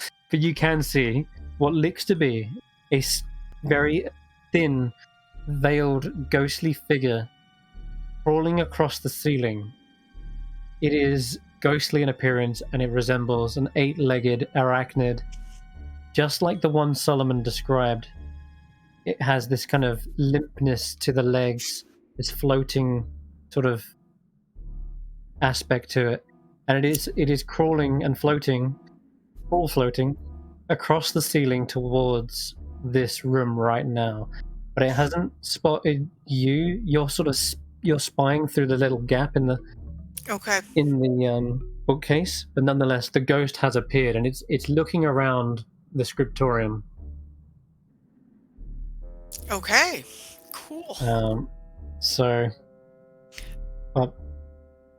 With that, I think that's a good place to end it, potentially, as this thing might has the potential to find you, catch you, and I think that might also be combat unless of course you guys come up with something.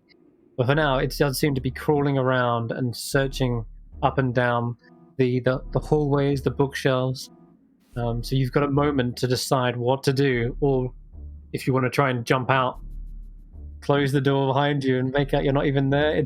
There's a number of different options, but in any case, I think there's a good place to end it. And yeah, we've got a lot done tonight as well. A lot of exploring, a lot of role playing. Good stuff all around. But yeah, we'll leave it on a cliffhanger, just like the big decision to make. Farmers. No. So will we reconvene on October the 2nd, right? Oh, that's right. So you're away, Julian, and yes, we are away for 2 weeks. Definitely 2 weekends. I want to see if we're coming back on the 2nd or not. Let me look at our flight stuff. I just printed it out. Well, we'll tell you what we'll do is we'll figure this out off stream, but for now we'll say that possible that we'll be on a break, but we're not going to be back on the 2nd. No? Okay. Nope, we get back at 6 p.m. on the 2nd. So the week after that. Sorry, everyone. No problem. We'll sign out here. Thanks very much for watching.